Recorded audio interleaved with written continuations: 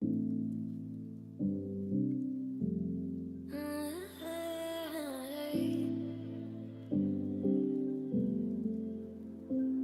pulling on my walls down.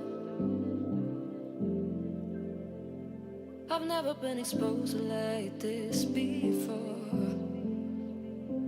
I'm good at shutting you out.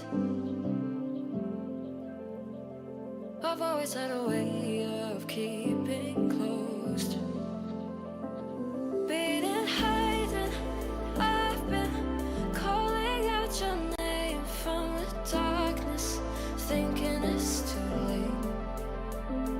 If you're finding I've been too much on your plate, I'll keep hiding, calling out your name, calling out your name.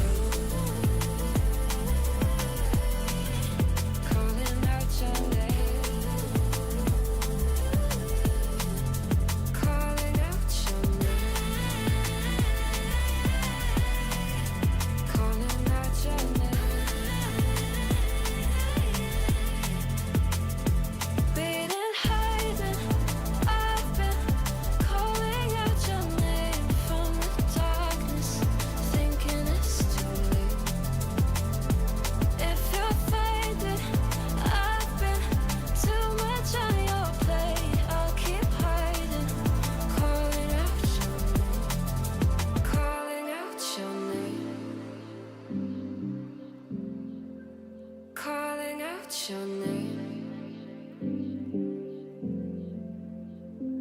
Tell me how you're feeling since you got me out in the open. Now I'm ready to dive in. I know you told you it would be a slow burn. Beating, hiding,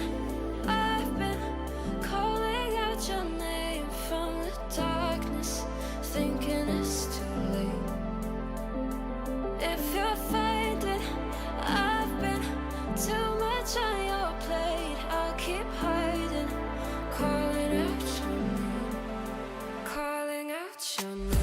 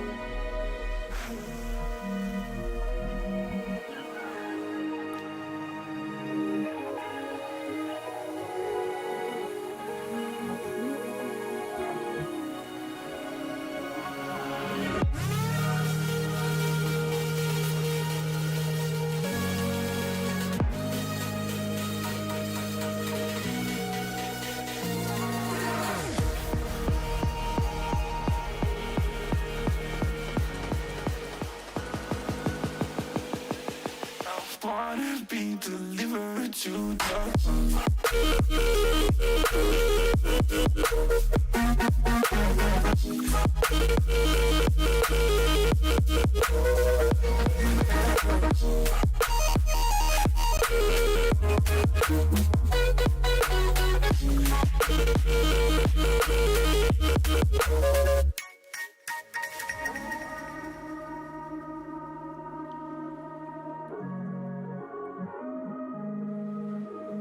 I wanna be delivered to the road.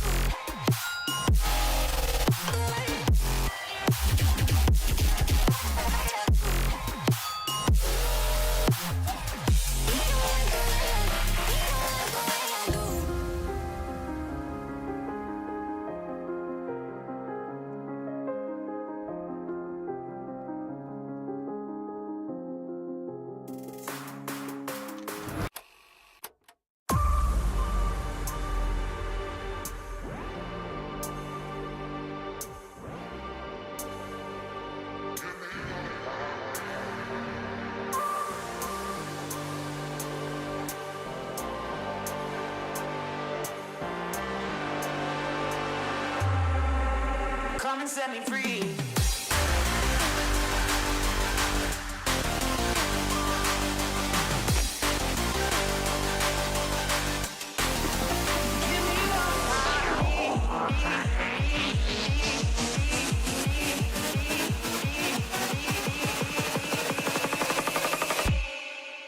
Come and set me free.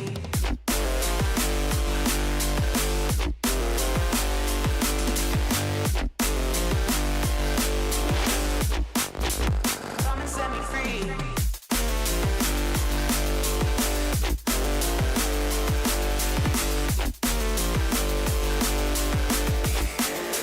Give me what I need. Come and set me free. Give me what I need.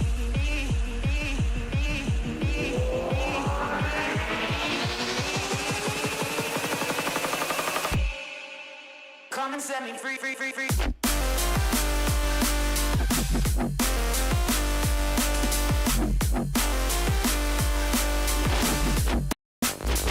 Come and set me free.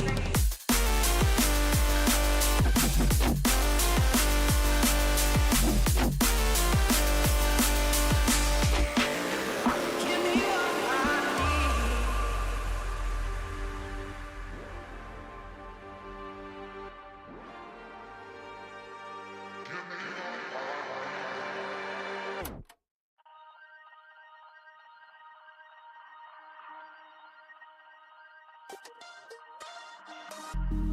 It's such a pain to close my eyes.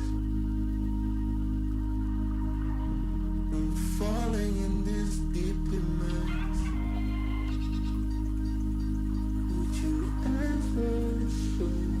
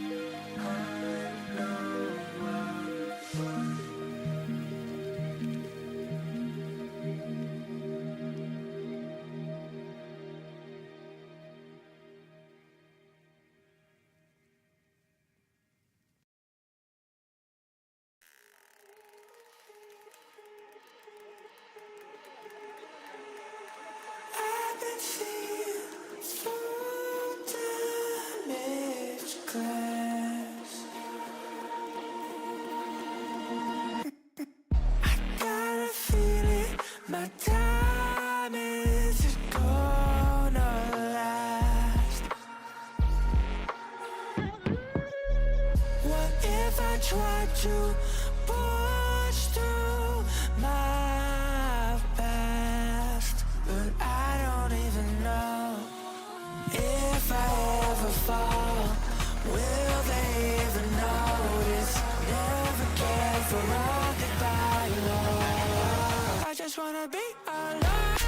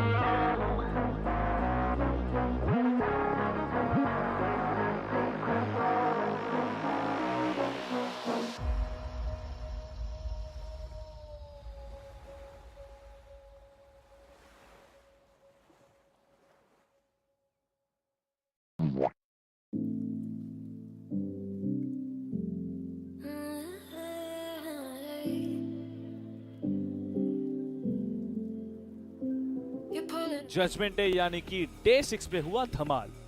नहीं, वो आदि मानव वाला धमाल नहीं, यहाँ पर actual में teams ने एक दूसरे को जिस तरीके से पछाड़ के रख दिया ओवरऑल स्टैंडिंग्स में, देखने में तो हमें काफी मजा आया। लेकिन ये सारी दिक्कतें कुछ टीम्स पार करती हुई नजर आई और कुछ टीम्स एलिमिनेट होती हुई नजर आई। हमें कहा सोल टेबल टॉप करने वाली थी, लेकिन कोई और ही बाजी मार गया और अपने होनहार individual end of course team game से एक बेहतरीन दिन उन्होंने जरूर निकाला। बात करेंगे हम चीजों के बारे में, लेकिन फिलहाल के लिए लेडीज एंड जेंटलमैन, आप सभी का स्वागत है फिर से LG UltraGear sky sports champion series 2024 powered by AMD, e-commerce partner EliteHubs and gaming peripherals partner Zebronics के डे 6 यानी कि सेमीफाइनल्स डे 6 और आखिरी दिन के रिवाइंड पे आज होने वाले हैं जरूर फाइनल्स के मैचेस चालू। लेकिन सबसे पहले बात करते हैं क्या हुआ था कल के दिन।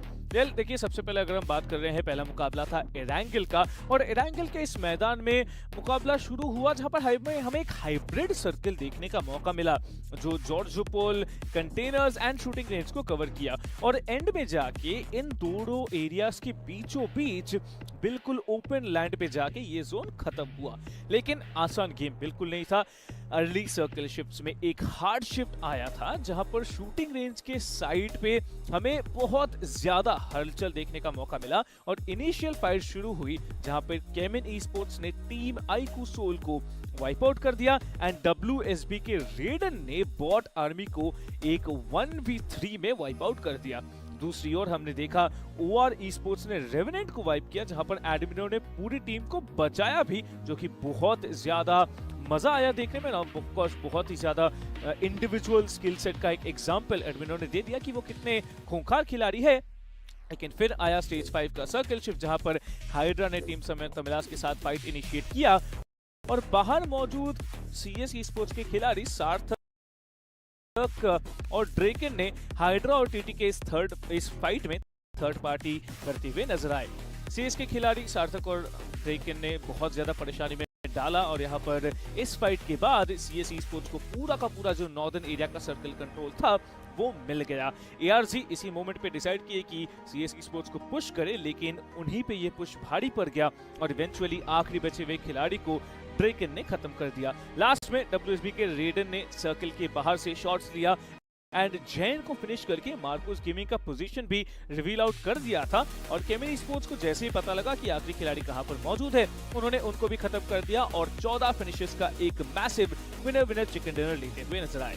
दूसरा मुकाबला हुआ मिरामार में जहां इस बार सर्कल बना नॉर्थ ईस्ट साइड पे तोरे अहमदा, हासियंदा, वाटर ट्रीटमेंट और एल अजहर को कवर करके। इस सर्कल के चलते हुए टीम्स जैसे कि बॉट आर्मी, फिर IQOOSOUL, इन दोनों के हाथ तो आप कह सकते हैं कि हाँ, इन दोनों का फाइट होना तो नहीं चाहिए था, लेकिन बॉट आर्मी जो है IQOOSOUL के हाथ तो लाते से रहे और फिर ब्लाइंड जो एंटिटी के साथ फाइट अवॉइड करने के लिए एल्पोजो से निकल चुके थे, मेडल के हाथों उन्होंने 2 खिलाड़ी गवा दिए। स्टेज 2 के जोन शिफ्ट पे गॉड्स रेन और उनके साथ साथ रेवेनेंट का एक रोटेशनल क्लैश में देखने का मौका मिला जहां पर से सिर्फ फियर्स अकेले बच पाए और उन्होंने अपनी जान बचाकर निकलना ही समझदारी का बात समझा और वो निकल भी पड़े सर्वाइव करने के लिए। स्टेज 3 के जोन पे हमने देखा कि बिग ब्रदर्स ने वाटर ट्रीटमेंट की तरफ एक रोटेशन लिया और उसी कंपाउंड पे टीम IQOOSOUL इंतजार कर रही थी और टीम IQOOSOUL बहुत सारे यूटिलिटीज जंप करने के बाद बिग ब्रदर्स को स्लो डाउन करवाया ही था, लेकिन एक नेड आया बिग ब्रदर्स की तरफ से जो कि रॉनी के ऊपर जाके फूटा और ओपनिंग नॉक बिग ब्रदर्स को मिल गया। बिग ब्रदर्स के बाद पुश कर दिए टीम IQOOSOUL पे और उनको वाइप आउट भी कर दिया था उन्होंने। एंड सर्कल में हमने देखा कि TX का सामना था 4 और टीम्स के अगेंस्ट में जहां पर विंडगॉड, रेकनिंग, ओरंगुटन और बिग ब्रदर्स मौजूद थी और इस जगह पे हमने देखा रेकनिंग ने 2 तरफा फाइट इनिशिएट किया, एक तरफ विंडगॉड और दूसरी तरफ ओजी के साथ। और सिमिलर चीज हमें देखने का मौका मिला कि बिग ब्रदर्स जो है टीम Xspark को वो पुश करते हुए नजर आए और खुद बीबी का शिकार हो गया। बेसिकली टीम Xspark को वो चैलेंज नहीं कर पाए उस सिचुएशन पे, टीम Xspark ने बखूबी जो है बीबी का शिकार कर दिया। और उसके बाद हमने देखा जैसे टीम Xspark ने बीबी को वाइप किया था वैसे ही रेकनिंग ने ओरंगुटान को वाइप आउट कर दिया। Xspark ने डिसाइड किया कि बचे हुए दोनों टीम्स विंडगॉड और रेकनिंग पे पुश करने का, क्योंकि उनपे जोन का एडवांटेज था। नेट से सबसे पहले विंडगॉड को वाइप करते हुए नजर आए, उसके बाद रेकनिंग के बचे हुए प्लेयर्स एक साथ गन फाइट लेके उन्होंने चिकन डिनर निकाल लिया 13 फिनिशेस के साथ साथ। तीसरा मुकाबला था एरांगल का जहां पे जोन बना साउथ वेस्ट की तरफ, कटका को सेंटर मानकर। लेकिन आश्चर्य वाली बात यह है कि यहाँ पर कोई भी टीम, आप कह सकते हैं कि पहले से सेकंड जोन का जो ट्रांजिशन होता है उस पूरे फेज में दिखाई ही नहीं दिए।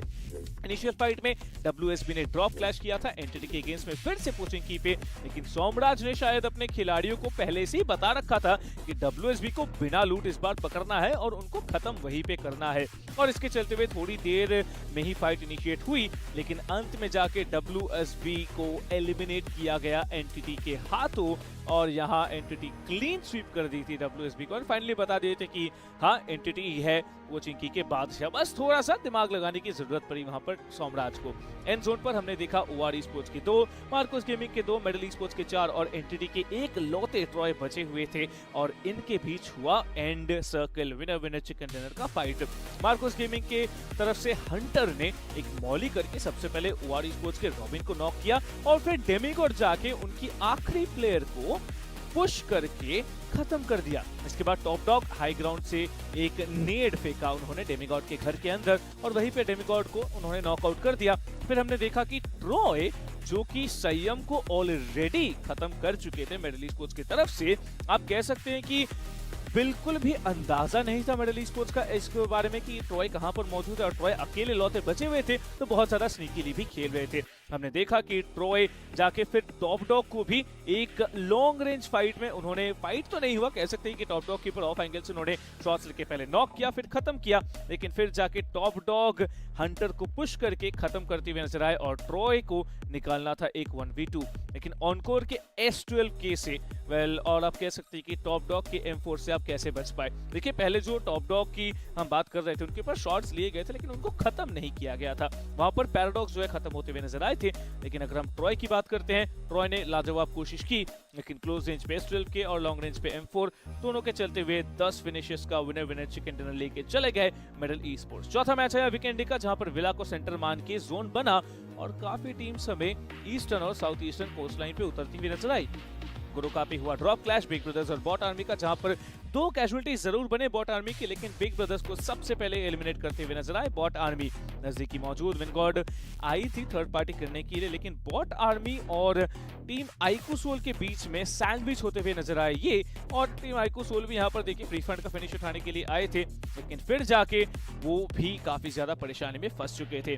आईकूसोल की बात करें तो उनको परेशानी में डाला गया था बॉट आर्मी के आखिरी खिलाड़ी के द्वारा, लेकिन फाइनली जाके उन्होंने खत्म किया बॉट आर्मी को, और विनगॉड के अगेंस्ट में उन्होंने फाइट छेड़ी, और वो भी हेड ऑन जाके धीरे धीरे करके एक एक करके प्लेयर्स को नॉक फिनिश करते हुए नजर आए टीम आईकूसोल के खिलाड़ी विनगॉड के।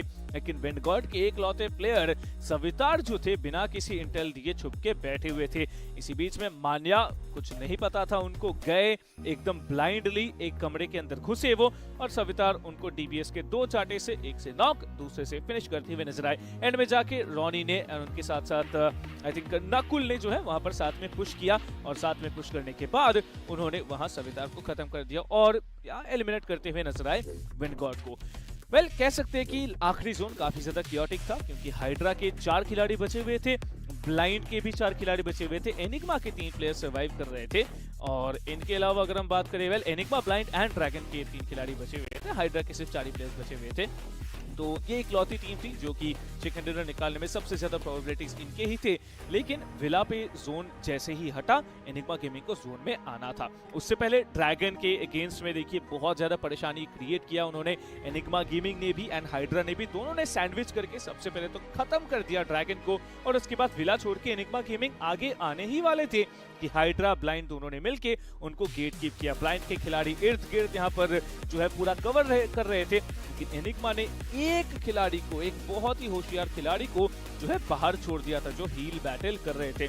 सैंडविचों के जरूर हमने देखा कि यहाँ पर ब्लाइंड के लिए दिक्कतें थी, तो इसीलिए वहां पर एनिग्मा गेमिंग की ये लौते प्लेयर बाहर ही वेट करते रह गए। अब ब्लाइंड और हाइड्रा ये दोनों फाइट ले ही रहे थे, बॉम्बार्डमेंट हुआ एक दूसरे की तरफ से, लेकिन जोन के बाहर से जो एनिग्मा के आखिरी खिलाड़ी लेब्रॉन थे, उन्होंने हाइड्रा का गेम खराब किया। हाइड्रा के एक खिलाड़ी को नॉक कर दिया, दूसरे खिलाड़ी को वो हाफ एचपी पे छोड़े। इसी कारण यहाँ पर ब्लाइंड जो है पुश करती हुई नजर आई।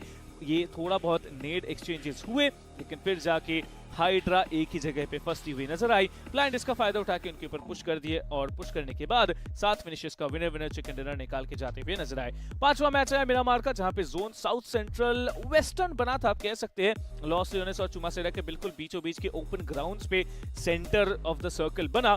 लेकिन इनिशियल फाइट में हमने देखा कि टीम एक्सपार्क ने विंडगॉड के ऊपर दूर से एक नॉकआउट निकाला और उन पे पुश भी कर दिए, लेकिन विंडगॉड अपने यूटिलिटीज एंड ऑफ कोर्स अपने क्लोज रेंज वेपन्स का फायदा उठा के यहां से जरूर उन्होंने टीम एक्सपार्क को एलिमिनेट कर दिया। लेकिन एक कैजुअलिटी बनते हुए नजर आए, सवितार जो है इस फाइट में एलिमिनेट हो चुके थे।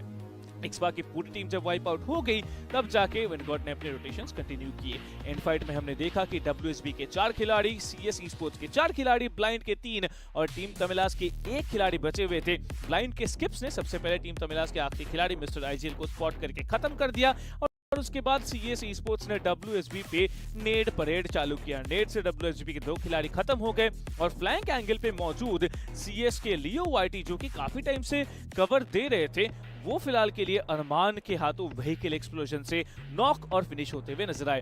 WSB और ब्लाइंड दोनों को आना था जोन में, इसीलिए ब्लाइंड ने सोचा कि पहले पीछे का खतरा हटाते हैं और उसके बाद जोन में जाएंगे, लेकिन WSB के ऊपर उन्होंने पुश किया और ये थोड़ा सा उनके लिए गलत साबित होते हुए नजर आया, क्योंकि मौके पे चौका मारने CS esports भी आ चुकी थी और दोनों तरफ उन्होंने फाइट लिया, ब्लाइंड के अगेंस्ट में भी एंड WSB के अगेंस्ट में भी।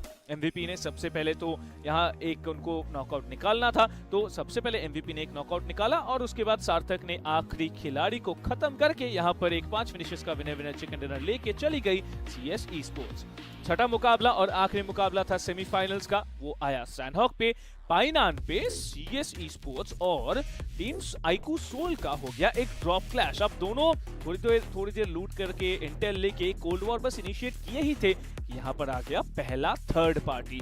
सबसे पहले आए यहाँ पर बॉट आर्मी की टोली और बॉट आर्मी जो रोटेट करके यहाँ पर थर्ड पार्टी करने के लिए आए तो थे, लेकिन टीम IQOOSOUL ने बॉट आर्मी को बाहर कर दिया। लेकिन टीम IQOOSOUL के भी एक एक खिलाड़ी जो है वो CS esports के हाथों धीरे धीरे करके एलिमिनेट होते गए, तो CS esports यहाँ पर पहले थर्ड पार्टी को तो अच्छी तरीके से जवाब दे पाए। इनफैक्ट ड्रॉप क्लैश लिए हुए टीम को भी वो एलिमिनेट कर दिए थे। रेवेनेंट इसके इसी जगह पे फिर से एक और थर्ड पार्टी आ गया, दूसरा थर्ड पार्टी आया यहाँ पर रेवेनेंट के द्वारा और यहाँ पर रेवेनेंट का भी वही हशर हुआ जो कि IQOOSOUL के साथ हुआ था।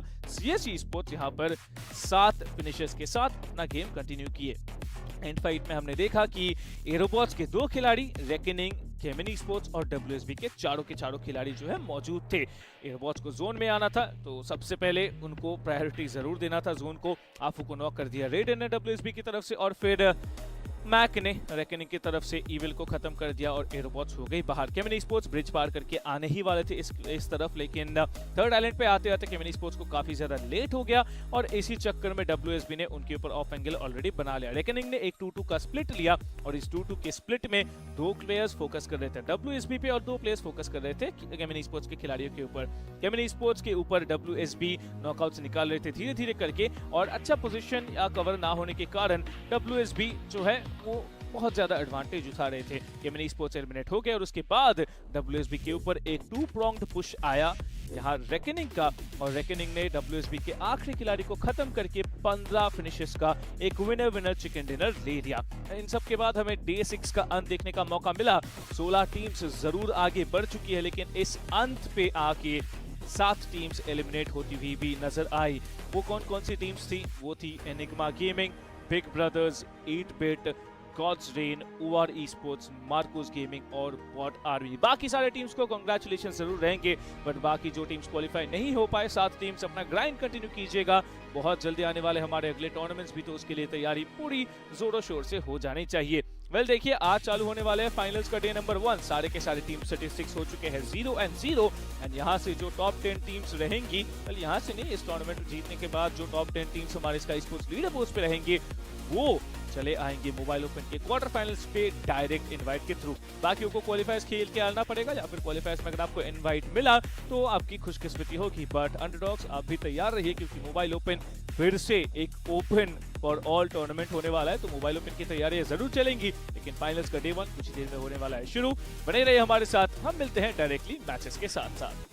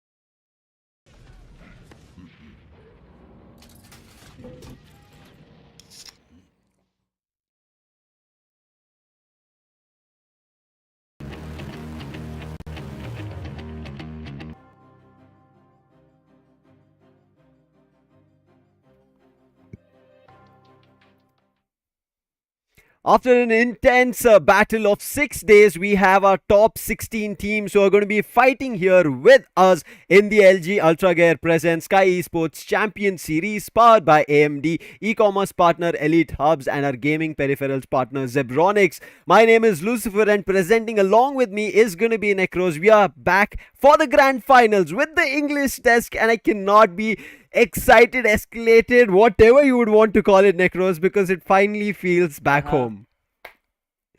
I mean, it does make a lot of impact. I mean, you are happy, I am happy too, because after so much 6 days of semi-finals action, we are coming down to the grand finals of Skyesports Champions Series. Nothing more, nothing less, but lots of emotions being carried from that day. I mean, it's just about 24 hours that we have spent in the back, but yeah, it feels like it has been a big journey throughout, because total of 24 teams were competing against each other, and now we have got the top 16 seeding teams, those will be competing not only for the prize pool, not only for the bragging rights, but also for the slot invitation for Skyesports Mobile Open, which is definitely on the stake, because we all know after the end of grand finals of SCS, the top 10 teams, those who will be in the, I would say, in the top 10 category of Skyesports leaderboard, they will be getting a direct invite in the quarterfinals of Skyesports Mobile Open.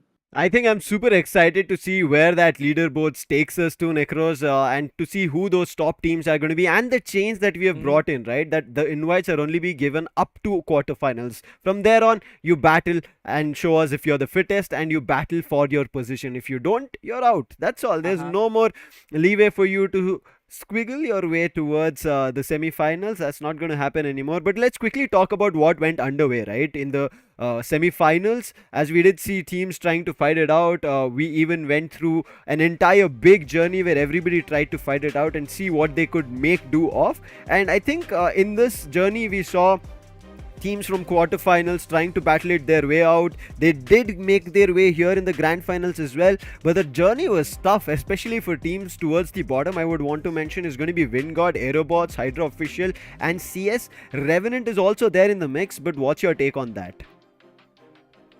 I mean, there are a lot of teams. I mean, Revenant has always been a good team, but if you talk about some few teams, those who have barely managed to, made themselves comfortable, made themselves qualify, it was like WINDGOD, I would definitely want to say, because in yesterday's match as well, Lucifer, it was not clear whether they're going to make it to this top 16 or not. We were also quite, in a kind of questionable position that after those early eliminations that WINDGOD faced consecutively in the previous two matches that they played, the last two matches, I would say precisely, but it was looking very hard for WINDGOD. Even when we had a chat with the team members and the team managers of WINDGOD, they were like, "Oh my God, our heart rate was so fast at that moment." I agree, man. I think for a team which was Enigma right behind them with a difference of 3 points being moved out is a tough situation. But let's quickly talk about what these teams are fighting for, right? It is the big prize pool that is in front of us, and it's enabled here in the grand finals. Before this, they could only see it on the screens as information. Now it is out for taking.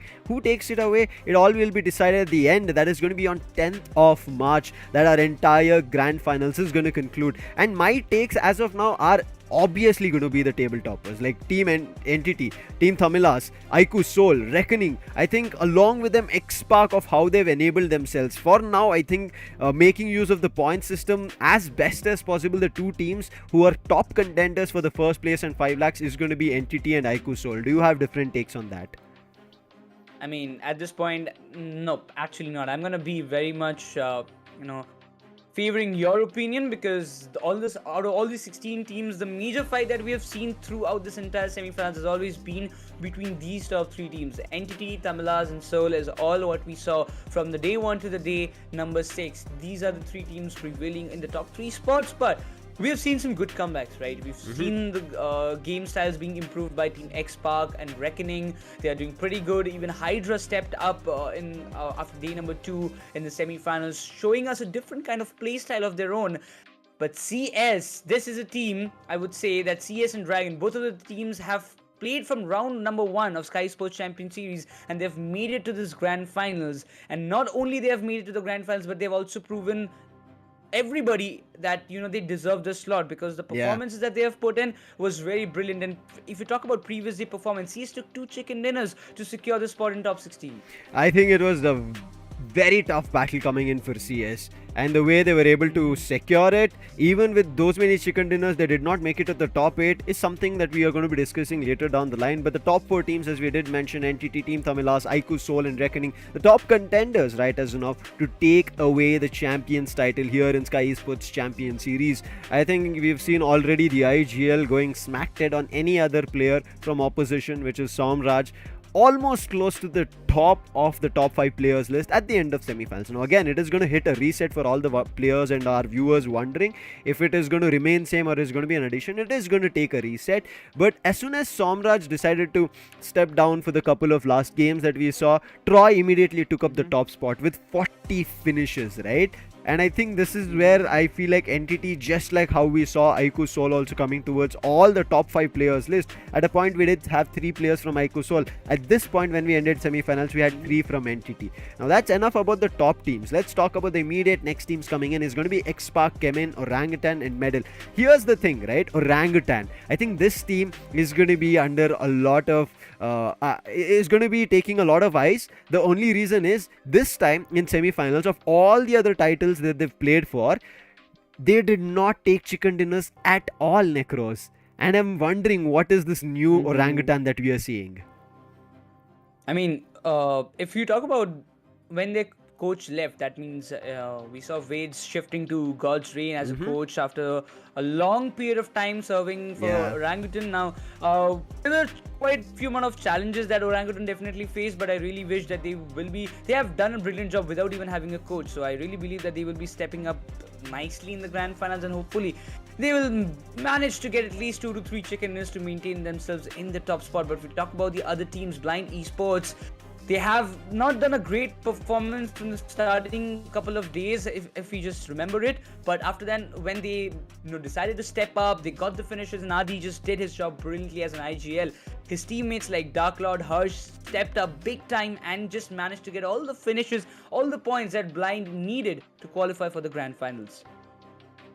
Now, mentioned about Blind, we spoke about Dragon, we spoke about Revenant. I think Revenant have shown us really good games. Yeah, we will expect a lot more because I think they've been hunting for their title, right? A long time they've been hungry for it, and maybe this is going to be SCS 2024, their era to shine.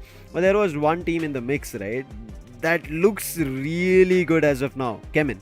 Now yes, in the last phase that we saw, day 1 went super for them, day 2 and day 3 a little tumble, but after that every other day they have refined themselves, corrected their mistakes, and they're back on track. And just like how we spoke about back on track, look like HYDRA official, AEROBOTZ, WINDGOD and CS Esports towards the end made do of it. Because CS, you remembered, right, Necros, in semifinals while we were on the Hindi desk, we mentioned that this is a team has 2 chicken dinners and still in the bottom 8, meaning left out of the top 16, and I was worried till yesterday. And I think yesterday CS Esports clearly played on the difference points that they had compared to the top 16 and themselves at the bottom 8, and made do of it, made that work, and got themselves a chicken dinner as well, making sure they qualify.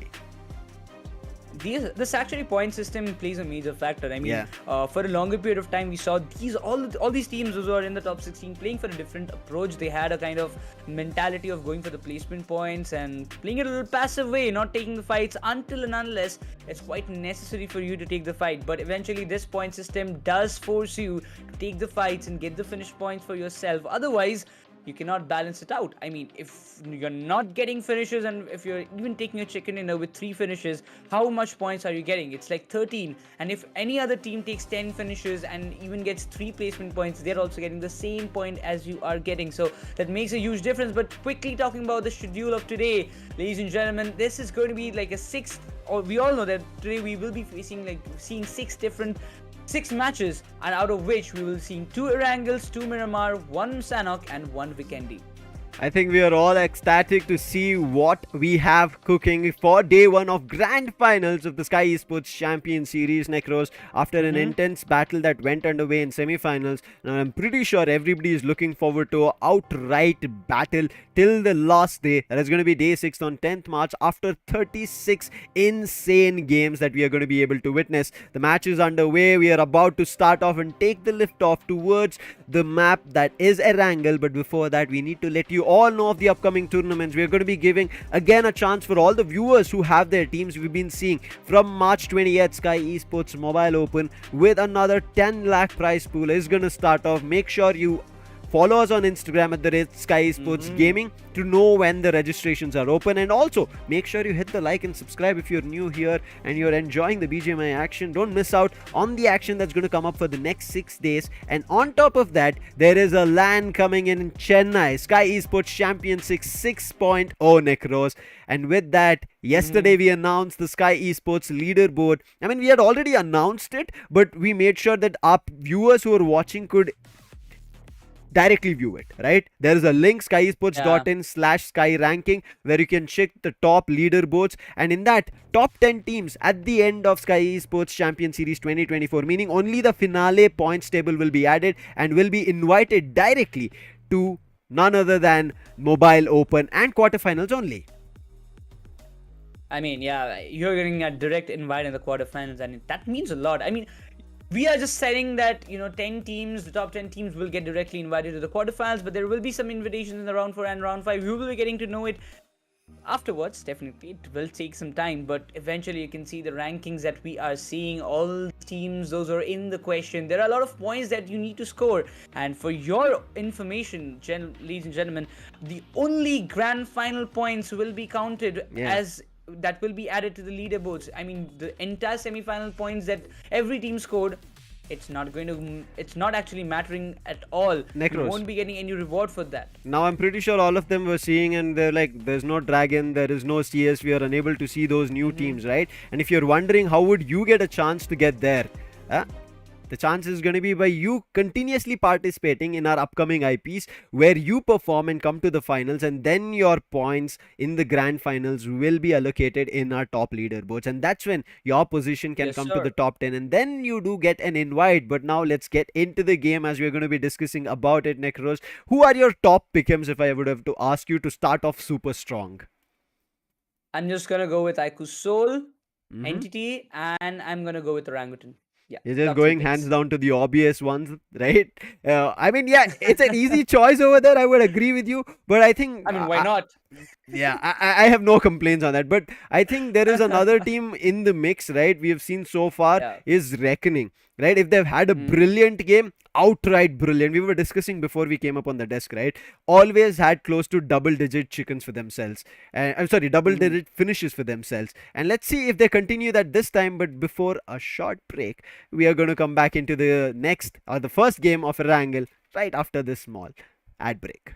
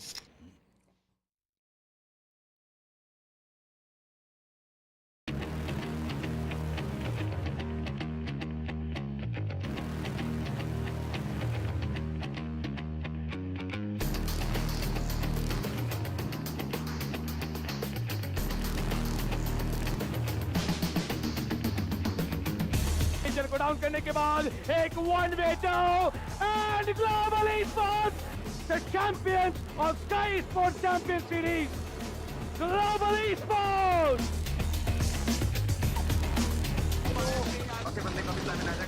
थोड़ा यहाँ पे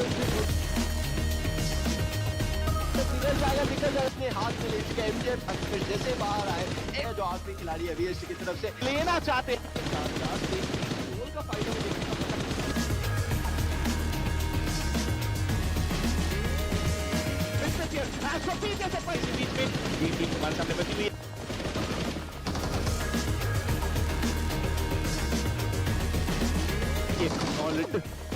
फिर भी देखिए there is unable to find a value but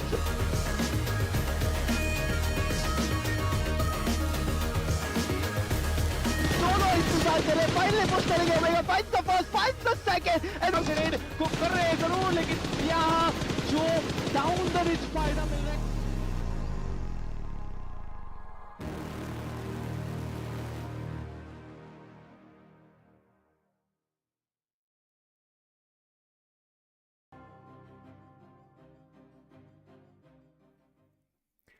That was a trailer of what has been undergoing from SCS 2023 with our Championship 5.0 and now in 2024 to see what is going to unravel as we are going to look forward to the first game Erangel.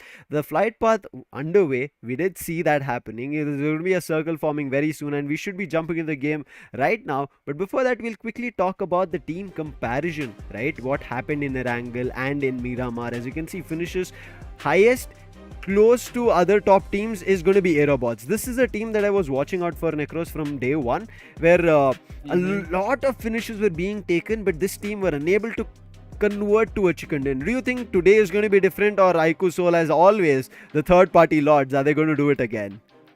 I mean, if people are wondering why we are calling them third-party kings, because every day, man, every day, every fight, IQOOSOUL. So good fights. I would say, yes, every time they're like, fight is going on, no problem. We are coming in. We are going to take this fight. We are going to take those finishes, and they did it very brilliantly. And that's why you're seeing them. I mean, they had the most number of finishes in the entire ranking of semi-finals. So that does justify those things. But eventually, when we talk about, so there are a lot of things that we are looking forward to in today's game as well. I would say IQOOSOUL, they will be definitely hoping for some good comebacks for themselves. But on the other hand, I mean, we were talking about those teams like Team TAMILAS, those were actually focusing on the placement points. Here we see a comparison of Sanhok and Vikendi, and you can see immediately the finishers, all of them have been trickled down, but one team having the highest, right, on Vikendi is Dragon. This is a team who has only taken chicken dinners on Vikendi. We had, I think, 4 games of Vikendi that they played on, and 2 out of those games they have won chicken dinners for themselves with finish, and that's why Dragon have the highest compared to everybody else, and everybody else is somewhere around 18 and something like that, Necros, that we can see. So I kind of now think as we go towards Erangel, do Dragon change things up? Because we did even have an interview, we interacted with them to see what they can bring up new, because that's what I was wondering about. But now it's time for the game. Let's jump into Erangel, the one that we have been waiting for, and now we are going to get a chance to witness this. This is going to be the first game in the grand finals of Skyesports Champions Series for 24. Grand finals, game 1, match 1, Erangel is underway. The flight path right now going close from a little below Gatka towards the side of Primorsk ferry pier, as we can see, directly piercing into military base. It is a little edged flight path diagonally that we are seeing towards the left, meaning the western side. I think the circle should also be somewhere there, but we'll wait and watch. Yeah, definitely at this point, we will be looking forward to see where the circle prevails, where the teams are going to take those individual drops and all. But for sure, I'm expecting some drop clashes as we have witnessed earlier. There might be some drop changes as well. NTT Gaming, they're going for this Pochinki drop. IQOOSOUL, they will be heading for their usual school drop, but there is nobody to contest because WSB, it seems like they are not willing to go in this areas, and it's like CS, we can see them going for the kind of drop of their own in the chargeable containers, because AEROBOTZ, they don't seem to be there. Initially, let's see what happens. Entity, seems like there can be another fight underway right at the get-go, Necros. And when this happened previously, it was with WSB. You remember, WSB got instantly wiped when they dropped to Pochinki. And now they're doing it again. I'm not too sure if it's a wise choice, especially to start things off on game 1 itself. Let's hope they have refined or worked on the strategy. But seems like WINDGOD, the way they managed to crawl into the grand finals is the way they are looking like Xspark is making sure that they crawl out on. Oh my god, this is definitely not the start WINGOD wanted. Every time you see the players are getting ran over, Rex also gets knocked out. This is pathetic, but at this point, when entity, neither WSB, nobody is willing to give up from their position. Somraj needs to make a fallback because all the players of WSB, they're just moving close towards him. Raiden will be there in the backyards just to provide some support to his teammates. But it seems like entity, they've got some pretty good guns, but not a lot of utils or vests. They haven't completely have the loot that they wanted, but they have to engage with this drop clash. They have to get it through. But because if we just talk about this moment, you know, WSB has been very prominent. WSB sometimes have also wiped out entity on the early drop clashes. It has always been one or the either way. Sometimes it's entity, sometimes it's WSB, but nobody has ever decided to back off from their own position or change their drop location from this match. So that actually makes a lot of impact though. But we can see at this point, entity just backing off from the tailing area of Pochinki. They will be just holding off altogether so that if anyhow WSB tries to push towards them, they will have a good counter attack prepared. But Team Xspark, on the other hand, the start that they had is like a dream start that they would say for the grand finals. 2 finishes already have been registered, and there is no loss for themselves, and they have got a good area to loot, to get the loots completed as well. So now this is actually something that they will be looking forward to. Xspark, while having a good momentum that they're carrying forward from the semi-finals, they will be looking forward to grab a lot of points in the grand finals itself, and the start that they have, it's really promising. But as we talk about the promising performances, you can also check out the AMD laptops, because it is designed to live the game and the gaming experience that you will be having in this small, I wouldn't say small, but pocket friendly or bag friendly computer that you can carry everywhere and anywhere that you want. Let's see who carries it. It seems like Dragon this time are looking forward to carrying themselves to the sides of victory. Early start, early points that they want to do, but they are facing only casualties because Reckoning, they are playing together compared to the players of Dragon. And this split approach, whenever we have seen this, Necros, we have spoken about it multiple times, you end up having casualties. And the way to recover, there's nothing much left. If you want to go head on and clash with them, maybe you can try your hands for it, but once a fight has ended and you are the ones who dealt with casualties, the good decision is to just walk away with it and look forward to the later fights coming down the line, right? At this point, I mean, even if you talk about this kind of early approaches that we have seen earlier in the semi-finals, people will try to prevent it no matter what, because you don't want your players to go down early, and it will actually affect in the later stages of the game. We have seen it happen multiple times, and we are seeing, I mean, that actually gives us an example that every team is focusing on finishes. That's very evident. So whenever one team has a chance to get a knock finish done, they will do it. There is no second thoughts in that. But if you talk about the teams those have evolved themselves throughout this entire semi-finals, HYDRA is definitely one of them. After the addition of Sins that we have seen, I mean, the change in IGL that we saw in the semi-finals, they have done a brilliant job. First 2 days, they took a little bit of time to gel up, but when they got completely accustomed with the callouts and the rotation that the IGL, that Saints is looking forward and trying to give the inputs to his team, the team seems to function very nicely. Yeah, HYDRA, they did involve in some, I would say, unwanted fights in the previous day, but still, I mean, in the overall standings or in the overall ranking, what mattered the most was to be in top 16. Now, as the point system and the point table has been completely reset, you have to focus on getting a good start, getting a fresh start, and get yourself in the top 5 eventually. I hope they do get it, because towards the end, what we ended up seeing was that Revenant were slowly getting put out, right? They lost their points, and I think that's something that Sensei will not be happy about. He will try to get better on top of it. That's something that we'll wait and watch, but right now trying to get better of fights is still Reckoning. Dragon Superboy is down. It's all down to Jim Jam Jod.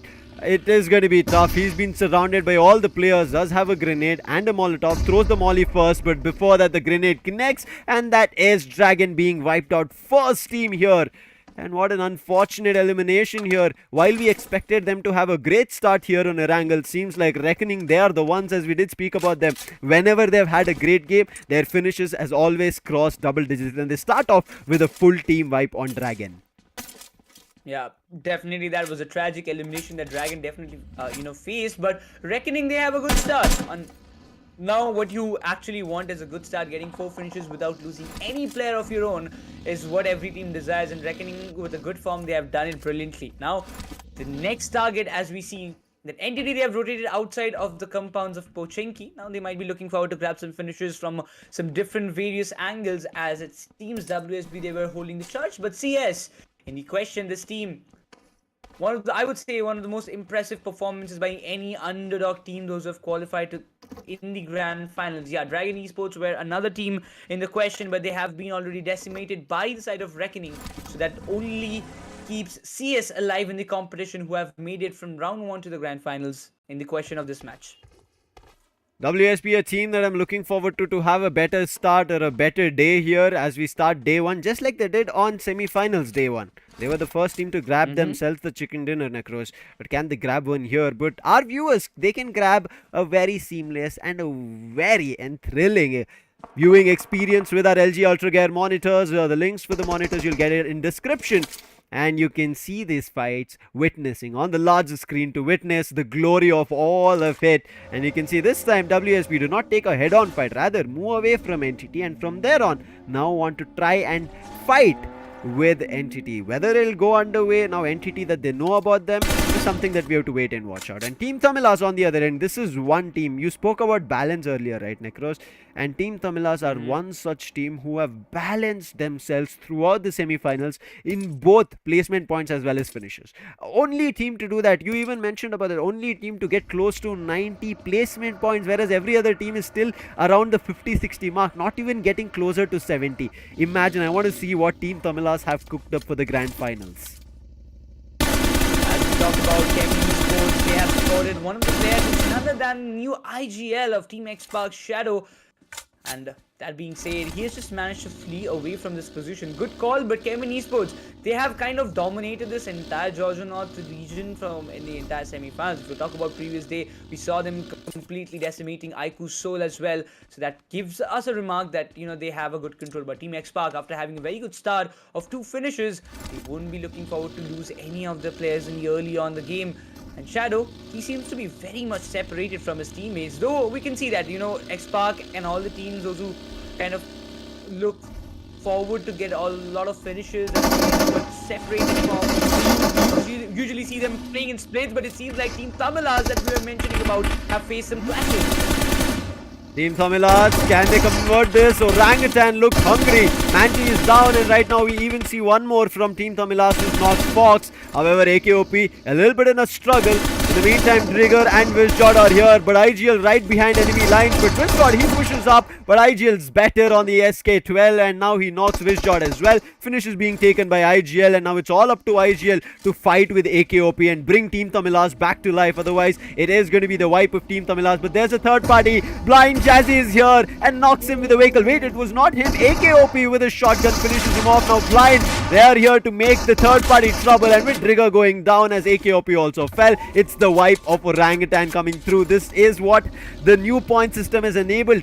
Keep your ears sharp, and for that you need the Zebronics precise headphone, and that's what these teams are doing. And with this new point system, you have to be hungry for finishes, and what a third party to start things off that we have witnessed from Blind.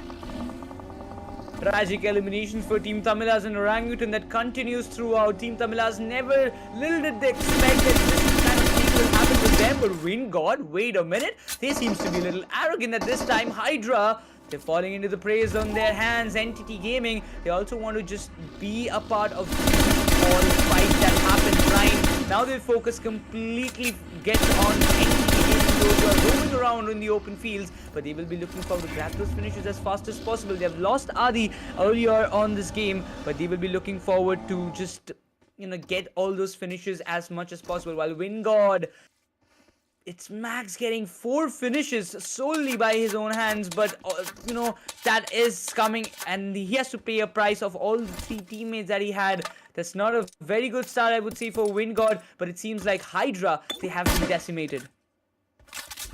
HYDRA, not something that they would have liked, but looks like a lot of teams are facing unforeseen casualties and unstrategized or not being ready for such an aggressive or a powerful start coming in from Erangel.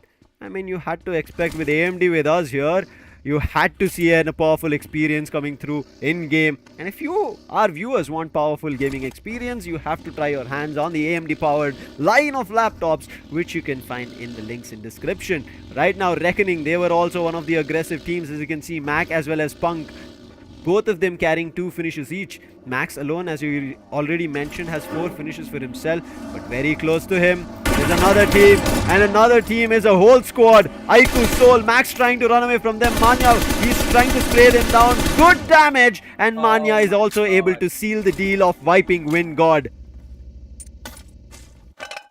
Oh my god, this another tragic elimination, I would say, but it seems like a lot of teams are investing themselves in a lot of fights, and that's only because of the point system.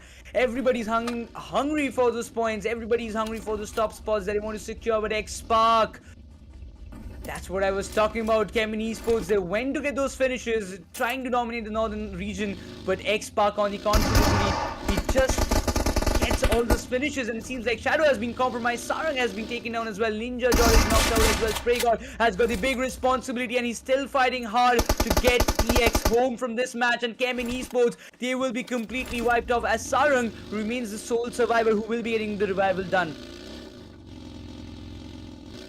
SprayGod will be able to bring back Sarang. But however, Xspark facing an elimination like this is not something that they foresee. Yes, it is going to cause them some trouble later down the line, because the final fights, looking at how aggressive Erangel has started, right, how chaotic it has been for so many teams, is going to cause trouble towards the end. 6 finishes is still a good deal, but now they have to play very strategic. They might be closer towards the circle, but they still know that they have a long way to go to make sure that their players survive as far and long as possible. But a great fight being converted in their favor, something that they'll be happy about, and I think should be okay. With Shadow going down, yes, they will have to look forward to newer strategies along with Ninja Jod, because Ninja is also their crucial assaulter. But we have seen recent performances from Sarang especially. That man has been wild. He was responsible for so many semi-final knocks and finishes, and I think with him being there, SprayGod should feel a little under control, not being restless. He should feel comfortable as well. But I do want to see, after 6 teams being eliminated, Necros, are 10 teams with so many casualties that they have faced, who has the chance of a winner chicken dinner? We did spot IQOOSOUL, but we also have to see what happens next. Yeah, that's for sure. I mean, IQOOSOUL, they just got 1 finish as of now, but Xspark, I can just assure you one thing, Lucifer, that at this point, they have done a brilliant job in that way. I mean, Xspark have been doing pretty amazing. They've got 6 finishes already in their bag, and kind of it gives them a good start.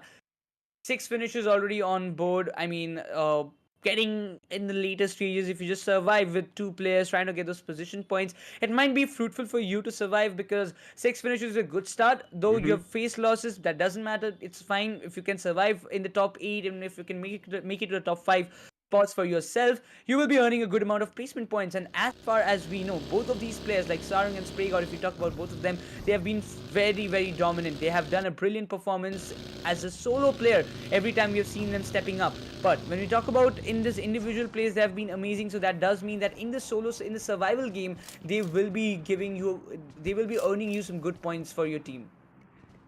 They will. Something that we have to wait and watch for now. Let's see how the fights that teams have concluded works in their way. Blind, they seem to have lost Adi. I'm not too sure where this clash happened. The fight with the team TAMILAS or ORANGUTAN, that time I think it was that drop that they had immediately, and IGL and ORANGUTAN, both of them trying to push up. But Blind, again, seemed like a phenomenal third party, but while you have had a casualty is something that you have to be worried about. But now towards Ruins, we can see CS playing as silent as possible without making any noise. They want to get comfortable of this map because the feed has been running right from the start. From the timer being 0 till the timer going ahead, we instantaneously saw so many things happening. CS said, guys, let's not run with the feed, let's dance on our own tunes. And therefore CS as of now, yes, have been calm, composed. I really like this, and this was the main reason that CS qualified, Necros. Otherwise, if you see CS's journey, we were talking about that initially as well, right? That they were that one team who seemed like without chicken dinners should have some difficulty qualifying. Then they got chicken dinners and they still had difficulty qualifying. But what did they do better? Was them making sure they worked on the points that they needed, the finishes that they needed. They didn't only sit for the placement points, and that gave them a chance to qualify. Now they have to work on it, just like how Xspark this time have to work on the casualties that they've had. Yeah, definitely. And I mean, at this point, when you are having two players surviving for your team, you need the placement points. You've got the start, the desired start that I was talking about just a few moments ago. That Xspark, they will be focusing on more placement points at this moment. And in the position that they're holding, it's pretty vital. Not everybody tries to push this particular area in the Ruins, because Ruins is itself a very complicated pace. But as of now, the shots are being taken on the side of IQOOSOUL. Ronnie seems to have a little bit of damage, and the circle shift will determine a lot of things, and it will go down the south, and it will keep the entire open fields of Gatka in the question, where you won't get a lot of open or hard compounds for yourself to take shelter, but you will have to take fights, and to earn it, it's going to be a difficult task. Entity around the central part, but now it seems like IQOOSOUL, the entire parade is on, while Manya and the company, they will be trying to get at least one opening for themselves, while Medley, they will be rotating, but Top Dog seems to be having a different plan, as Manya instantly has been taken down. Encore has got a little bit of damage on himself, but at this position, IQOOSOUL will have to give some second thoughts with this fight. Quick run up, and for now it has kind of worked in the favor, where IQOOSOUL should be able to bring back Manya, and especially with that distraction of S-Power driving his vehicle even further away. But this has given leeway for Medal as well to move away from the bridge, and they're laying down smokes as well, so that their players can have a better rotation. But still, IQOOSOUL trying to do damage. Look at how low Paradox is, and Paradox has been knocked. This is a chance. Now Medal have to get back to find a way to revive his player, because he's been knocked out in the open, and immediately IQOOSOUL, look at them deciding to jump in the vehicles and run up. Oh my god, this is going to be interesting. The spray coming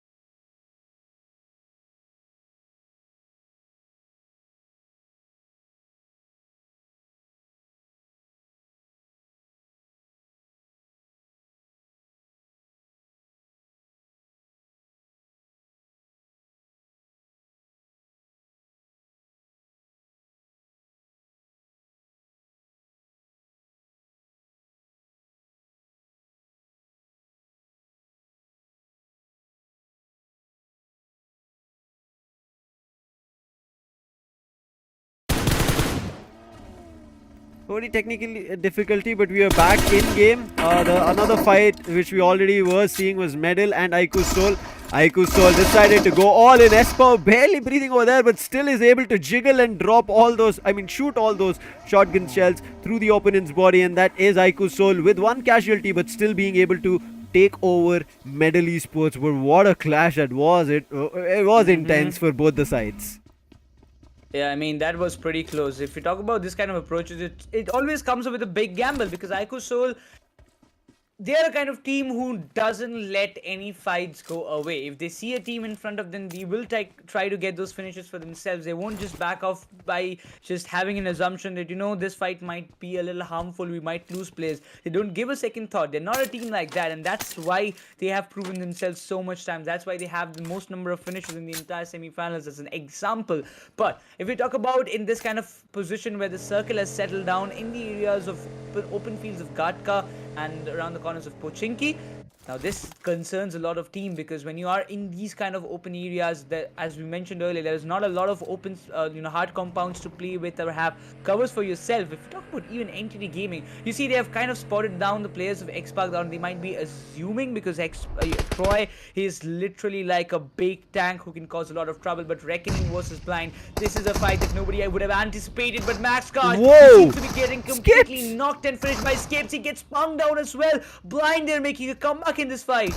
In the blink of an eye, it's all up to her. She puts down Mac right now, and it's down to one last player. Hunters, can he save his teammates? Mac has been finished off by Hirsch. Now Hunters, he's trying, cooks up a grenade, throws, but doesn't find value. However, the players from Blind are giving info of what Hunters is doing. Skips is the one who's giving the information, whereas Hunters, he's losing time, does have two grenades for Hirsch as well. A grenade going out from Hirsch's end. Does he find any connection? No, because his Hunters, as of now, is in the building, and both of them prone down or crouched down. But in the meantime, look at what Hirsch is doing. He's actually reviving his players and Hunters. He's just wasting time, worried about this. But in the meantime, I can see player calls of IQOOSOUL. These are the third party teams. They love to do it, and if they get a chance, they for sure will try to convert this third party in their favor. In the meantime, Hirsch is going in for another revive. A grenade goes through, but I think Hunter will not be able to connect anything as of now, and nice smokes being laid from Blind, making sure Hunter is not just being deafened but also being blindsided.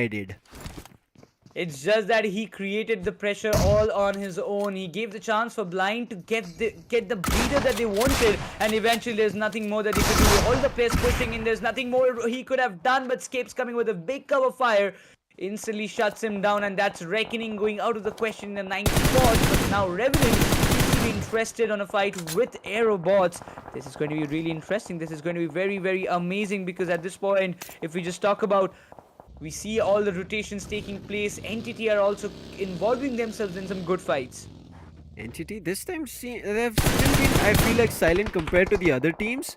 So I'll wait for what more they have in power. Circle control is something that they do have. The circle moves more towards the edges of Gatka, away from Pochinki. Still does have the edges of Pochinki for now.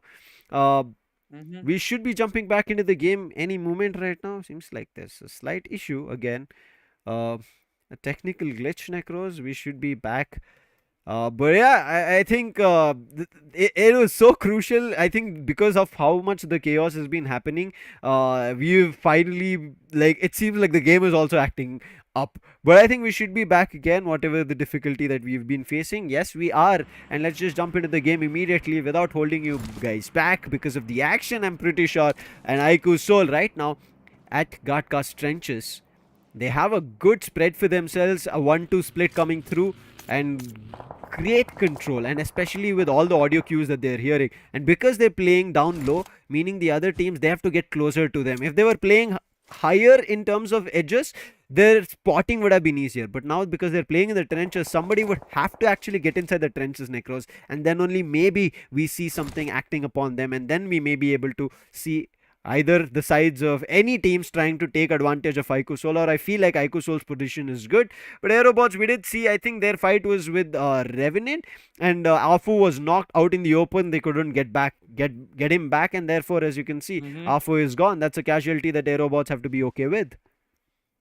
Yeah, I mean, kind of these kind of casualties are a part and parcel that you have to be, kind of like, okay, we have lost it due to the rotation, we can't help it out. But we have seen teams like having an approach like no man is left behind. If one player is knocked, we will no matter try our level best to get him back. But it seems like WSB, the long awaited fight that was supposed to happen in the fields or in the compounds of Pochinki, are now getting started as Entity Gaming. This seems to go for a push, and as WSB seems vulnerable, they're playing merry-go-round around them. Yeah, driving around them, creating distraction and then going ham. But what is this overcook of a grenade? And Sarang gets put down and CS take immediate advantage of it. And now CS have compound control for themselves. But Revenant, they spot them, knock them. In the meantime, looks like WSP and NTT is going the way of WSP, but a self-cooked grenade. What are these mistakes? But IQOOSOUL, as well as he did speak about it, waiting in the trenches. Sensei immediately drives there and they immediately wipe Sensei within the blink of an eye. And Revenant, other players, they're moving on the other direction. And WSB, in the meantime, they convert a fight against Entity, while Entity were the ones who had the advantage even after that self-grenade. But Revenant are also going down as individual players trying to push up in different fights. AEROBOTZ pick them off on one end, line players pick them off, IQOOSOUL pick them off, and that's the end for Revenant. Oh, down. This is going to be very interesting. CS now, as they have been pushed to the corner of the circle, they have to go for a fight against IQOOSOUL. Those are holding in exactly in the tunnels. A lot of heavy util dumps coming up from their side because they want to flush out those positions where IQOOSOUL might be holding. But now, as we see, they have the man advantage, I would say. One player advantage is also making a big factor. They have a lot of utils, they've got a lot of frag grenades to dump in these tunnels, but they have to be very precise because if they lose all utils right now, and if they push against IQOOSOUL, they might be having a little bit of problems because IQOOSOUL, they haven't used a single nade towards this direction, but CS, they do have to make a move. There's no more option that is left for them at this point. With all those vehicles and everything, they have to plan for a rotation. Either they slam in towards blind or towards IQOOSOUL. That's the only two options I would say that they have for a safer approach. But WSP converting all those 4 finishes for themselves, they will be pretty confident. Right now, I've lost my brains for a second of what happened all around these circles, right? One towards the trenches and then towards the outside of the circle extremity. How WSB were able to convert. We did not get the entire glimpse of it, but we saw on the feed how chaotic it was. But it's time for another circle shift. It seems to be centralized in between all the teams, not giving a complete advantage to one, but little advantage of the circle edge for now for AEROBOTZ. IQOOSOUL also in the meantime have gotten themselves in, but one team which has good numbers so far in the circle is CS Esports. Now CS Esports, do they convert? CS Esports were initially spotted from the players of Revenant, but Revenant in their push to try and take down either CS, they fell in trap of IQOOSOUL, Blind and AEROBOTZ. So something that Revenant will not be happy about. But WSB, how do they make their approach inside the circle? Because the edge that they're in, it's being guarded by AEROBOTZ. WSB are also dumping a lot of utils. AEROBOTZ, I mean, at this point, they have to just be very, very optimistic at this point. A lot of shots being taken, but IQOOSOUL on the other hand also diverts and gets some capitalizes on some finishes. Blind also third party, but AEROBOTZ complete focus on WSB. 2 of the players still remaining. A lot of utils are being dumped on that side because AEROBOTZ doesn't want to push outside of the circle. They are in the edges and they want to hold this position no matter what. But a lot of utils will definitely annoy the side of WSB gods. He's just getting the revival. But if Blind tries to focus on WSB at this point, they will be in a very, very big trouble. Zeref seems to be in a little off-angle position, but it might just be a little beneficial for them because an off-angle position does give you a lot of frags from unorthodox angles. Except for IQOOSOUL, all the top teams have been knocked out of Erangel. That's the start of our game here in SES Grand Finals, Necros. I didn't imagine. Revenant went out again. On top of that, Team TAMILAS super early with the fight with Blind, and then we even saw Entity going down with WSB's fight, but WSB, they're not stopping. This is a slam and a 3-man push coming through. They want to fight with the players of AEROBOTZ. One knock they've gotten. They're trying for another on Kalan. Yes, they do. It's all on Evil, and he is unable to hold his horses, and that is going to be raided. A great 1v3 that he did manage to pull off with Zeref finding the last one. Okay, 1v2 and Zeref finding the last one over there.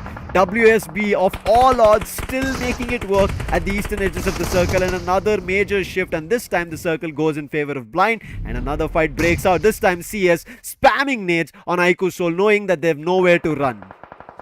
Oh, now this is going to be troubling. CS also has to move outside of the circle, but he seems to give a lot of impactful damage towards IQOOSOUL.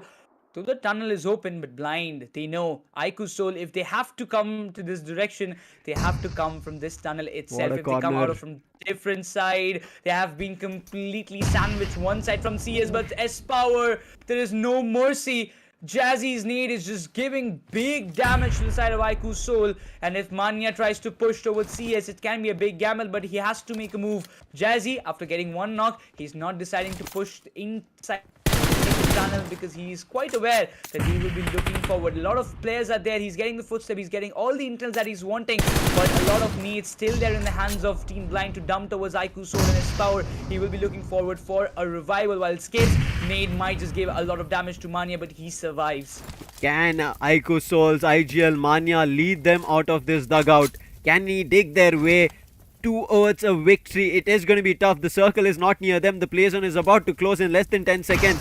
A grenade going, but it's a little too far and wide from the players of anybody, right? On one end, no blind. On another end, no CS. And these grenades are not connecting. Now play zone closing in. They have to push up. CS are out in the open. Therefore, IQOOSOUL can push up on the left edge of the trenches, and that's what they're doing as of now. S-Power brings in a vehicle, uses the vehicle and the smoke as well as cover. Let's see if that works out. In the meantime, proning their way towards the circle is CS as well, but they're right at the edges. IQOOSOUL decide to move up but get spotted by Fragger. Two players knocked down right now to their knees. It's all down to one last player who's going to play heal battle, but CS Esports, is it going to be the first winner chicken dinner? One player from Blind is knocked. His position is known. Harsh, he gets spotted out, and that is Blind getting completely wiped. CS Esports should get their winner chicken dinner, but WSB, they're taking advantage of the trenches that the players of CS fell in, and if CS are getting wiped here, it is going to be WSB again finding a winner chicken dinner, just like how they started the semi-finals. Zeref trying to push up. In the meantime, Joker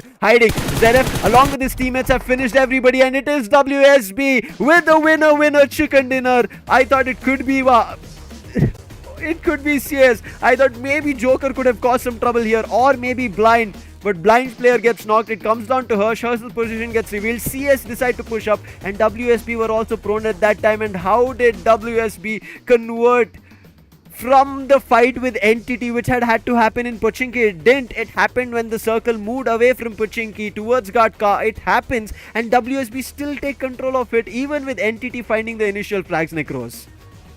This is the WSB we wanted to see. This is the WSB that we were all talking about in the entire semi-finals, and they have proven themselves one time again. This is the kind of play that we expected. The aggression was proper, the tactics was proper, the placement was proper, and that made them to come to this far.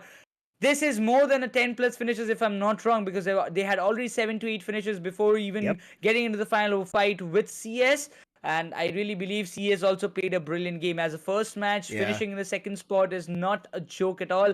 But yeah, overall it was definitely good. But you know what? I'm still not quite sure whether it's Team IQOOSOUL or Team CS who finished in the second spot, because it seemed to me like CS got eliminated. Then Joker got taken down by the blue zone. So that's what I'm thinking. But yeah, what a game for WSB. I mean, avoiding a drop clash, then taking a head-on fight with that team only later down the circle and eliminating them while they only pushed you.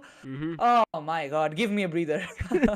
I think we all need Necros, because the way this fight underway, and with all top teams that we expected and speculated right before the game started, that how aggressive that these teams were, they were still aggressive in how we saw Erangel that opened or unfolded.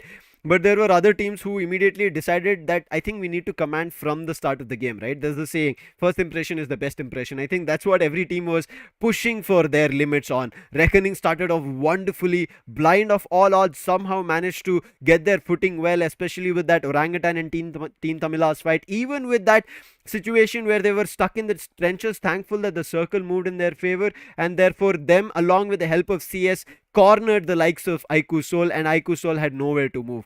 They did lay down lay down smokes, right? But those smokes were not enough, because CS were thrown down right in front of them, and Fragger, who was right at the edges of the play zone, took advantage as soon as he saw them. But right as now, as I said, we do need a breather. We'll jump for a short ad break, and we'll be back to break this map further.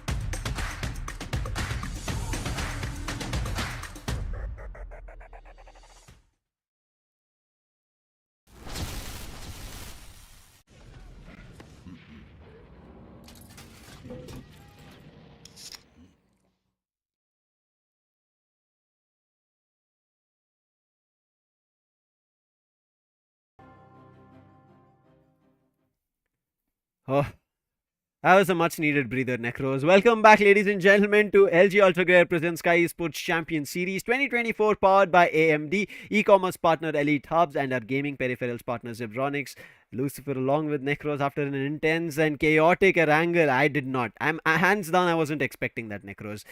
And the top teams to go out like that. Wait, for a second, I was like, wait, what is happening? Somebody get control. I mean, at this match, IQOOSOUL was also restricted. Everybody. If you just analyze if you kind of analyze their entire performance of semifinals, and if you just put this match in the list, it kind of give you a brief that this team has a lot of potential. This team can do a much more better job, but they were trapped.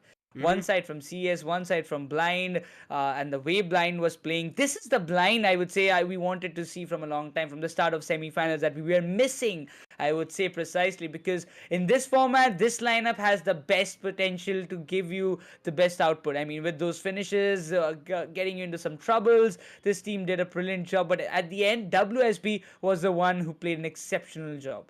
Let's jump into the MVP and see who is going to be the MVP. You mentioned about Blind. It is going to be Skips that we end up seeing as the MVP coming in. And you can see going all out. 7 finishes is what he has. But best companion, Joker, always there as the savior. Initially, that knock happened towards the bridge when they fought with Medal while they were crossing out of Georgia Pool. I mean, Medal was doing that. They were just able to try and stop them. And yeah, they did wipe them.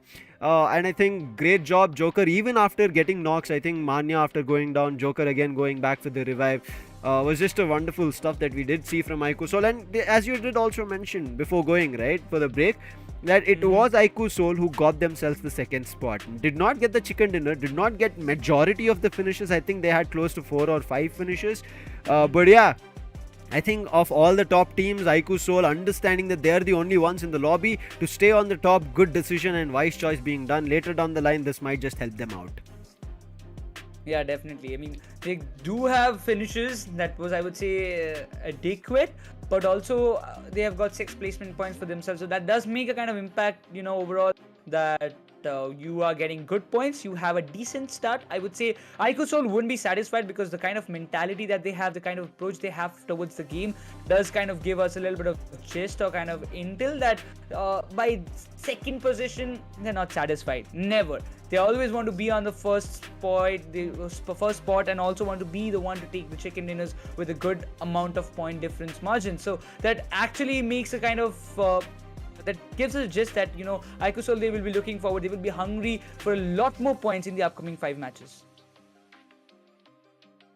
I'm not too sure of what other teams we have to talk here about. I think one for sure is going to be CS Esports, Necros, because they were almost close to getting themselves a chicken dinner, if not that flubbed push towards trenches.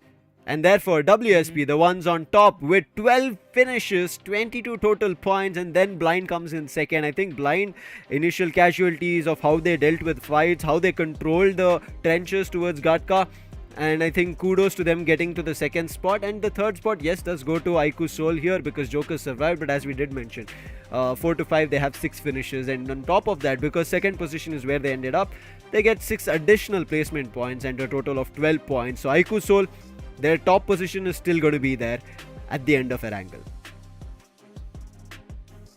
They have done a brilliant job overall, but it's tragic for HYDRA Dragon to get eliminated that early. But yeah, that was a 3-way fight that happened between TAMILAS, Orangutan, where I would say Orangutan, they did manage to get 5 finishes in their back, but still, that was Blind who got the most of it. Though we can say it has been a good game for the top 3 teams, specifically for WSB to start off like this, start the grand finals like this. It should be very, very much motivating for them, because the kind of run they had in the final days of semifinals was not that good as what we expected, not getting a lot of chicken dinners or kind of performance that they were looking forward to. But reckoning, even after having a good start, having a good momentum that they were carrying forward, they got completely taken down. Not a great one for them, but yeah. On the other hand, we talk about match summary, we see Blind Skips having the highest number of finishes, total 7, for himself. I mean, that was something huge. Out of 10 finishes, you're getting 7 for your own. That justifies. Skips, crazy stuff. WSP, amazing, and Venom from CHEMIN, 100% contribution that we end up seeing from them. I think CHEMIN, we did not see their actual POV fight, but we did see their feed, and that's where we can end up talking about the contribution that Venom did. But otherwise, it was again Skips to take it all in the match summary that we just witnessed. But Necros, with this, we do come to the end of what we had to break down in Erangel. I think again, kudos to start of how it went. Reckoning taking on Dragon, Blind taking on Team TAMILAS, IQOOSOUL finishing off the last player from WINDGOD. Unfortunate for Max, even after clutching, right, getting 4 finishes in his name, did not let them live. IQOOSOUL, as known, love third parties, will try to catch it. They did do it. Well, man, I think re-strategizing while they understood that the play zone is away from, the circle has moved away from them and the play zone is going to crunch at their end itself. That re-strategization and how Manya was actually able to dig them out of that pit was wonderful. We'll take a quick short break before we start things off and cook on Miramar.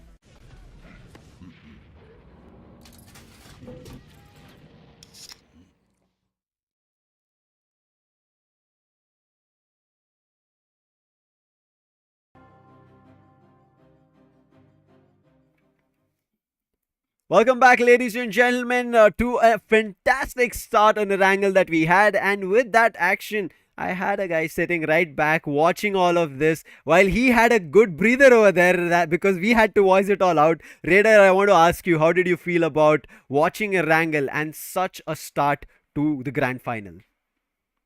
Honestly, it was not a breather for me, man, because I was jumping all around in my PC, in my setup, like in my chair, because there were so many things happening. You talk about the initial clashes, like if I'm not wrong, at the end of second zone or the start of the third zone, we got to see like only 10 teams are remaining. That means there were plenty of clashes to talk about. Initially, as we saw that in the leaderboard as well, like HYDRA getting wiped out way too early. Teams like that who have so much potential were getting picked off way too early. So of course, all of that was absolutely amazing to talk about. But at the end, who was the champ of map number 1? The team known as WSB, who had 12 finishes to a total of 22 points. That's absolutely amazing.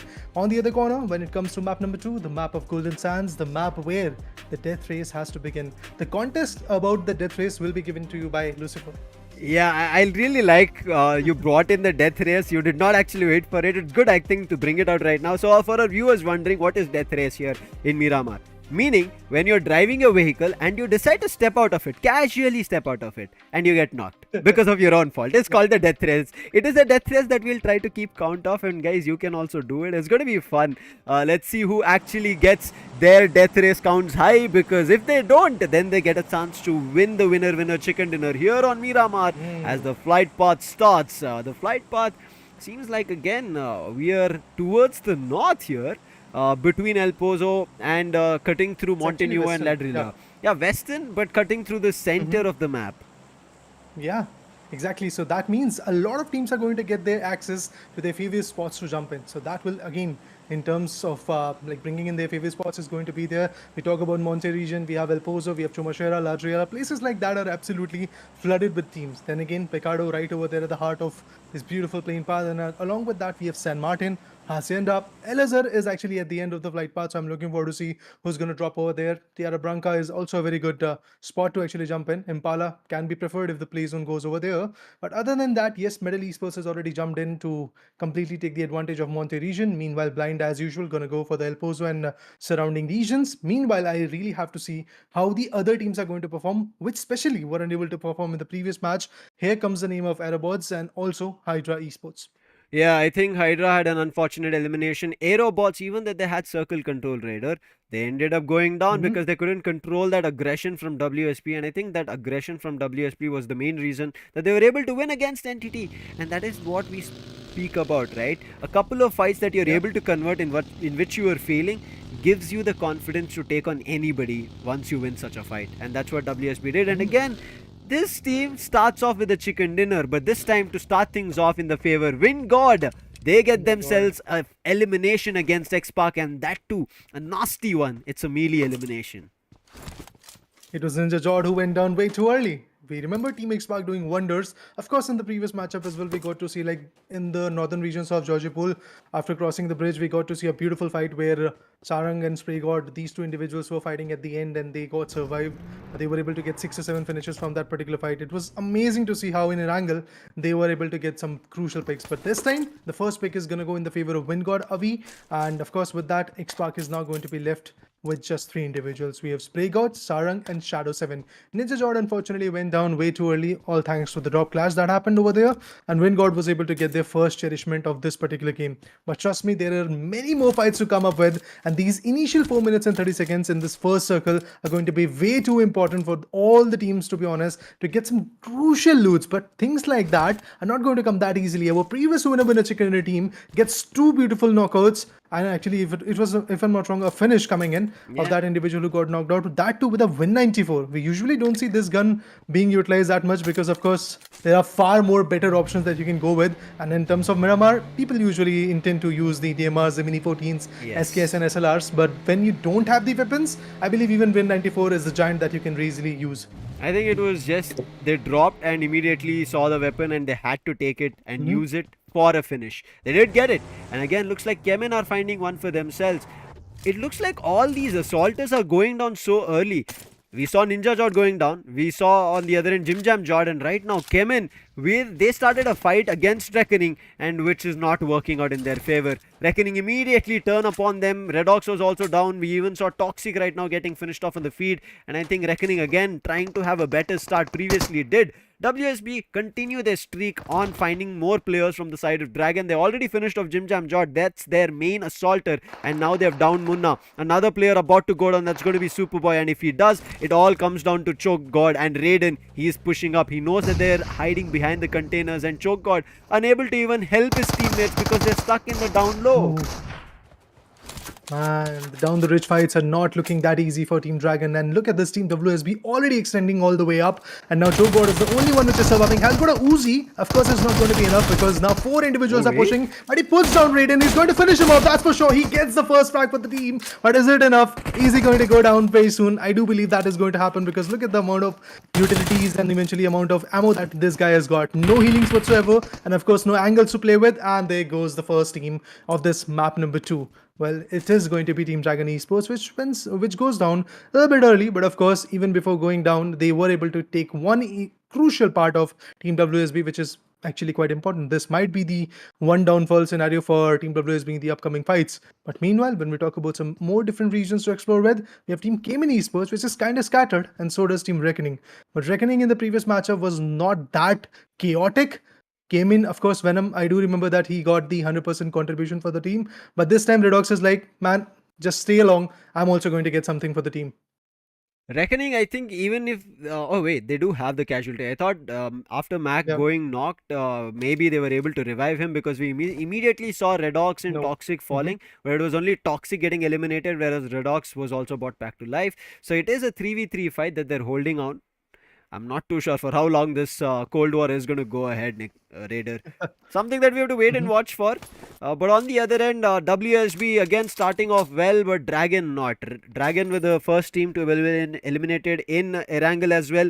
Again, the first team to be eliminated. I think their start is going to only happen on Vikendi. But again, when we go back to the semi-final stat, Raider, the main Yeah. issue that they had was out of 4 maps of Vikendi, they won only 2 chicken dinners, and that was the only day or the 2 days simultaneously where they were able to stay themselves on top. But after that, they were moved to the second page. So I hope Dragon, after having these early eliminations, now that they have to sit back and watch the games that their friends or opponents are playing, right, they also figure out a strategy of what they can do better, so at least that they survival towards the top 8, where they can get some amount of placement, if not for finishes, but at least survive in the lobby for longer. Yeah, that's what matter. I mean, you have to survive at the end. Of course, currently seeing at the new point distribution system, it is a little bit difficult to survive till the top 3. But then again, if you are there in the 5th zone, if you are there in the 5th and 4th or maybe 6th zone, you can actually get some good tries. But this time, Sarthak is the one which is receiving a lot of shots coming in from Shadow. AEROBOTZ Esports trying to put down the player, but Shadow, in terms of retaliation, gets even more hefty amount of damages onto him. Sarthak, meanwhile, is going to repatch himself. A team call-out will be there, of course, and Evil is there pretty close to them. Afu and Spy, these 3 individuals, also willing to take up a good fight. But then again, pushing into Picardo is just not going to be that easy, because you never know which particular angles the players are holding off. We got to see Sarthak rotating with the vehicle, but where are the other individuals? That's what Evil and his other individuals are trying to find out at this point. Picardo's arena has already been pushed in. It's Evil which is going to hold it off. Has got a M416 and S1987, a good combination for the mid-range, long-range and the close-range fight. But of course, then again, he has to have his team backup, because if the backup is not there, he might just go down. Yeah, he is right now fighting with aggression. He was the last player to be eliminated in Erangel. This time it seems like he wants to start things off rather than leaving all up to him in a difficult situation. But one thing that you can live up to is going to be the gearing up and gaming on situation with the LG UltraGear monitors. All that you need to do is check the links in description and figure out whether you want the 240Hz or the 144Hz. Whatever suits your needs, you will find it, and always it's better than 60Hz, right, Raider? Oh, of course, man, of course. You get the Only we seamlessness, understand so the of course go pain. for But it. right now, pain coming in. Oh no, Evil, who was aggressive, gets knocked with a grenade. Wow.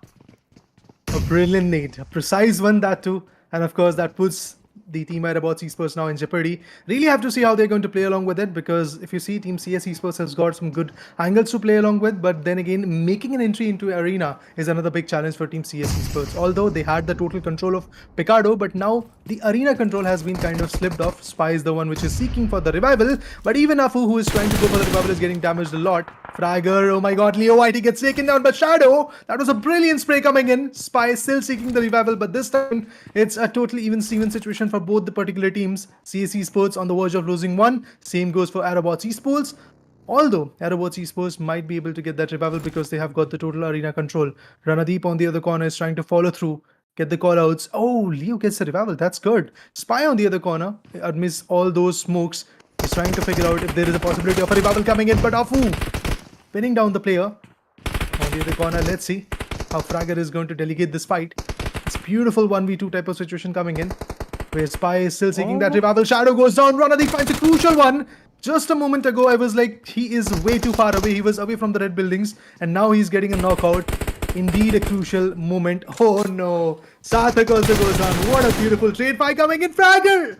He is also now knocked out. So it's a fight which is basically now under control for Team AEROBOTZ Esports.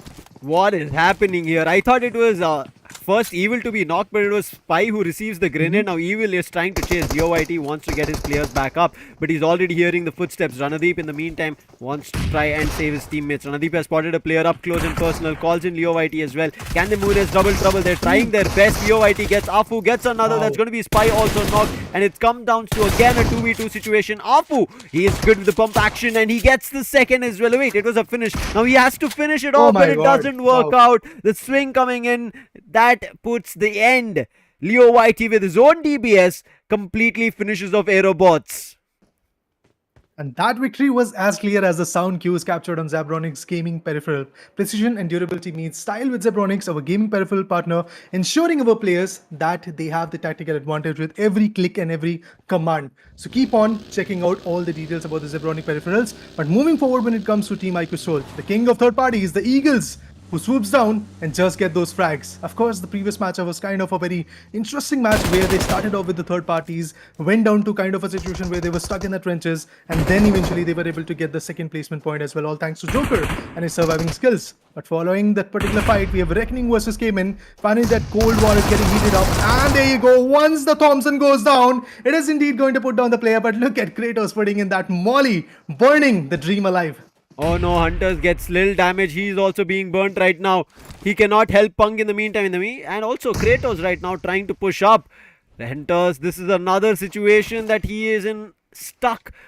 Awkward for him, but he's making a push happen. The grenade a little not cooked. Therefore, it does take a late blast.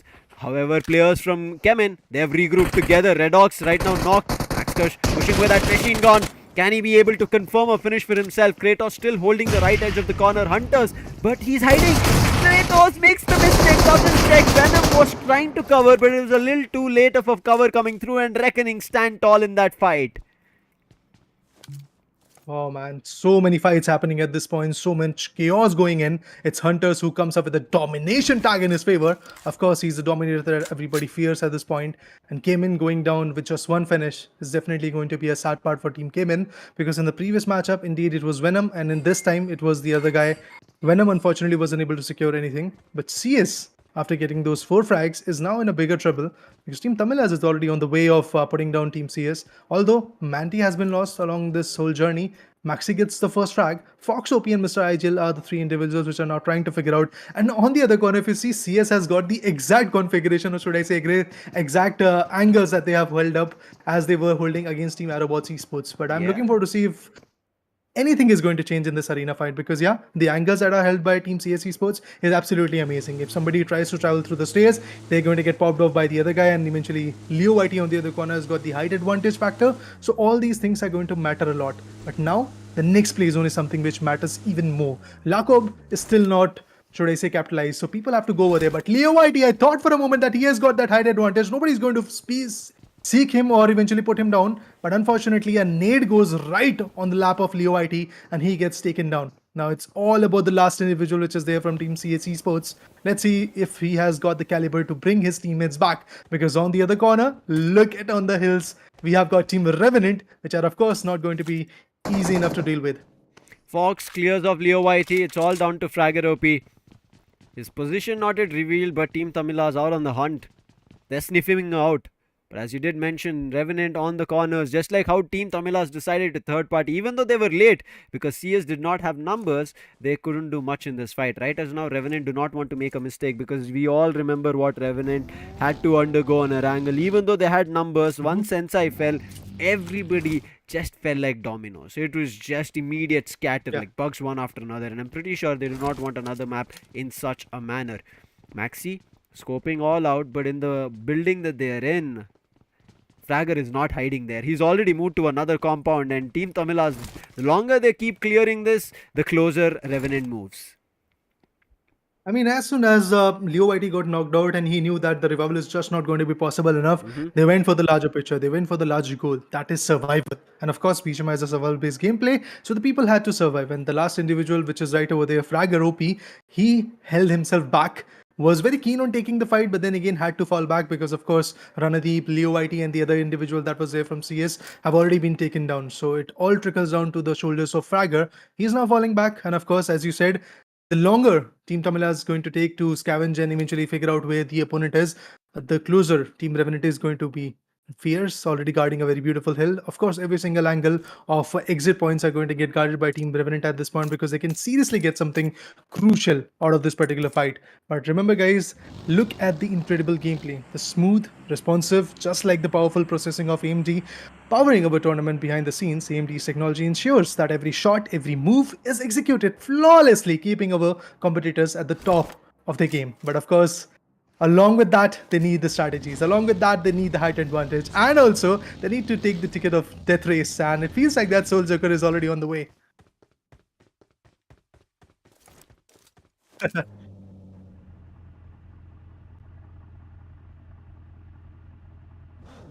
Mm-hmm.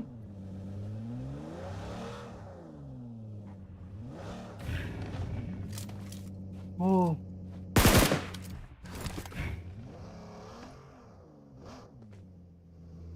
My god.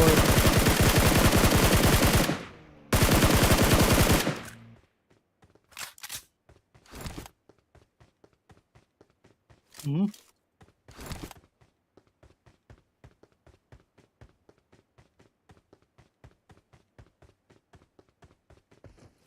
Of course, being an IGL, there are some responsibilities that you have to come up with, trying to scout newer places, trying to go for clearing newer compounds. He went a little bit ahead and eventually look at what is the cost of it. Now Somraj is down and dusted, and I do remember on the backends we were discussing that Somraj, amongst another people coming in from the lobby, were one of the best contenders for the MVP table. So I do believe Somraj is going to fight back. Of course, this is not the match where he's going to do that. Being the IGL, the brains of Entity is still there, but then again, the brawn of Somraj is not going to be there anymore. Yeah. Revenant on the other corner is still calm enough, and they're patiently waiting for Team Tamila, or whichever team, to be honest, right over there is, to make a small mistake, and once that mistake is done, Team Revenant might be able to get something crucial out of it. And look at Fragger, still there in the compound. I really have to see if it is Fragger who is going to go down first or somebody from Team Tamilas. That's what I really want to know at this point. HYDRA official were rotating all the way from south and trying to enter the circle. It seems like they're still a little out, and we have 50 seconds on the clock, so nothing much to be worried about. Play zone is, yes, shrinking, but HYDRA official, I'm pretty sure the worry for them is not the play zone, is early elimination, and that's the reason they want to stay away from as many fights as possible very early on. Xspark as well, they are towards Hacienda. They also have decided to stay as further as away possible from fights because they had a very early casualty, and losing an assaulter such as Ninja Jot will trouble them in a team fight because they always will have a disadvantage, and that's the reason they're holding. And right next to them were Orangutan, but Orangutan also had a loss, meaning an early wipeout, so therefore Orangutan also wouldn't want it. How has tables turned in Miramar? Whereas Erangel should have been a more silent map, and it seems to be Miramar is the one which is silent, as well as not even chaotic fights are being broken out. Like, it's been just exchanges and then a team wipe, not a chaotic fight after a fight after a fight. See, the fights are happening, but not the all-out brawls, and that's what we are here for.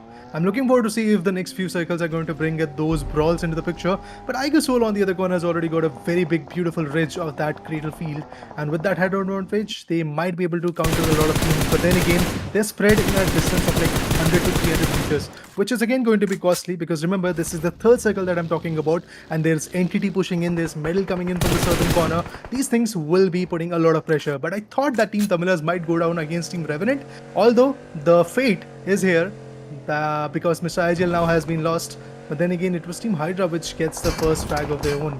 HYDRA had just 1 point in the previous leaderboard. Now they've got one more finish. Of course, they have to go further and get more. But Team IQOOSOUL on the other corner, it's Manya who gets a crucial one. I was talking about the crater field ridges. I was talking about a slam coming in from the southern part. But look at this. Team Entity's Pukkar is now out of equation. I truly remember Medal putting down Somraj, and now it's Pukkar who is going down. So that means it's Entity which is now left with just 2 individuals. Oh man, this is not at all looking easy for Team Entity, given that the map is Miramar, not a small map like Sanhok or Vikendi where you can kind of hide around and eventually play along with it. You have to be exposed in this map. You have to come out. You have to rotate. Longer rotations are going to come into the picture. Many more teams are going to be dormant enough so that they can put you down, and even a single compound might contain a whole team like Team Xspark. I hope Xspark find a way to convert fights. Otherwise, yes, they have a casualty that they have to work with. Team Tamilas, even though they're just 2 players, looks like they're taking a fight on Medal. Encore immediately gets knocked and finished off. Do they find a lot more players, or is it going to be Medal retaliating? Xspark Stray God gearing up for a fight with Revenant. They want to start that fight off because Revenant are rotating in front of them and they can see all the vehicles. But Xspark, they have to be ready for another fight which is waiting right behind them. It seems like the Devils are looking upon them, and that's going to be in the name of WINDGOD. WINDGOD, they do want to make sure that this qualification that they've had here in the grand finals of SCS proves to be a benefit, and maybe even prove themselves of how they made it happen. Maybe get to the top spots at the end of day one itself. Team TAMILAS, casualties, yes, we spoke about Medal and their fight, and looks like they're not stopping. Paradox gets spotted, he's also alone, and this is Medal being isolated one after another from their players, and with Paradox going down, as you can see, the other two players from Medal, I don't think they're looking forward to taking this fight again. Top Dog is also further away, Siam as well. This is a very similar spread to what we saw from IQOOSOUL, but IQOOSOUL had the higher red spread. But wait, what? Team TAMILAS, they lose Maxi OP, and it gets spotted from the player from HYDRA official. They make a third party here, and now Team TAMILAS, even though they were converting finishes in the favor and taking down Medal, they're being now taken down by HYDRA official as a third party. Truly, Lucifer is an irony for me. Medal Esports is the one which got Somraj on an off-guard angle. That's exactly what happened to Paradox from Team Medal Esports by the hands of Team TAMILAS. And now TAMILAS was the one which was kind of going for the third party on CS Esports in Picado region. And that's exactly what is happening to them by Team HYDRA Esports. So it's all over a circle that is happening from HYDRA to TAMILAS to Medal and plenty of other teams that are going to be there in this particular situation. But we have to keep a focus on Team HYDRA because, of course, in the previous matchup, they went on a little bit early, and that's why in this particular matchup they're trying to compensate by getting all those finishes way too early. Foxy also gets taken down. Team TAMILAS, I don't know. Oh, a total elimination for them. There you go. Yeah, the last individual is now being taken down. I believe the first guy went down by the hands of Team CS Esports. Then the next two were in the hands of Team HYDRA, and after that it was Team IQOOSOUL, which was like, yeah, we will finish the job, man. Unfortunate for Team TAMILAS, even though they had started things off against CS, their rotation eventually did not work out really well. The clash that they had to run away from it, and now they are in a tussle. HYDRA official only got their two players down, and HYDRA official were the reason along with IQOOSOUL to finish them off. Circle moves in right between water treatment as well as crater fields, which majority of the control seems to be in favor of WINDGOD as well as IQOOSOUL. Medal right towards the last few compounds present in that circle, and everybody else outside the circle. HYDRA official have a better chance, but WINDGOD slowly moving in, they can maybe put players down. CS in the meantime, we'll talk about them. It's the one last player, Fragger OP, as he's driving, he's patching, he's surviving and playing the long game as far as possible. But the edge that he is traveling on, the eastern edge, there are 3 teams, Raider. And if he decides to enter, just like how Team TAMILAS were wiped, he'll instantly be wiped, and CS Esports will also be eliminated without any placement points. They do have 5 finishes, telling us that they had a great fight, which especially they converted against AEROBOTZ, but after that, they've lost their footing. Of course, I mean, initially they were looking way too strong, but one by one, the players started faltering down, and all thanks to that, now they're in a big trouble. But WINDGOD Savi gets taken down by Spray God. That's interesting. Now Team Xspark is trying to pick up a pace. WSB Gods also gets taken down. That's another beautiful retaliation coming in. Shadow completely finished off the job that was started, and Gods also gets converted by Ronnie. So Team IQOOSOUL hunting down the players. HYDRA sends on the other corner, on the verge of getting knocked out, but somehow gets the cover right in his favor. Team Xspark with that initial setback of Ninja Jord. Now they're also trying to find some crucial picks, but of course they have to keep in mind that they are now a trio, not a squad. So in terms of that, they have to figure out that how further they can survive, how many position points they can get, how many crucial survival points they can really get in their favor, meanwhile getting those finish points as well. Now WINDGOD is the one which lost Savi instantly by the element of surprise coming in from Team Xspark. Now Xspark has also figured out that the next particular zone is moving in is the 4th circle that we are talking about, so the zone damage is also going to be significant. So they've already spotted a very good area to relocate, and with this ridge in their favor, they might just be able to pull through till the 5th zone as well. But yeah, man, there you go, reckoning on the other hill. They're also moving in the same corner. We might get to see this fight very soon. Hunters and the other guy, look at them, already on the move. Team Xspark, as soon as they hear the audios coming in from those vehicles, those crispy shots are going to come. Hunters, his vehicle is visible. Punk, and also the other guy. Punk spots the player. Top dog on the other corner from Team Medal. Down the ridge has been taken down, but Team Xspark versus Reckoning has been initiated. After wiping Team CHEMIN Esports, they definitely have got that motivation booster in their favor, and they're here to pull through and get many more points. Reckoning exactly don't know the positions, and therefore the grenades Oh. finally connect, and Punk. This guy is literally a madman. That's a big connection. Sarang going down, a very crucial player. Now Shadow has to cover up along with Spray God, who's up close and personal. But I think after seeing the vehicle of Spray God, they're trying to toss a grenade over there as well. But Hunter's grenade, they don't stop towards Shadow, and it does find a knock on Shadow as well. It's all down to Spray God. His vehicle is seen. He pushes out in the open, and I think it gets spotted and also finished off. What a play coming in from Reckoning. They do wipe just with grenades Xspark, and now they have edge control for themselves. But another third party, a flying vehicle from WINDGOD. That should put an end to Reckoning here. It comes down to one last player, Hunters. He comes in with the buggy, tries to drive upon them, but the buggy drive doesn't work through. And WINDGOD, they literally have wings to ride upon opponents. Man, this was the first death race which was kind of successful, to be honest, because this time, yes, they were able to wipe their opponent. That's absolutely amazing. But what about arm extension? Oh my god, another knockout coming in, but still it's Orangutan who finds their way to the safety. But then again, their two individuals have already been knocked out. Oh, another one gets finished off. It's OG AKOP. Ash on the other corner is also getting retaliated. Look at WINDGOD, way too far away. Like, there is a distance of 200-250 meters, but they're still putting down the players. Sense finds one crucial pick. It's Joker who has been knocked out, but then again a retaliation comes in from Manya. This might be the end of Team Hydra, but then again the smokes are coming in. The utilities are being utilized at this point. Team Hydra is also there with the full 4-man power, so Manya won't be able to get an easy access. Meanwhile, Medal secures the frag. That was from Team Hydra's knockout, but now with that knockout being delivered, Sins also gets casualized. 5 finishes for Team IQOOSOUL. My bad, now it's 6. Team Hydra is on the verge of getting eliminated, but Manya has to rotate because look at this, 13 more seconds. Next play zone will be coming in. Team IQOOSOUL has to look for the larger picture, which they kind of missed in the previous game, although they were able to get second position, but then again they were stuck in the trenches.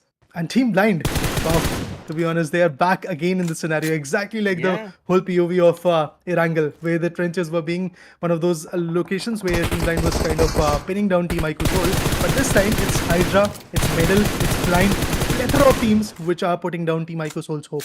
Revenant, however, had a better rotation, and you can see all their 4 players are surviving compared to the other teams because of majority of their teams have had casualties. It looks like majority of them are with just 3 players, but now Ronnie, in the direction that he is moving, Blind is here, ready to put them down. Previously, they couldn't find the finishes on IQOOSOUL, but can they do it this time at Ronnie? He is known to be annoying, aggressive, and really good in his sprays, because the last time that we did see him, it was on Erangel where he had a big flank and was responsible for an entire team elimination. But what are these flying vehicles? What a mistake coming in from Fragger. He was the last player, and Dora throws a grenade right inside the vehicle, and as the vehicle lands, it goes kaboom. Amazing, man. This is truly a fascinating match, of course. Whenever Miramar comes in as a caster, as an audience, we are so delighted to watch these kind of stuff happening. But look at this. The kill feed is just going bonkers. We get to see many more knockouts coming in. It's Medal Esports top dog who finds WINDGOD Avi. And not just that, Team OG's, the WizGod is going down. Sensei has already been put down. That means the whole team Revenant is now in a very big trouble, as we have seen in the past as well. But IQOOSOUL is not stopping. Ronnie finds Adi. Now he has taken down another knockout. I would love to see what Espower is trying to do at this moment, because if Espower is here, if he is going to combine the effort along with Ronnie, they might be able to put down their arch nemesis, which is Team Blind. And look at the nades. I was talking about this giant, and yes, he is cooking up some serious nades. Let's see if he finds the opposition going down. But Ronnie unfortunately has been knocked out. This is not a very good sight to watch. Hydra, yeah, they are now putting a lot of pressure on the players of Team IQOOSOUL, and it's all about his power. He has to fall back, of course. But look at the shots. Look at the shots that are coming in from both Hydra and Blind. IQOOSOUL is already in a very big trouble, and with the vehicle burst out, his power, unfortunately, is not going to have any more power to survive in this game. Hydra official with 6 finishes. However, they had casualties. They just have 2 more players right now that they have to survive and fight on. Orangutan, in the meantime, they have finished off Revenant. Sayam, the last player from Medal, he is moving on the edge, and I think Hydra do not have idea. Dora OP, He's pushed up, but he gets knocked out from Blind. He thought the trenches were clear. It was only IQOOSOUL. No, says Blind, and they put them down. And now HYDRA official left as one single man. In the meantime, Orangutan, who just finished off on Revenant, are pushing up at the same ridge that IQOOSOUL had with the play zone. Does the damage. Rigger is down due to the play zone, and now it comes down to one last player. That is going to be Ash. However, Blind still have two more players to play with. Spursh is the only one survivor. Medal, however, still have two players. Whereas I thought Team TAMILAS, the trouble that they'd caused to Medal, maybe they're not going to survive, but somehow Medal have moved away from all fights and now are inside the circle. Orangutan bringing up Trigger. Ash, once he brings it back, this fight will come down to a 2v1 fight where all the players except for HYDRA have two players surviving. And the last individual from Team HYDRA is just going to go for the survival battle, exactly like what Joker did in the previous matchup from Team IQOOSOUL. Medal, Saiyam and Top Dog have got the down ridge scenario. Blind on the other corner is kind of on the mid ridge. And eventually when we talk about Team OG, look at them being the all-seeing eye. But of course, they don't see the placement of Team Blind at this point. They're trying to come up with some predictable nades and also some pre-fires. Of course, those are not connecting, which are putting a lot of pressure on players of Team Blind, because now they are in a type of sandwich situation where if Team Medal sweeps up or OG sweeps down, both of those teams are going to firstly spot Blind. But what if Blind is going to stay in the covers of these smokes and OG and Medal are going to have a fight along with HYDRA, and then eventually we'll get to see Blind maintaining themselves right there in the game. I really want to see what happens next, but look at this, the small shrubs, small bushes, everything that Team Blind can actually convert in terms of a cover is right there. Top Dog and Ash are now in a very close proximity where AK versus we'll get to see the DBS action. No, it's this time, it's AK which is going to be far more prudent, far more truthful in a 1v1 fight. Not just that, the whole team of Medal Esports goes down. What I was speculating, a fight between Medal and Blind, or maybe Blind and OG, never happened. Now it might happen in the later part, but Spursh is just going to go for the heal battle. Last three or make it last two first stage as he's using it, playing for survival, but he's spotting Trigger. Does he decide to take damage? In the meantime, Ash is cooking up grenades to throw it towards the players of Blind. Smoke path being laid to blindside the side of Orangutan. Jump peeking is Jazzy because he knows there is one player behind them, and that gets spotted from Trigger. Spursh now barely going to be able to survive. He was down to his last few first aids and he gets finished off to the play zone. Coming down to a last 2v2 fight. Blind ready with a grenade and a DBS. Same situation on Orangutan's end. But however, a molly coming through. They spot the player. Does that molly find connection? Do those flames start doing damage? Seems like it didn't. They were able to dodge it. Trigger still trying to make use of the higher ridge advantage with a grenade right in front of his face. And this is the opportunity for Blind. But look at Ash's flank. They have no idea about it. Ash can spray them down together. He brings it down to a 1v1. Now Skips knows where the player is. But can he convert? He's trying to find him, but he doesn't have clear idea. Ash is not behind the buggy. But finally he sees a trail of a molly landing right in front. Now Skips is cooking his own grenade. And does that find connection? No. Ash is up close. The DBS. It works out. And that's going to be Blind Skips getting a winner chicken dinner here for the side of Blind Esports. What a game it came down to. Till the nail-biting edge, right down to our edges of our seat, we saw this chicken dinner happen. Hands down, a consistent yet chaotic performance from Team Blind. What a play. The moment I was speculating a fight between Blind and Team Medal Esports, so Blind and Team OG, because they were right there in the sandwich situation, these guys timed their attack way too well. They were surviving till the end. They were trying to pull in the best efforts, and look at them now getting the winner chicken dinner. What a beautiful moment for them. Of course, it was Team WSB in the previous matchup, but we can't really forget how Team Blind was also there in the top four, mixture of top four, and they were also getting a lot of frags, and yeah, they were able to pin down Team IQOOSOUL. And this time again, a repetition of that happened. We got to see Team IQOOSOUL getting challenged by Team Blind.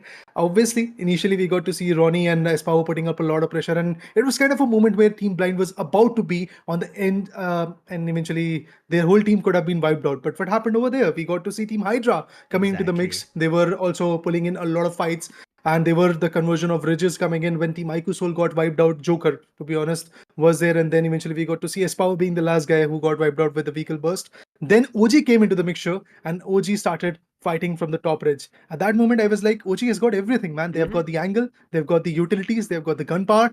Maybe this team is going to secure their battle, but at the end, blind, just blinded us all because of their performance. What a play, man! What a play. Yeah, kudos to Skips, man. The way he was able to keep his footing up. But otherwise, I thought Orangutan should have it. If Drigger did not go down, it was hands down Orangutans because Ash had already Yeah. decided for that flank.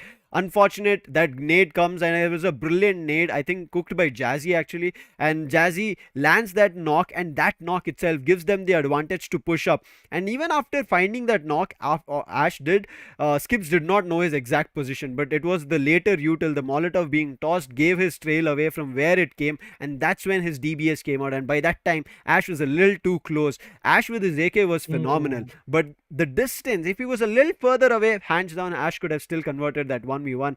But come on, man, you have to give it to Blind. But right as now, we'll take a short break and then break it down to bits and pieces after this break with the points.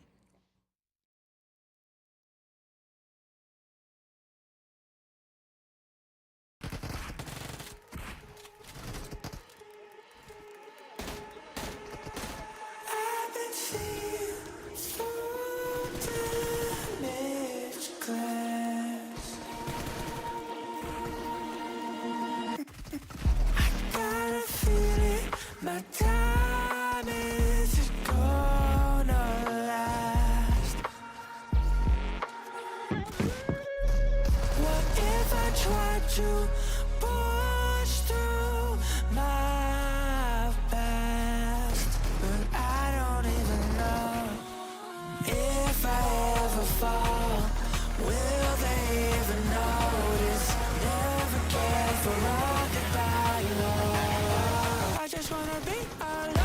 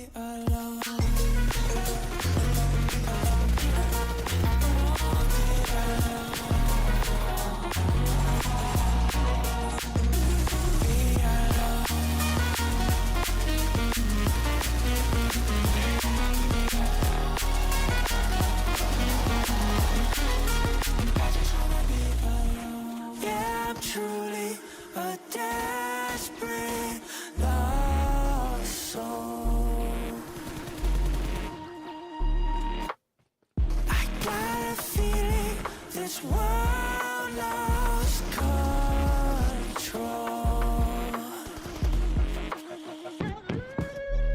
There's no more hope left.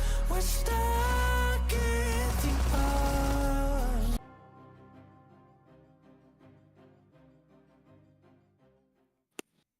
Welcome back after that short break. Now we are ready to go further and try to decipher what happened on Miramar. It all started with WINDGOD finding an initial with Xspark, because of which Xspark had a casualty that they had to work with. Eventually, they tried to take advantage of it, and we even saw them trying to do damage to WINDGOD. They did find one in exchange, but that fight did not conclude. Later, what happened was Xspark did find a ridge where they were bombarded by Reckoning, and then after that came in was WINDGOD with their flying vehicle, and they wiped out Reckoning completely. But again, it seems like the top teams are fumbling. They are tumbling down. Team Tamilas were out. Entity did not find their footing because Somraj went out too early. Again, didn't understand the strategy of Somraj going out in the open over there. Maybe he was scoping for information, and while he was about to regroup with his teammates, Top Dog was kind of that scout who was further away on a high ridge, and that ended up being a casualty. Let's quickly jump to the MVP and Raider. We will see what worked for which player, and it was Hunters this time. I think Hunters, compared to map 1, here on map 2, Miramar functioned well. There he was, I think, flustered with what he needs to do. On one end, opponents are knocked. On the other end, his teammates are knocked. But here, he worked really well. Indeed, I mean, as an individual, Hunters definitely did wonders. Of course, as we do see, finished contribution is 71.43%. That means he manages to get a lot of finishes for the team, and approximately like 7 to 8 finishes is where his team was standing, out of which 5 finishes is already in the favor of our most valuable player of game number 2. That is Hunters. We really want to see some consistent play, and in terms of that, I do believe Team Reckoning is going to fulfill our wishes very soon. But other than that, yeah, brilliant play coming in. Team Reckoning versus CHEMIN, and then Reckoning coming in and trying to fight with Team Xspark. They bombarded them, as you said, rightly said. Hunters coming up with those nades. I mean, if I'm not wrong, it was kind of a situation where Punk started with the first nade, and then Hunters was the one which wrapped up the whole fight by putting down another 2 nades right there on the lap of Team Xspark's player. So that was amazing. But let's talk about the start of the match as well. It's the best companion that we have to talk about. First of all, it's going to be Blind Skips. He was able to come up with 3 rescues, and his survival time is also indeed absolutely amazing, which is quite a good scenario. On the other corner, when it comes to the final elimination, again it's Skips. And on the other watch, if we talk about going all out, as rightly said, all those double nade frags and eventually coming in along with those AR gunpowder from Reckoning Hunters. Yeah, he is definitely the guy who has got the tag of going all out.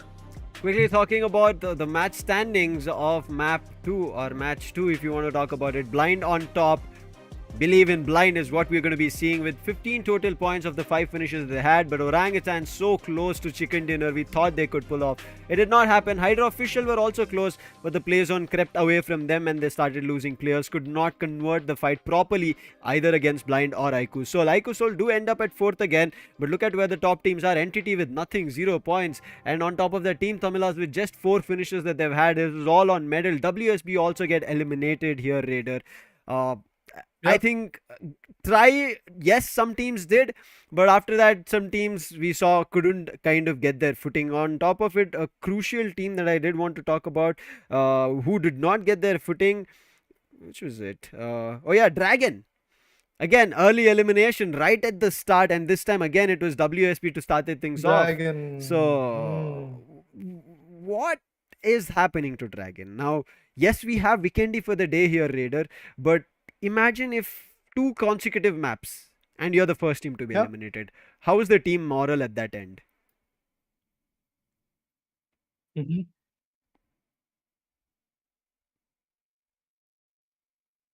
I mean, I do remember that Team Dragon is the one which was able to get 2 winner chicken dinners in the map of Vikendi. But in order to be the champions of SCS, it's just not enough. You have to find your way back in every single type of map, be it Erangel, be it Miramar, be it Sanhok or Vikendi. And to be honest, in order to see what Vikendi is going to sum up with, I truly believe that there are certain other teams who are also going to be even more effective in it. One name could be IQOOSOUL, because the way they have wrapped up the semi-finale and the way they have started the finale is absolutely amazing. They're coming up with the third parties. They know that they have a very good conscience of also surviving at the end if they are the lone wolf, because we got to see S-Power pulling back. But then again, it was Team Hydra which was able to put him down in this specific match number 2. But yeah, it shows in your stance, it shows type of gameplay, that how prudent you are, how willing you are to take the game to the next level. So for that reason, I really have to say teams like Team Dragon or AEROBOTZ Esports or some of the teams which are still struggling, they have to pick up the pace in terms of finishes as well, because of course the point system is something which is going to put a lot of pressure onto them. I think Team Tamilas and Medal was a nice fight. I kind of thought Team Tamilas will play a safe game, if you remember, right? What happened was Team Tamilas initially got in a clash, lost 2 of their players because of Hydra, and they ran away from that position. They saw a couple of players lying around from Medal who were isolated, easily picked up their frags, and they were about to eliminate that whole team. And Hydra says again, we are going to hail on top of you, and that's what they did again. Eliminated Team Tamilas. However, Medal in the meantime did not give away their position. Kudos to them. They came till the end of the circle. While that 2v1 fight was going on, I thought maybe Medal is the one, because when the circle formed, it was in favor of Medal, and that I thought is what Medal is going to get a chicken dinner over there, because Medal also has been one of the top teams that we have seen in the semi-finals. But it didn't happen that way, Raider. What happened was Medal decided that they have to push up, because on one end there was Blind, on another end towards their left was still Hydra as well with one player. So they decided they have to take control in one of the positions. The best odds will be trying to fight with Orangutan, who had the higher edge. Tried to push up, but Blind Orangutan immediately shut them down, and Medal got knocked out. Now with them going out, Orangutan had a better advantage. However, it seems like Orangutan's journey of chicken dinner, wanting chicken dinner, is still going to be left out in the open to be awaited and needed for maybe in the next upcoming games. I have to put in some things, Lucifer, at this point, some points, because if you talk about the specific situation when you talk about Medal versus Orangutan, at that point, after summing up that particular fight, Orangutan decided to put some sprays outside the particular play zone on Team Hydra's last individual. What happened over there was basically Team Blind now got the insight that all the guns are right there on our upper ridge. That's why they were able to spam those utilities. The nades went down, and that's how the other guy from Team OG was able to pinpoint themselves, and eventually he was taken down earlier. And then there was a flank angle coming in. And also, Ash, if I'm not wrong, was the last guy which was surviving from Team Orangutan. He came up with the M416, but it had a 6x scope. In a close range where the opponent has got a DBS, you are playing with the 6x scope, which might have been like switched to a 3x mode. But then again, it's a far away type of fight where you can usually fulfill your aim with the 3x scopes. But in the close range, you really need maybe ADS or maybe a red dot or a hollow sight. But that was not there. He instantly switches the weapon and he misses a lot of shots initially. And all of that was in order to like sum up in a demise for Team OG. Otherwise, I truly believe like at the end of the moment when the 1v1 fight was happening from down range to up range, at that moment also I was like, yeah, this fight is still going in the favor of Team OG. But at the end, when the gun came out, when the M416 with the 6x scope came out, at that moment I was like, man, this really have to have some luck. Otherwise, the fight is going out of the hands. I think one more team that I wanted to kind of talk about is going to be Hydra Official. Great team in terms of finding fights here. They won on fights, converted on teams, started with Team Tamilas. I think 1 or 2 players of Medal, but not as a whole. But then fighting with IQOOSOUL, even kept them from pushing down ridge to fight with Blind, took finishes on top of them. But unfortunate, they were out in the open of the play zone, and the play zone started closing in. I think in position wise, it was really good. But as soon as Sins got knocked and finished out, it came down all to Spurs. He was, yes, patching himself, trying to survive as long as possible. Come on, towards the last circle, how much can you hope with just around 5 first hit is what I think he had. And while we went to his screen and POV, we saw he was down to his last 2, and there were still 3 teams trying to fight around. So Hydra Official, great try. I think now after what happened on Erangel, they've corrected it, and here they had a better show now on Miramar. Now we are going to be jumping into Sanhok, where again you have to figure out what better you need to do, right, Raider? Because Sanhok is again a different map. Now Erangel, we saw how chaotic it was. Miramar, it had to be an all-out brawl, as you said, but it wasn't. It ended up being a brawl towards the end, which we generally expect, but it was still an all-out brawl where all teams had casualties. Never felt like any team had players surviving. But one team, I want to get your idea about what you feel about this, Revenant.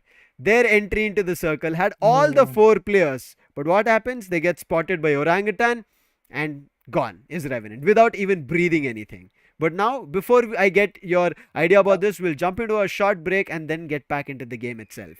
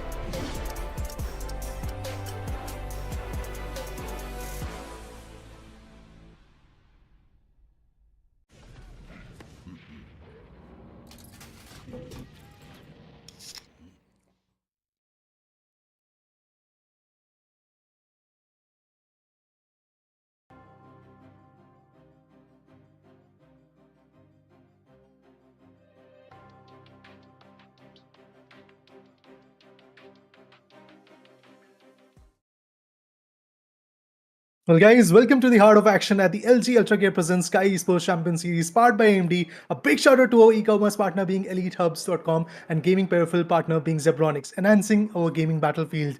My name is Raider. Along with me, we do have our QT Necros coming back on the disc. And Necros, man, you missed the second match, I believe. You were sitting on the back ends. But then again, the action that happened throughout the game was so amazing. What are your thoughts on that?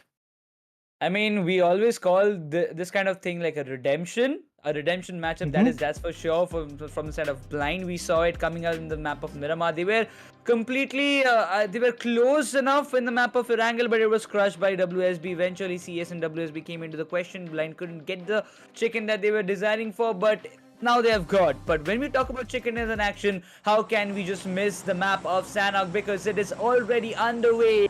A small map with a lot of action is what we anticipate. A map of 4x4 kilometers where all the teams jumping into the bushes, into the greenery, and then go for the blood, go for the fights. Let's see how the whole situation is going to get carried away. Of course, the flight path is something which matters a lot. So I'm looking forward to see which places are something that are going to touch with the flight paths. It starts from the areas like Sami, going all the way towards Mongnai. Of course, there are places like Bootcamp, Paradise Resort, which are pretty close. But then again, Necros, reaching out to Kampong or Lakavi is not going to be a big challenge, I believe. Yeah, I mean, there are a lot of drop clashes also that we witnessed during the semi-finals, but I really hope that we won't be seeing this in this grand finals, because God's Reign, they're not in the question. They won't be playing, so that means medal will have a very good green signal for them to take this Paradise Resort drop without any clashes, and hopefully they will have a good start without dealing any early casualties. But we talk about the early casualties, we see Xspark going in the split compounded areas of Hatha and IQOOSOUL, having the drops around the complete clusters in the Camp Alpha and the circle. It keeps the Camp Alpha circle, keeps the Camp Alpha island in the dead center, but a lot of teams in the question. I mean, you can see that we won't be seeing a lot of drop clashes, we won't be seeing any early fight as of now, but during the rotation, yes, we might be seeing a lot happening in the eastern corner. Look at WINDGOD, they have the drop in Khan and Tatmok, and Avi seems to have gone a little bit further towards Mongai, where CS, they have taken their drops. And also, as we gear up for this particular match, remember every pro player started with the right equipment. Elitehubs.com, our esteemed e-commerce partner, is where aspiring champions find their arsenal. Whether you are looking for the latest gaming rigs or upgrades, Elitehub is something that is going to get you covered with.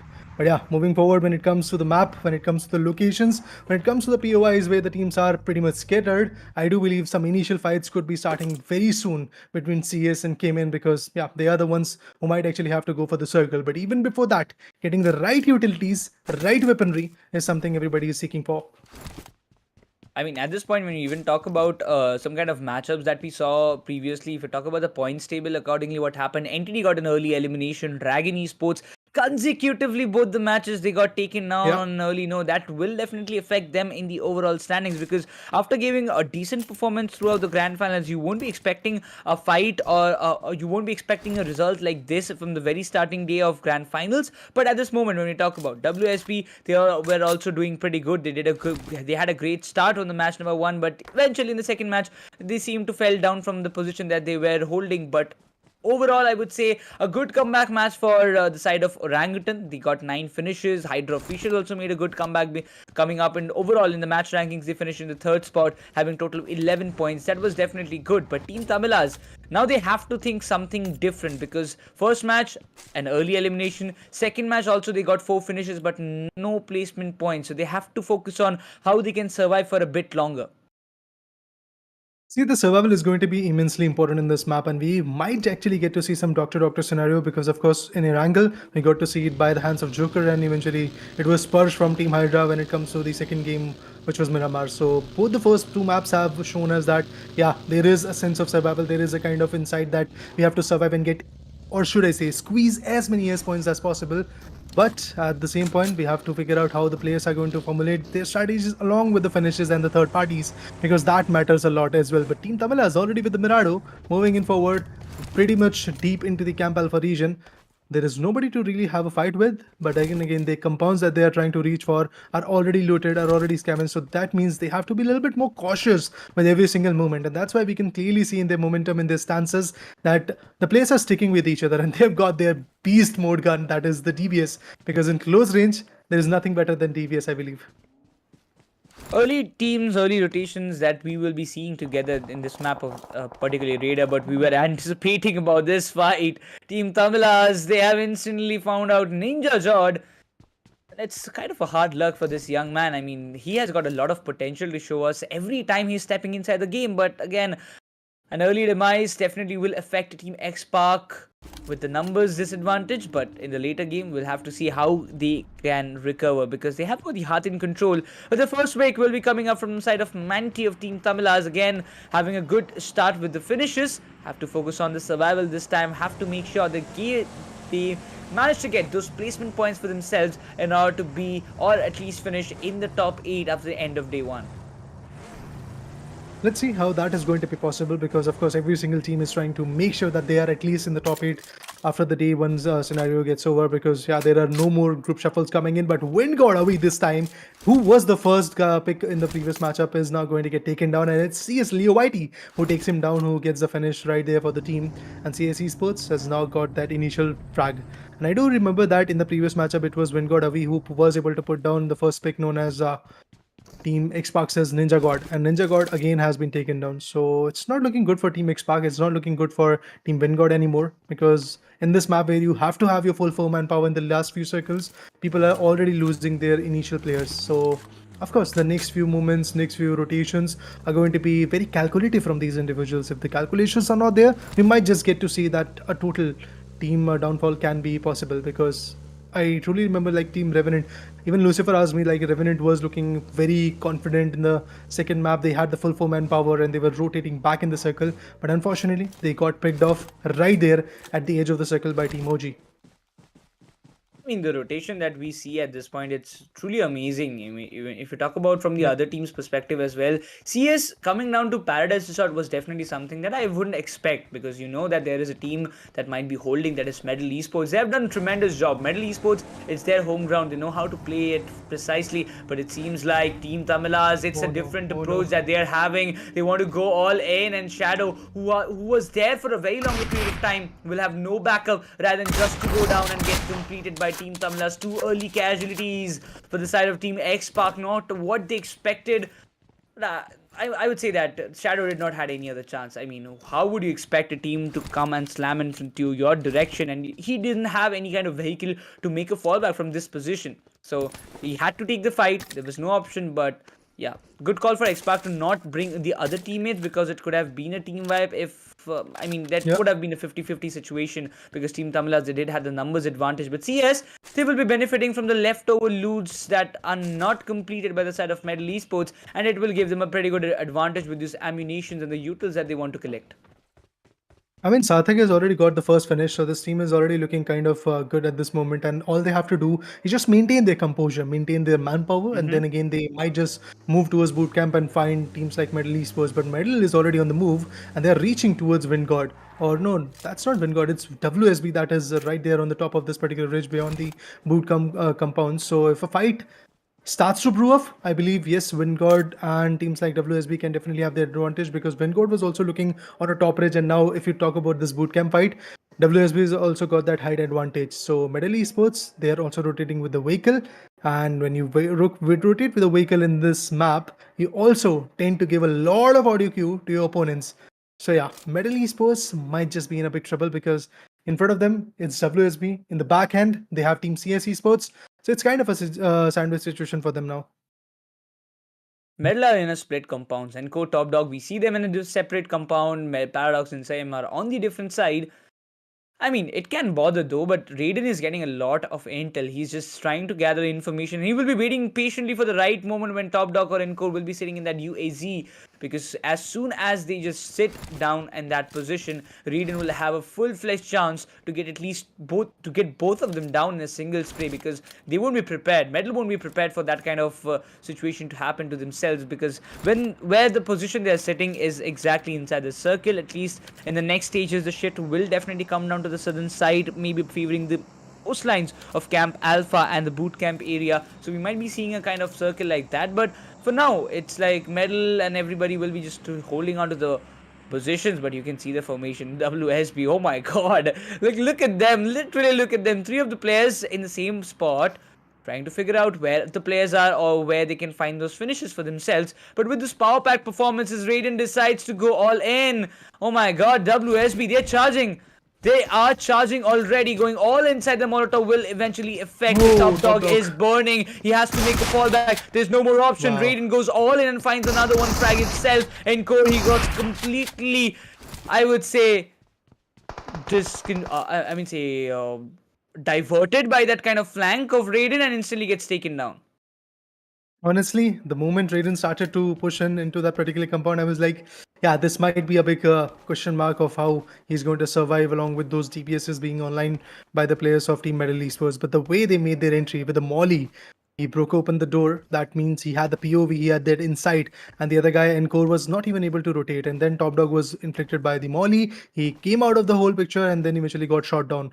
That's how competitive the players were. But now let's talk about Team IQOOSOUL. His power has got 43 finishes already. Max number of finishes that he was able to attain in a single game was 7, which is again a very good number considering the lobby that we have at this point. And the second play zone is already here. Pretty soon it is also going to converge down. We get to see that Team IQOOSOUL is the one which is holding the heart of this particular circle, not in the Camp Alpha region but on the top of those ridges. But Team Entity is way too far away. They have to rotate a big chunk of this map. Of course, this map is not that big as compared to the previous two ones.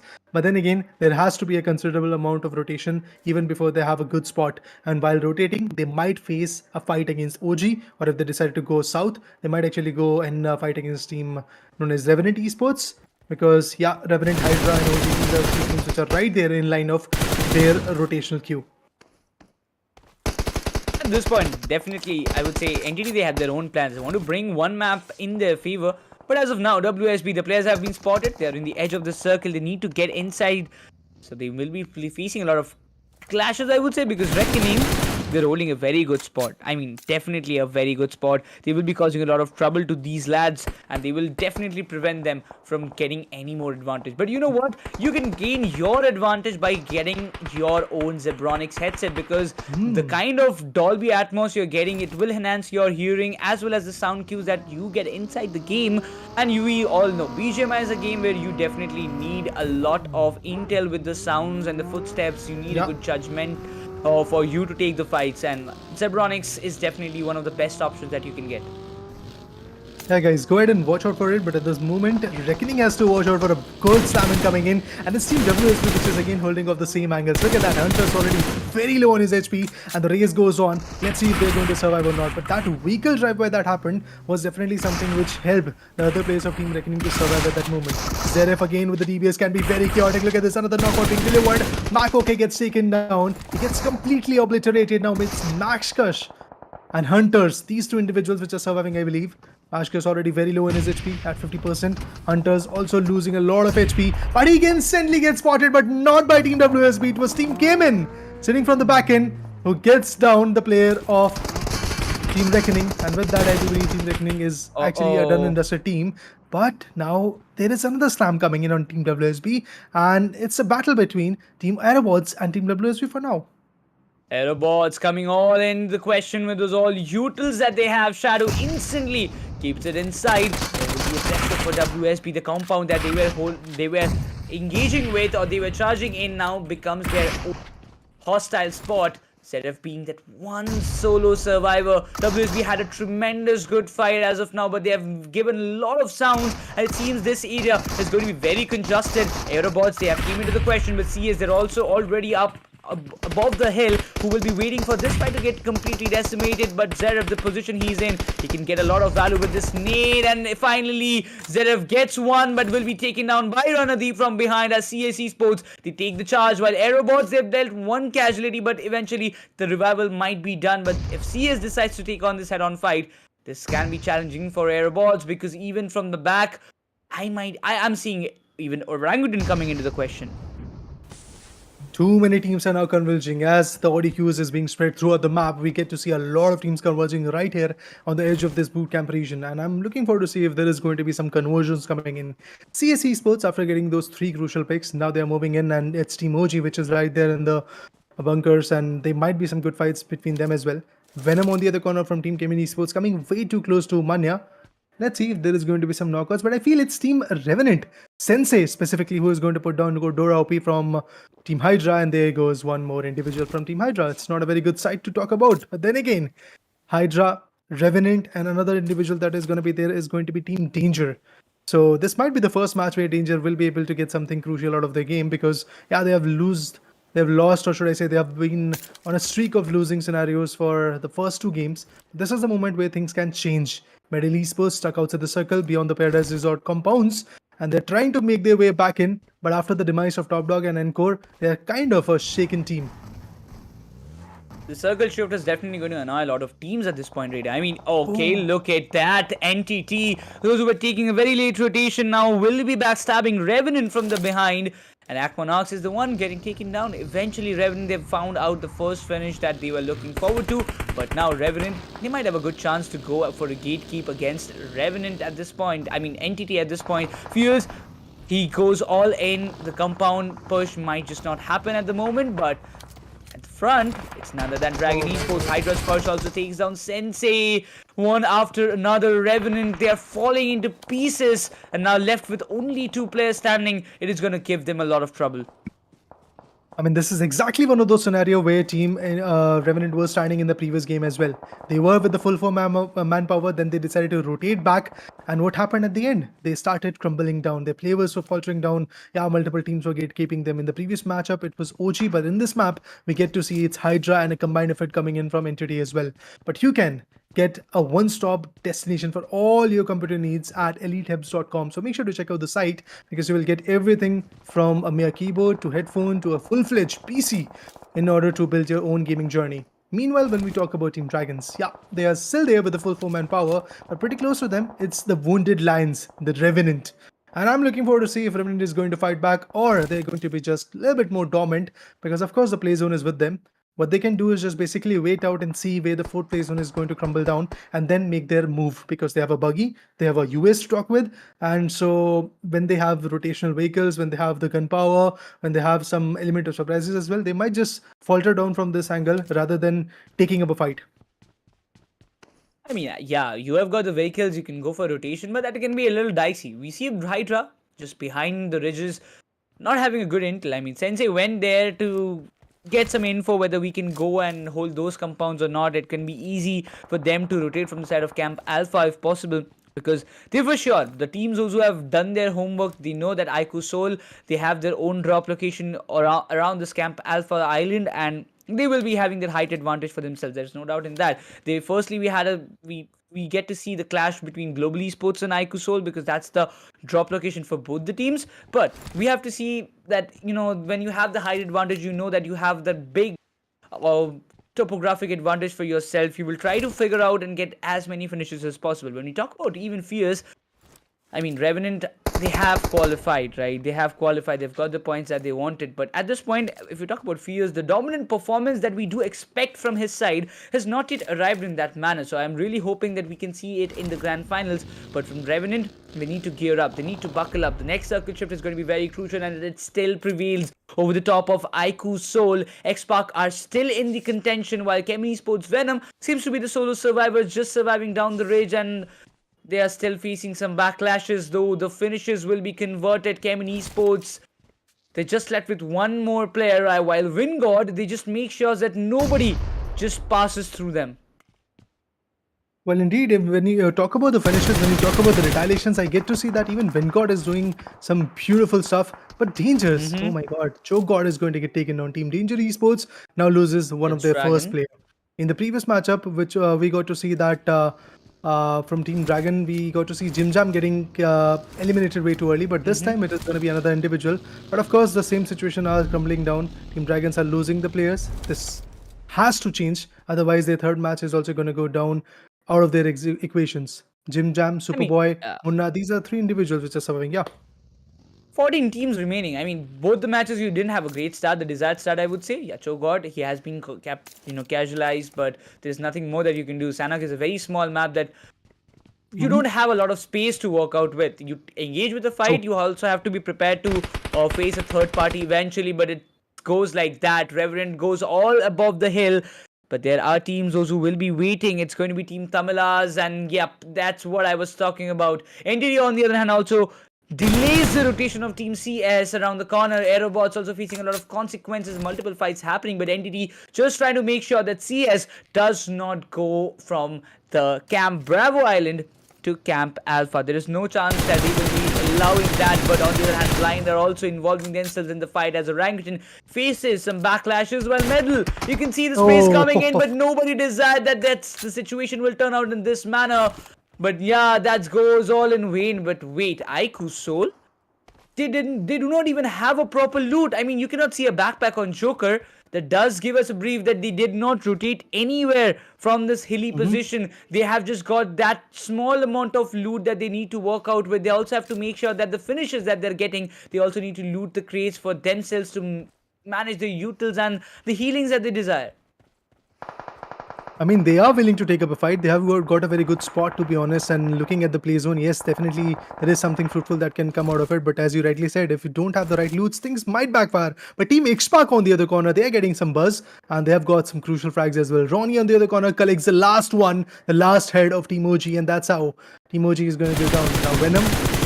Oh my god, look at Joker! Look at Joker! He traces down, he tracks down all the individuals, and he sweeps the team of AEROBOTZ out of the existence. A 1v4 coming in from Joker. All alone, this guy gets everything done and dusted. What a behemoth of a performance coming in. Of course, now he wants to go for those loots. But is it a viable decision? Man, that 1v4 was absolutely amazing, to be honest. How in the earth are you doing this? Oh my god, this man is literally he's just nothing but a monster at this moment. Joker, he's just walking like the Joker in the movies of Batman, right? He is that guy who is causing a lot of trouble to every other team. Blindscape still engaging, finding those finishes, but Blind also faces the backlash from Entity this time as they move up with 9 finishes from themselves. Pukar has been taken down, but he will eventually get the revival. While if you talk about IQOOSOUL, they've got 6 finishes. Ronnie has got a very good intel about Team TAMILAS players. He will be trying to get all those knock-in finishes done. Manti gets knocked, might be getting confirmed as well as they all go in. Revenant, they're also facing some backlashes, but Ronnie with those neutral dump and with all the teammates that he has will make sure that Team TAMILAS does not move out of that compound. Now they've got Team TAMILAS cornered at this point because look at the play zone. I mean, it's going to converge very soon. Entity is also going to swing in. Look at Ronnie. He's swinging everywhere and eventually finding out every single knockout that he can actually get. That's a lovely pick on Troy. Gamla Boy, Pukar, they're going to converge over there and maybe get some good revivals. Ronnie lands some good shots on Gamla Boy as well. But the aggression from Gamla Boy, which usually was absolutely amazing to watch, is not even coming at this point because they are kind of on a situation where they have to first of all get the zone advantage and then go for some hefty fights. Ronnie might just find Jim Jam, and he does. He does. He's going to put down Jim Jam. He's going to finish him off probably. But if we talk about Superboy, look at him holding just beyond that tree trunk. It's just not going to be easy for him to survive, but then again, that's the only option he's got. Somraj, meanwhile, has got the domination factor as well. Revenant also goes down. That's a big blow to their morale. Superboy traveling right there, tree to tree. Of course, depleting a lot of HP, but this frag is going to go in the favor of Ronnie, that's for sure. Oh my god! I thought for a moment that he was going to get the last point, but Superboy went down by the hands of Play Zone. Oh.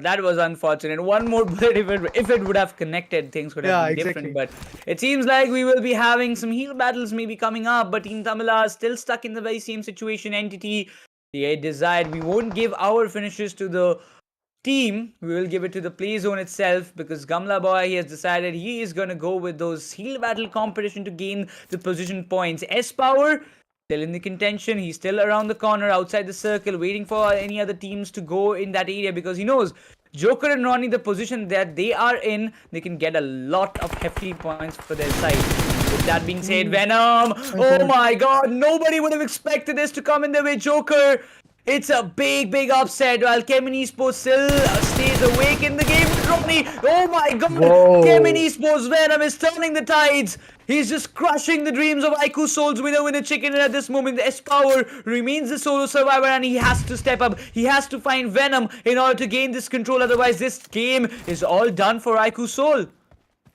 Honestly, they came way too close to a winner chicken dinner, but now it does feel like that they are on a very shaky corner. Venom, now moving forward with the TBS, definitely knows that this is the moment where he has to outshine. This is the moment where he has to come up with a 1v3, but he has a lot of good audios on the down the range angle and decides to go all ham on Mr. Igel. Although Mr. Igel right there with just 10 HP, now Venom is going to receive a plethora of nades right onto him.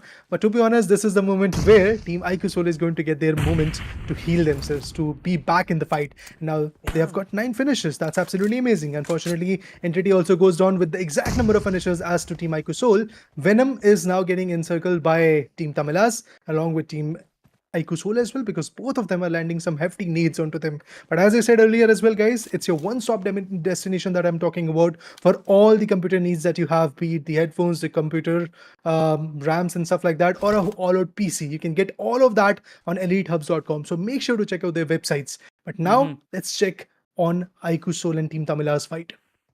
Nobody is anticipating WINDGOD coming from the backlines. I mean, if IQOOSOUL, they do have a read, it's good for them. Otherwise, WINDGOD might be the party spoilers. Venom, it seems they're just capitalizing on those finishes. He's just getting the loot that he desired from Joker's crate. But the circle has shifted towards the side of Team TAMILAS. So what they need is to get the finishes done. I mean, you've got plenty amount of finishes for yourself. 9 finishes for IQOOSOUL. But CHEMIN Esports Venom, he's just pulling the strings very well from his side. IQOOSOUL, but that is what I was talking about. Never would have they anticipated this can be the thing that might cause their elimination, and it seems like WINDGOD puts a full stop to IQOOSOUL's run, and they have capitalized on that position. But Venom's nade will finish off Rex. Alongside, there's one more player remaining, but this nade should do the formalities, and yes, it does. CHEMIN ESPORTS, they're in the top 2, and Team TAMILAS, they might have got the best opportunity to take this winner chicken dinner that they desire for themselves. The entire backlashes that came from Venom that spoiled the party for IQOOSOUL, that caused the chance, that made the chance for Team TAMILAS to get this chicken dinner, because a solo survivor against all these 4 players, it's not at all easy. One last individual. Venom, the guy who was able to come up with 100% team contribution in the first game, is now here all alone, has to put in his 110% maybe to secure a winner chicken dinner. But that, my friend, is going to be a big challenge. Of course, he has got the insight where Mr. Erangel is, but then again, it's just not going to be enough. Mr. Erangel is for sure going to get pinpointed here. He can go ahead and rotate along with the vehicle. Oh, it's a 1v1. Mr. Erangel goes down. He's going to collect that finish. He's going to collect that head. Oh, goes for a few more sprays, but Maxi and Fox, both of them swing together. Both of them are peeking together. Oh, that molly. Look at the precision of that molly. And yeah, with that, Venom is now going to get an antidote, and that is the fire of that molly coming in from the individuals of Team TAMILAS.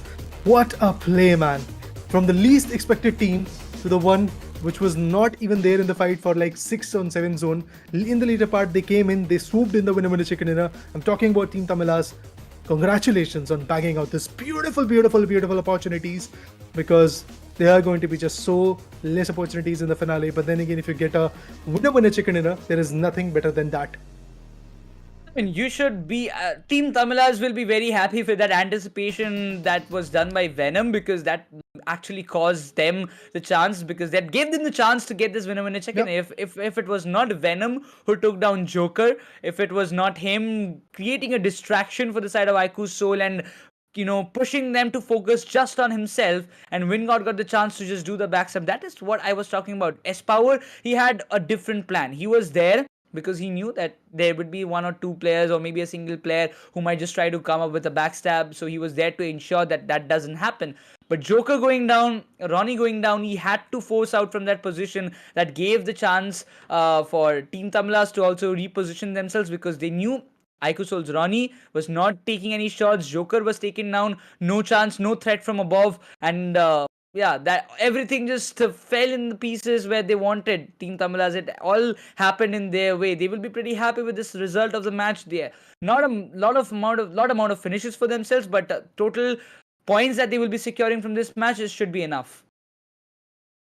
For Team IQOOSOUL, from starting with the third party and also going down by a third party, was very interesting. The journey that went from there to the end was absolutely amazing. Yeah, as you said, Espower, to be honest, had a very good angle, but then again, he was also trying to achieve for a heal battle scenario. It didn't came through, but for now, what is going to come through is a small break, and after that, we'll converge into the talks about how this match happened.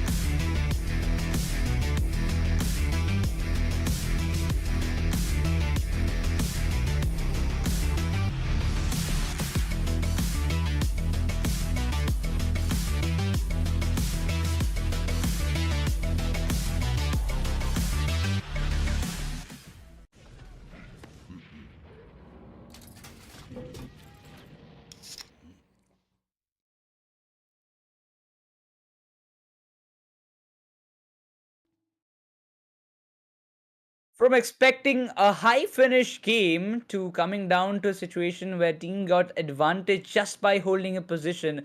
Little did we know that this kind of things might just be happening, but you know what? We will be going for as it seems, and we'll be coming back very shortly. Is it gonna last? What if I tried to push through my best? But I don't even know if I ever fall. Will they even notice? Never cared for all that I know. I just wanna be alone.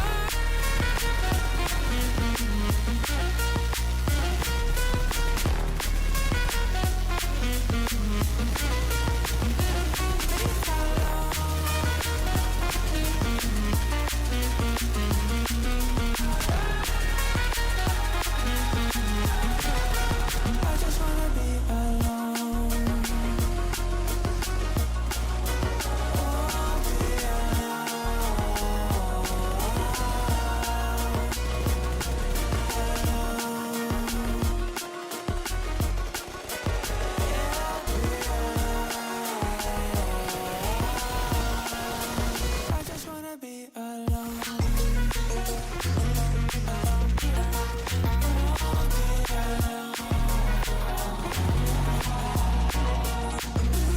be alone.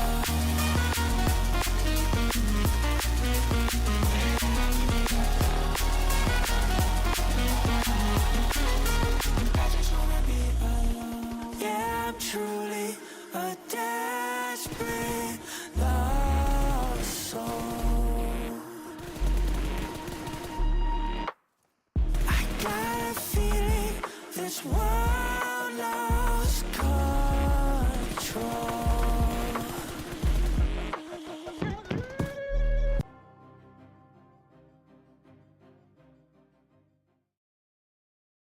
I mean, we had a quick break, but in the break time, we did anticipate or we did saw what happened overall in the map of Sanhok. It was definitely a roller coaster to see because that spray of Joker will definitely be completely copy pasted in my mind's memory. Because, oh my god, if you are robots, you aren't liking it. No way you're liking it.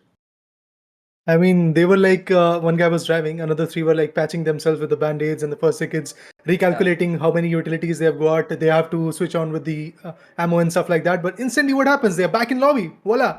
But now, let's talk about the most valuable one, of course. No doubt, Of course, my lad, no doubt. IQOOSOUL Joker is going to be there on the top of this UT particular game Joker. when it comes to finishes. He has got 5. MVP ranking is going to be #2 for now. And apart from being the MVP, this guy was able to get the finish contribution of 55.56%, because if I recall correctly, there were 9 finishes approximately for the team. And Yeah, out of totally. 9 Yep, finishes, yep. 5 were coming in from team IQOOSOUL Joker. What a brilliant play, man. Kudos. I mean, you can just imagine one player not even having proper utils, not even having a backpack, has a M4 and a 3x with some ammo, wipes out an entire squad in a seconds. So that's something that's big tragic. But if we talk about AEROBOTZ, they did had a good run overall.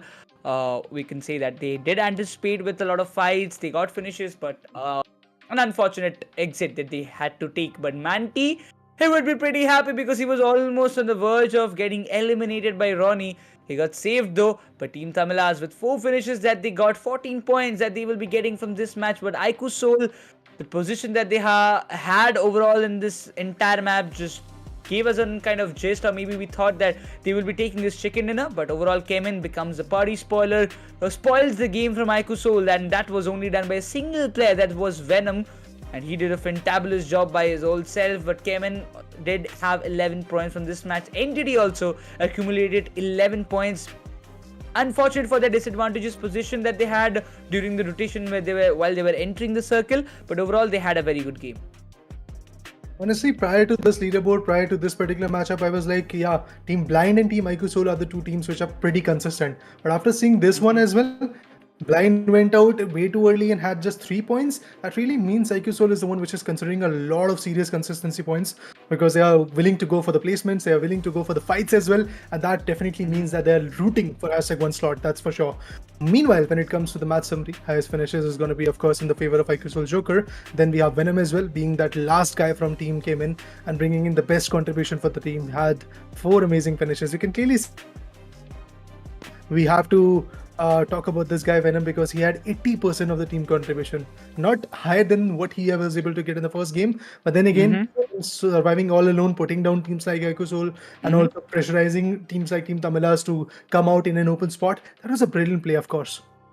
Yeah, I mean, when you talk about this kind of situation, Venom, at first we used to see him in the Celsius Esports. Celsius Esports has one of the the oldest organizations from where we saw a lot of teams coming up. But eventually we'll talk about that later. Now we focus on the overall ranking, where we see after 3 matches done and dusted, IQOOSOUL with a total of 22 eliminations will be sitting on the top with 35 points, followed by Blind Esports with 32, where WSP with 31. Team Tamilas with this chicken dinner will be coming up with in the 4th spot for themselves with a total of 20 points. See, there are a lot of things. One good match you're in the top, one bad match you're down. So that's how the overall standings are as of now. By the end of day 1, we might be having a better info or a better insight overall.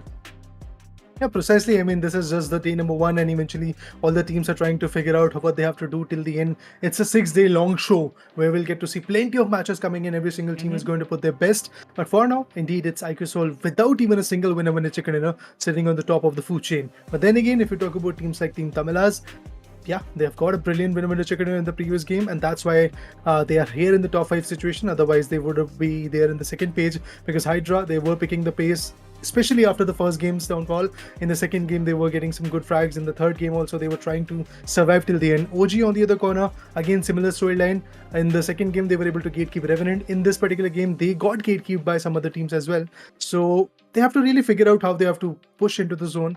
Of course, it was the map of Sanhok, where going in the zone or coming up with some good rotations again comes up with a certain type of challenge. These challenges are where Team Dragon Esports and AEROBOTZ are also failing, because AEROBOTZ and Dragon Esports, they're still there with the single digits, and they are actually at the bottom of the food chain. You have to become the champion, and in order to become that, I believe at this point, they really have to go for some consistent points, both in finishes and in terms of placements as well. One thing I would say that AEROBOTZ needs to figure out, or Dragon Esports needs to figure out, the kind of game plan they had for semi-finals can also work in the grand finals. I mean, by that kind of strategy, you won't be able to win matches or win the tournament, but it's not just about winning the tournament. You need to finish in top 8. You also have to try to be in that top 10 category, or in the top 10 spot of the Skyesports leaderboard, in order to get your Skyesports Mobile Open invitation to the quarterfinals. Yeah. So the teams, those specifically I would talk about Dragon Esports and CS. Yes, they will eventually try to win, but against the apex predators like Blind, IQOOSOUL, it's quite tough. But if you talk about the top 5 players after 3 matches that have been done in this entire grand finals as of now, it's Blind Skips leading from the front with 11 finishes of his own, followed by IQOOSOUL's Joker with 8, Sparsh with 7, Max with 7, and ZF with 7. And just to remember, guys, the MVP of the entire grand finals will be rewarded with a prize pool of 10,000 INR. So that's the fight that they're also putting up with. Yeah, definitely. I mean, when you talk about the top 5 players here, Skibbs is there. You have Joker trying to outperform every single guy, but Skibbs from Team Blind has been very consistent, and also his contribution looks absolutely amazing. Zeref, yes, in the initial match in the first game, we got to see that in the map of Erangel, he was way too chaotic, and that's how the team was able to get approximately 12 finishes all over, and they were able to get even the winner and a chicken dinner. But after that, slowly but steadily, that momentum has been somewhere lost. WINDGOD Max on the other corner in the map of Sanhok was gatekeeping a lot of individuals. We got to see, like, on the bridge of Camp Alpha, on the northern bridge, we got to see they were able to gatekeep teams like Team Entity, they were able to gatekeep teams like HYDRA, and but slowly things started to falter down for even Team WINDGOD, because from the other corner a backstab started to come in, zone was crunching down onto them. All these things was, of course, something that were maintaining a lot of pressure onto these individuals. So of course they started to falter down, but then again, these are the kind of briefs for the first 3 games. Now we're coming in the latter part where first 3 maps have happened. Teams are already testing their gun powers. We got to see that few teams are very aggressive. Few teams are just achieving their own zone placement points. I'm talking about Team Revenant, although they are not that successful. But then again, their main goal is basically loot, then go slowly but steadily in the 3rd or 4th play zone, right there in the circle. And that's exactly where they're getting gatekeeped. So I believe they have to figure out what they have to do up next. Yeah, they have to figure out, that's for sure. But the roadmap, that is exactly in front of us. We were talking about it's the LG UltraGear Skyesports Champions Series that we are seeing right now, with a total of 10 lakh rupees INR prize pool that will be ending on 10th of March. But after that, the top 10 teams from the Skyesports leaderboard will be getting directly invited to Skyesports Mobile Open, which will be starting from March 20. So the registrations, if you're looking forward to take part, it will be announced very, very soon. So you just stay tuned, because the direct invite is there for the top 10 teams, as we are mentioning. And if you want to check the leaderboard, you have the link exactly down towards the bottom left corner, https:/skyesports.in/sky ranking. You can check out whether your favorite team is in the top 10 or not, because the entire standings will be updated after the SCS Grand Finals gets over. But for now, if we just focus on the rankings of BGMI teams in the 2024, see, this standings is based on the finals of 5.0 and Champion Series 2023 edition, where Blind, they are sitting on the top with a total of 425 points, because they won 2 trophies. One is the previously done 5.0 as well as the Champion Series 2023. So they do have a big lead, but there are a lot of teams that are still in the contention and still trying to make it up to the top 10 spot to get the invites done. Yeah, this is the list. This is the spot where teams have to be in the top 10 so that they can get the invite for the next IPs. But again, it's going to be a big challenge, because there are plenty of other teams which are trying to fight back. They are trying to pull in their best game. And in this particular situation, when it comes to Skyesports Champions Series, initially in the finale, we already have seen how chaotic teams can be, how aggressive teams can be. But at the end, we got to see, like in the map of Miramar, that from the get-go, from the start, teams were like a little bit more dominant, but in the later part they were a little bit more chaotic. The brawls were coming in. We got to see proper squad fights coming in, vehicles flying here and there. All of that stuff was there in the map of Miramar. But up next we have the chilly map of Vikendi, I believe, and in this map, yeah, things might change a bit. Yeah, things might just change, but you also have a chance to win something. I mean, Skyesports is doing a giveaway. So on 800k subscribers, you will be getting 30 RP giveaway. I mean, Royal Pass is there. You can get a chance to get a lot of things. But you know what? Before we move on to the next match, we are going to go for a short break. And on the other side, we will come exactly with the map of Vikendi.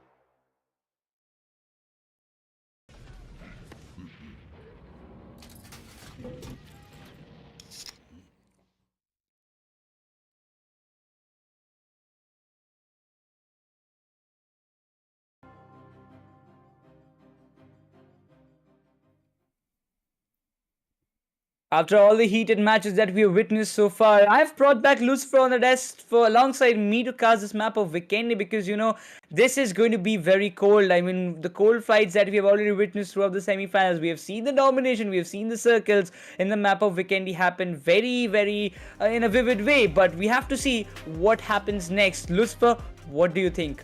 I think all these games going so close so far has been, as you rightly said, super exciting. But now this is going to be the cold, chilly air which can chill down your spines and maybe turn the tables around. But the tables from Sanhok have been working in the favor of the top teams. Team TAMILAS are back. NTT are having a better show. So I think we are looking forward to the direction of teams feeling comfortable here in the grand finals, because here we don't see a switch up, right, Necros, as we used to see in semi-finals, a different group or the other groups coming through. So this time I feel like teams are slowly getting comfortable as we jump into Vikendi. Let's take a look where the flight path is going to be.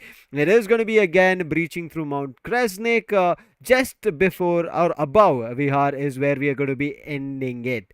Now the circle always has been covering Goroka or Mount Kresnik, so I do want to see what is going to happen. But also, who knows, Vikendi has given Skyesports IPs a lot of circles which were unpredictable or even unthought of, and those were the true chilly circles. So maybe a Peshkova circle, but okay.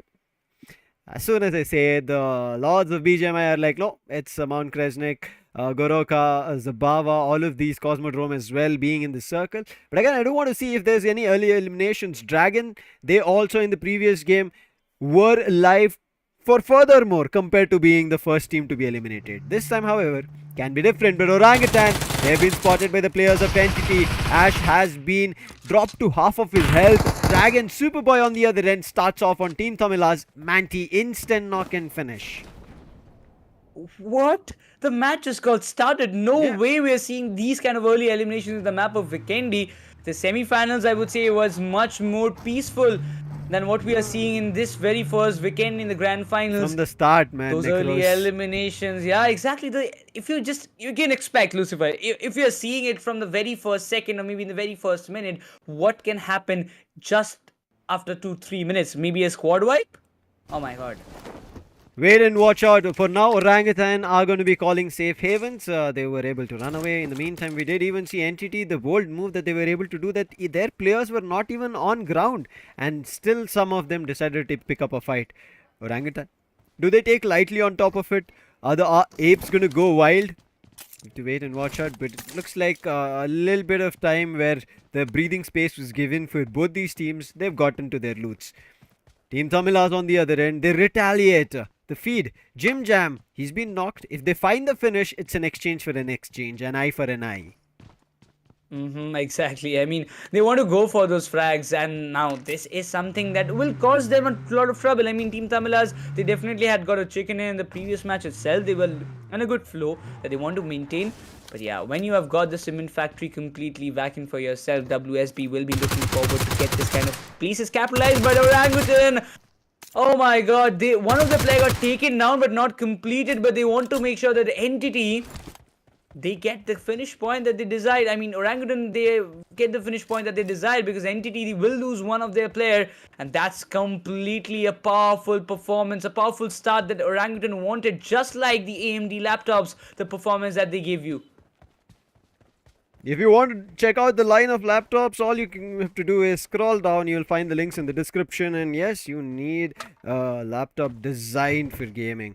But right now, it's now designing to Victory WSP. They start off strong again, chicken dinner as well. But the second map does not go that great. Yes, had a couple of finishes in their name, but in third map, I did not see much from them. But let's see how this fourth map works in their favor. Vikendi, we've seen it being, how would you say, unpredictable at times, but also the fights get delayed super long, right? Like, it only starts happening towards the ends of the circles. Stage 5 and stage 4 is when we end up seeing, but here, just like how the day has started, a lot of exchanges happening. Entity will be feeling bad for themselves because they were the ones who initiated this against orangutans, and we know, right, you cannot taunt an ape. And I think this is just the apes going wild against Entity, and if the other players are spotted, easy peasy pickings coming through. Team TAMILAS on the other end, after doing a little bit of damage to Dragon seems like the fight has died down for some reason, but it's okay for now. We'll let it go. But Entity, as they're going into a different position, they're being spotted by WSB. Raiden out in the open, knocks Troy. Somraj also being spotted, dropped to barely any health on him. And I'm pretty sure they don't even have great loot, so they have to enter the compounds. And now with Arman as well, almost picking off the player, it's all up to Somraj to run away. And he is. Gamla Boy as well, he is not leaving even a trail. However, Somraj, he's putting down a smoke, but wait, Gamla Boy with the Uzi that he had, he knocks one player, and not just knocks, he finishes off Raiden. Now this is maybe a mistake that WSB is doing, that they're overextending, knowing that they do have advantage. But look at this, AKOP, knowing that they have sights and advantages all in their favor, tried, but AKOP gets spotted out in the open as well. And this is from Somraj, who went inside the compound, picked up a better weapon and loot, now has an AK on hand, but AKOP, he drops the smoke and disappears. Not in the world you would imagine these three teams clashing, because Cement Factory, like Hot Springs, usually they are a big distance, and we see Orangutan, who usually takes the drop in around the Hot Springs area. They pushed towards Entity. They wanted to get them out of this game on an early stage, and now also involves themselves with WSB. So now this is going to be a three-way fight that we are seeing exactly in the very start of this map of Vikendi. Somraj is still stuck in those compounds, while Gamla Boy, he might be just waiting. Orangutan has completely stepped up. Gamla Boy has to push towards, and also has to make sure that he stays in a very, I would say, surrounded area, or in the compound areas where he can get plenty amount of covers to work out with. But if anyhow Orangutan decides to slam in towards the compound of Somraj, Gamla Boy might have a very good chance on capitalizing in all those finishes that he desires to take. But if we talk about Orangutan, yeah, the position that they are in, they're looking very comfortable, and in the entirety of this three-way fight, they are in the most beneficial position that you can ever ask for. WSB, they've lost one of their key players, I would say, because it was Raiden who has been taken down, and his elimination, him going down, will cause a lot of trouble. But it seems like WSB, they want to go up front and take this battle, and wants to make sure that no trace of Entity is left in this map of Vikendi. I think the intentions are just to get compound control, making sure that Cement Factory, as you rightly said, should all be theirs. But looks like Xspark, they're getting closer towards coal mine. There could be a fight, but Somraj's position is spotted at the window. He immediately backs off at the other end and uses the wall to run away. But there can be a chance. Zerif is reading that. I think it's the sound cue, the footsteps. Somraj with a DBS, first thought of a smoke, then switched to a DBS, but now nothing on his hand. Now this is the chance. He's patching himself. Grenade being cooked. Zerif, does he time it perfectly? He swings. He might connect, but it was right behind the tree, and it does. Somraj dropped to barely anything right now. This is a chance to spot him out in the open, drop him to his knees, and now it's up to Gamla Boy. And he is hiding. He knows he cannot take up a fight with the Uzi that he has on hand. He has to switch, but if he switches, it's even a worse weapon for the long range. That's going to be the DBS, and all he can do is prone out and wait this fight out. Make sure that maybe WSB move away. Don't even indulge in the fight. But Gamla Boy, he's trying to see if there is any util in Raiden's crate. I'm pretty sure that's Raiden's crate that had dropped, and now they should have an idea maybe to go and clear where Raiden was. But as we were talking about clearing, looks like CS has cleared one of the players of WINDGOD, and that's going to be Savitar going down. This is going to be tragic. Savitar's elimination. WINDGOD will be facing some backlashes, but for sure at this point they do have the kind of phase of looting and collecting those utils. As we see CS, they will be having that one finish point for themselves, and will be looking forward to gather all those utils and those healings as much as possible. But Zeref, oh my god, he wouldn't be anticipating this one, but Gamla Boy's position still now won't be revealed. Just look at him. WSB, they're just pushing all in to get this one finish point done. But Gamla Boy, the position he's in, nobody would think that any of the players can just stay in between these containers. They might not predict it, but now looking at so many grenades being lobbed, even if one ends up there, he is stuck. Look at the amount of containers. He doesn't even have an alley to wiggle over there, and one grenade puts him down, and that's Entity being wiped. I was just giving credits to Entity of how they've recovered, comparing their Sanhok map and Miramar, and here they're going to be the first team to be eliminated out of the game. And looks like this is going to be an interesting grand finals. None of the teams which showed up a performance in the semi-finals are able to replicate it here in the grand finals. I think only IQOOSOUL have been consistent, because as you can see, they're on the top of the leaderboard. Yes, Blind right behind them and the other teams coming through, but IQOOSOUL every game even if it's not a chicken dinner. And yes, they don't even have a single chicken dinner yet, but they've been consistent. And who would have thought, out of all the teams, IQOOSOUL being the aggressive, having the highest finishes in their name, and here in the grand finals, they're playing consistent. Yeah, they're just staying alive as much as possible, rotating from the right time when they want to be, not involving themselves in those unnecessary fights with those third parties that they used to do in the semi-finals. We saw them doing it very a lot. I would say more than one time, that's for sure, because they got the finishes but still got eliminated or faced some backlashes in that case. But blind, this team has been doing a wonderful job from the very start of the day number 1 of this grand finals. Now, in their radar, they have WINDGOD completely in their radar, in their crosshairs. But once anybody sits in that vehicle, he will be taken down eventually by the spray of Team Blind. And now that was something that I was anticipating. WINDGOD, they need to rotate out from that place. And it seems like everybody's rotating in a single vehicle, which definitely is not a great sight that you would want to watch in Vikendi, because the vehicles in Vikendi actually does not have a lot of damage intake for themselves, so they can be busted out very easily. Medal have had a decent game, I would say, not the greatest of all. But yeah, in terms of the standings, they are towards the bottom 8 page, standing on the 13th spot. Something that they have to work on. That's the reason I said decent. But CHEMIN on the other end, I think as a whole, yes, not a great game, but Venom coming through and how this team is functioning right as now is too good. And I'm waiting to see what progresses, but right as now the progression is going to be Circle. As the teams are also right now looking forward to looting, but if you want to make sure you get better loot for your computer needs, you have to visit Elitehubs.com. If you don't visit there, what are you guys even doing? If you want to gear up, it's time for you to get to Elitehubs and drop it all in your cart and hit checkout. But right now checking out is all the teams. The Circle has moved. They know they're in the play zone, but it's time for them to move and get inside the Circle, because we see a lot of teams, especially towards the southern western edges, right, close to each other. So there can still be clashes that we are waiting for to watch. People are trying to play a little bit time at this point, Lucifer. They want to take the time and get inside the Circle. We talk about CHEMIN Esports there. We can see them again playing very nicely. As of now, Venom did a fantabulous job in the map of Sanhok, getting all those placement points. And total of that amount of points for CHEMIN did boost them to the top 5 or top 8 chart as of now. This match also, they will be looking forward to get those total placement points as well as finishes for themselves. Blind Jazzy and Team Blind, they have the control of the areas of Mount Kresnik, and now I would say, my bad, it's the coal mine area that we're talking about. The coal mine area, they're almost close to that. But AEROBOTZ, they're just exactly in front of them. The compounds, they're in a very split. They will be looking forward to grab some good spots, or maybe grab some good space for themselves, because the position that they are in, they have to find a lot more value. They're inside the Circle. The next shift, I would still say that they will be close enough with the central part of the Circle, with the next shift coming in the question. But I really want to see whether AEROBOTZ can just come back with that kind of gameplay that we saw once from their side in the map of Vikendi, with a total of like 10 to 12 finishes in a single match. I agree with you. I think AEROBOTZ are a very aggressive, sometimes maybe reckless if you want to hold them on record, because we have seen a lot of times that they go immediately for head-on fights, which even happened even on Sanhok. You pick, you go for Miramar, a fight towards Picado that we ended up seeing. It was good. I think it came down to even a situation of a 4v2, and they just faltered because individually tried to push up to shotguns against their opponent. So something that maybe AEROBOTZ has still to work on.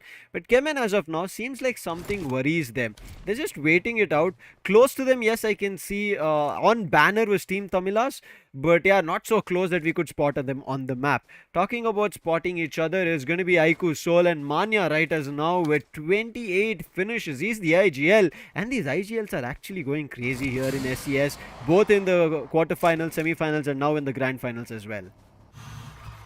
The callouts have been precise for the side of IQOOSOUL. He's just doing a very good job from his end. I mean, we saw it earlier as Power and the company always tells, we don't say that we are the best team. We never say, or we never think that we are the best team. We are just a group of 7 units that we play all together and stick together to perform better and give results in a better way. And that's what the mentality divides everybody in that sector. I mean, IQOOSOUL, if you are a top team like that, if you're an apex predator in the entire lobby, and you still have a mindset like this, that already gives you a big boost in front of all the teams, I believe.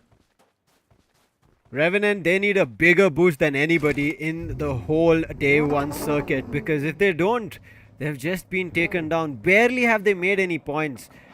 So rotations have been good, breaches into the circle have been good, but fights, no, not at all. Something that they have to still work on, Necros. I hope they actually work on it, because I know it is not going to be easy, but I think they should be able to make progress. WSB, they should also be able to make progress. A better fight here against Entity, and also controlling themselves from making or ending up being casualties to Orangutan. Somehow that fight has prolonged its way and now moved into the next stages of the circle. They're also outside. In the meantime, IQOOSOUL, seems like Ronnie's vehicle, he didn't, but his vehicle took up a big beating. I'm not too sure. While they were entering the circle, it seems like it is WSB who were at the edges and they're trying to do damage, but as we were talking about damage, it looks like a knock also comes through, and it is going to be Medal's top dog falling to his knees. Xspark wants to open up their account in this match, and they wants to make sure to get a lot of points. In the map of Erangel, yeah, it was good, it was fine. In the map of Miramar, not the desired result, and same goes for the map of Sanhok as well. They were having a good rotation, but not indeed, they couldn't make it to the last circle. But this time, they're capitalizing on those finishes. Sanhok was definitely a disaster for Team Xspark. Little did they expect that kind of stamina will be coming up from the side of from Team TAMILAS, but now, as they've got multiple knockouts, they're looking forward to push the compound, but Reckoning on a distance will be watching every fight that is going away. But as for now, as we were mentioning, on 800k subscribers, we will be doing a 30 RP giveaways, and I am quite sure that you guys can just complete our target by that. But coming back to the fight, it seems like the Elitehubs will be tossing in when Xspark, they're quite ready to take on this fight, while Revenant on a distant hill, they're also engaging with Team CS.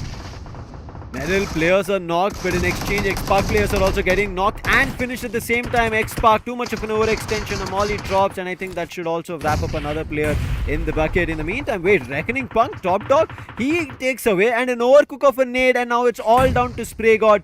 Can he make do along with, okay, wait, this Sarang as well, another grenade. And wait, what is happening? They're looking at each other, trying to toss grenades, and now they're stuck in a Molotov from the side of Medal. Reckoning are also here for a third party. I'm not too sure how long the players are going to survive from Xspark in a very offbeat position, but offbeat were the side of CHEMIN as well, as it looked just like the team was just wiped right now. But we spoke about the third party, and Reckoning is here to spoil the party. Reckoning will be waiting for the right moment to strike in. They want Medal and Xspark to finish their fight, and then they will try to opt, or maybe they can infiltrate at this very moment using Butyl. Sarang is getting a lot of damage, and eventually Hunter's need will cause the trouble for Xspark. Again, in a three-way fight, Xspark seems to be struggling a lot at this moment, because Hunters, if we talk about at this moment, again, another nade might just cause a hefty damage. Xspark, they're already down in their knees. And the Hunters, another nade can cause a big blow. If Spray God goes down, these things might just turn out to be in a different way. But Xspark needs to retreat from that position, while the Hunters, he might be having a call that, you know, you have overextended a lot, so it's better to make a fallback and wait for the right time to strike in. Yeah, Hunters, yes, we know his capability, but again, they have to push together as a squad. And now that Mac is here, they are trying to. Sarang and Spray God have nowhere to run. They're just trying to travel across the edges of the rooms to make sure that any kind of grenade or a molly does, they manage to dodge it. But Hunter with a FPP came up too close, spotted the player, but will be able to survive and run away. Now Mac is waiting to see if Spray God is going to overextend, but Spray God just jumped across the room's opening and now back in crouched position, waiting at the doors to find a knock.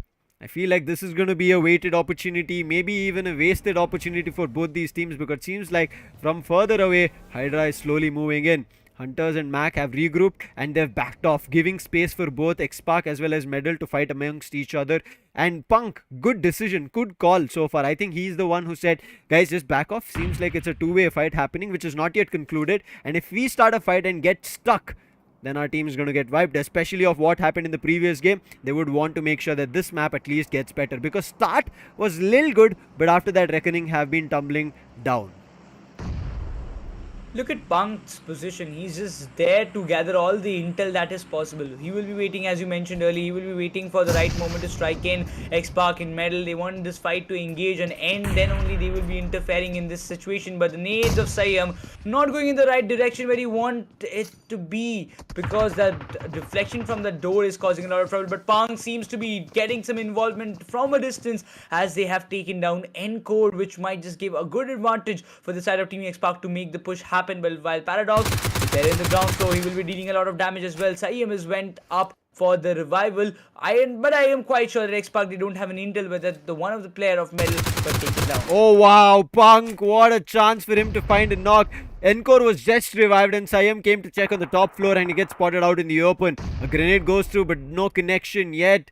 Spray God and Sarang, they're trying their best. Nothing is working on. Medal are also stuck. All kudos to Xspark, and now both of them are right now in a death trap. They are unsure of how to get out of here. If they try to move a little, there is Reckoning waiting with open arms for finishes. Yes, not to greet them. Come on. And on the other end, we did even see with the player cards that CHEMIN is waiting. And right now, both CHEMIN and along with especially Reckoning look like they're designed to live this game as our AMD laptops. Yeah, definitely the AMD laptops. You can definitely check out them if you're looking for a very heavy PC for heavy workload that you are having for yourself and wants your laptop to run in a very smooth way. Definitely that's a better choice that you will have. But for now, Medal Esports, Encore again gets taken down. Siam again cooking up a nade, but this time false spray from the nade of Spray God. And now it all comes down to the single player as Team Xspark with 2 finishes wipes out Medal Esports from this entire map of Vikendi. Now that's a kind of elimination that Medal wouldn't have expected to come in their way. But Reckoning, they are just in a very big distance. They wouldn't be anticipating or pushing towards this compound, though the circle which has formed will not be very far away from the players of Team Reckoning, neither from Team Xspark. Right now it looks like a layer of opponents one after each other. Reckoning were waiting for Xspark as well as Medal went down, Xspark took advantage, and now Xspark, as soon as they move out, there's going to be Reckoning greeting them, and after that there's going to be CHEMIN. But in the meantime, Revenant this time seems to be better. Fierce already has 2 finishes. Sensei has spotted the players of Orangutan. Previously it was Orangutan who put them down. Fierce in the meantime gets knocked. I think it was a third party. Yes, it is from WSB, but a brilliant grenade from Aquanauts right on their knees knocks a couple of players from WSB. In the meantime, there's another third party coming in. AEROBOTZ in the mix, and Revenant, they are getting overpowered from different teams, from different positions. But in the meantime, another fight which can be overpowered, as we saw people were rotating in the vehicle. But Revenant Sensei trying to control his team members, trying to make sure that they calm down rather than going aggressive, because they've already lost Fierce. That's the Assaulter. And now AEROBOTZ being flustered by Reckoning. This is the chance for Revenant to recover and to convert. At this moment, even WSB will be looking forward for those finishes. The position that they are in, Arman, he might be in a very close call, but eventually gets taken down by Aquanauts and will be confirmed by the side of Revenant.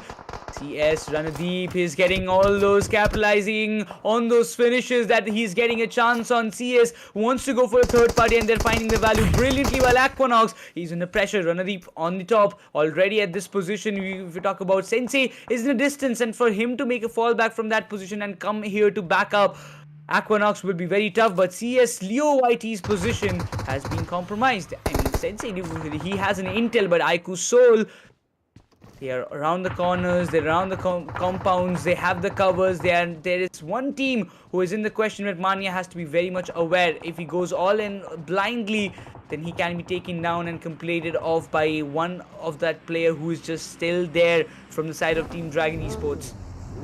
Dragon, this seems to be the longest that they've been surviving. CS spot Mania, knocked him, but they're in the compound, so IQOOSOUL should be back to a 4-man strong team. On the other end, CS controlling the outside compounds. AEROBOTZ as well, they're the ones who finished off. But look at this slow up-close Fragger. S-Power did not even predict that. Now Joker has to lay down a molly, making sure that Fragger doesn't push up to try and bring back his teammates, try and control this fight, but I think that's not going to happen. A big grenade going through, they burst the door, and now with S-Power low, maybe another grenade. They're tossing multiple grenades without stopping. They should find. Leo pushes on the other end. Mania gets knocked again, even he just got revived, and now another grenade going through, but damage Wait, where was that from? Dragon from Choke God. They tried to third party here, but Joker also goes down. It's up to, I think, one last player. Yes, it was from IQOOSOUL, and it was all down to Leo Whitey, who clears them out. But immediately, wait, Joker was still there. I thought Leo Whitey had cleared. He was just grabbing finishes. Joker here along with Ronnie will survive, but a Molly right behind him is not going to give him any space in the room to work with. He's going to try and patch himself off, but there's going to be a big burst, because of which IQOOSOUL are in trouble. It's all down to Ronnie, and Dragon Esports took up the best opportunity as CS were trying to fight. Now, yes, they are 3 players, but another grenade coming through will put IQOOSOUL down, and Dragon Esports, Vikendi is the name of the map, and looks like it is their game. They are still firing all those flames all over the map. Yep, 4 finishes for now, but they have completely gained the control of Mount Kresnik. Now they don't have to look back of what happened or which team might be coming up from the back ends. Now they have to focus on the front. The teams, those who are in front of them, they have to get their finishes in order to get the circle entry possible, because in front of them it's HYDRA, AEROBOTZ and Orangutan that they will be in the question. But if you talk about the Xspark, they're still surviving, all steady and good, but it's for sure Dragon Esports. They do have the intel about the players of HYDRA. They will be looking forward for the right time to strike in, as HYDRA, they've already started to rotate from this compound. That gives a green signal for the side of Dragon Esports to go up front and go for this rotation. They have got the vehicle as well, so it won't be very much problematic for them to get the circle entry. But AEROBOTZ might just be that one cause that can give some backfires towards the side of Team Dragon Esports. HYDRA official, another chance here for them to convert, but Reckoning, they also have a good position, but there are too many teams clustered around them. Reckoning want to put a stop to it. CHEMIN right in front of them, and just after CHEMIN it looks like Xspark is also close by.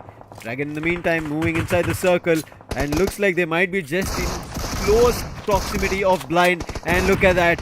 Oh wait, they were not proximity of... They came close to Reckoning. But what a push coming in from Jim Jam. Immediately finishes the player of Reckoning, causing trouble. Mac is down, and Hunter, he is hunting them. Jim Jam's been spotted. Shots coming in from the DBS. Hunter is able to convert it, and that should be giving them a chance. It's all down to Superboy. He's in the compound right now, wanted to jiggle peek, but finally spots Hunters. A big grenade damage. Looks like a self-net. I'm not too sure where that came from, but the toss looked from the same team, or maybe his toss failed, and now Hunters also goes down, and with that, another team helped out. That's going to be CHEMIN putting down Punk, puts the end to the team. In the meantime, HYDRA official, another third party, and the third party is on Vikendi. Don't stop. HYDRA was the one to eliminate Reckoning, and now they are the one to eliminate Dragon Esports. But on the other hand, Blind Esports, they do have their aim set on CHEMIN's boys, but Adi gets taken down on a retaliation from the side of Venom. And it seems like CHEMIN Esports, they want to keep themselves alive on a very good formation, but Blindscapes puts an end to the run of AEROBOTZ in this very map of Vikendi. 3 finishes in the name of Blind as of now. But Orangutan, they are just on a good run. Still only a single player surviving as what we see. Adi will be also getting a revival as Jazzy came into the rescue. But AEROBOTZ, they're facing some backlashes. Still Blind, they need to clear them off. WINDGOD is still in the edges, trying to make sure that he gets the heal battle done for himself, because that's the only option that Orangutan get the placement points at this moment. But Venom, he puts some trouble on Sins, as well as HYDRA loses another player. CHEMIN looking super strong in Vikendi here. Nobody's able to stop them. The edge that they're holding, the way they're picking up fights has been just exceptional. Can they be able to get themselves a chicken dinner? Blind also do have 4 players. 1 knock for now, but outside in the play zone, you just saw Hirsch trying to do damage to WINDGOD, and eventually WINDGOD gets swept off. In the meantime, AEROBOTZ spy close. Can Hirsch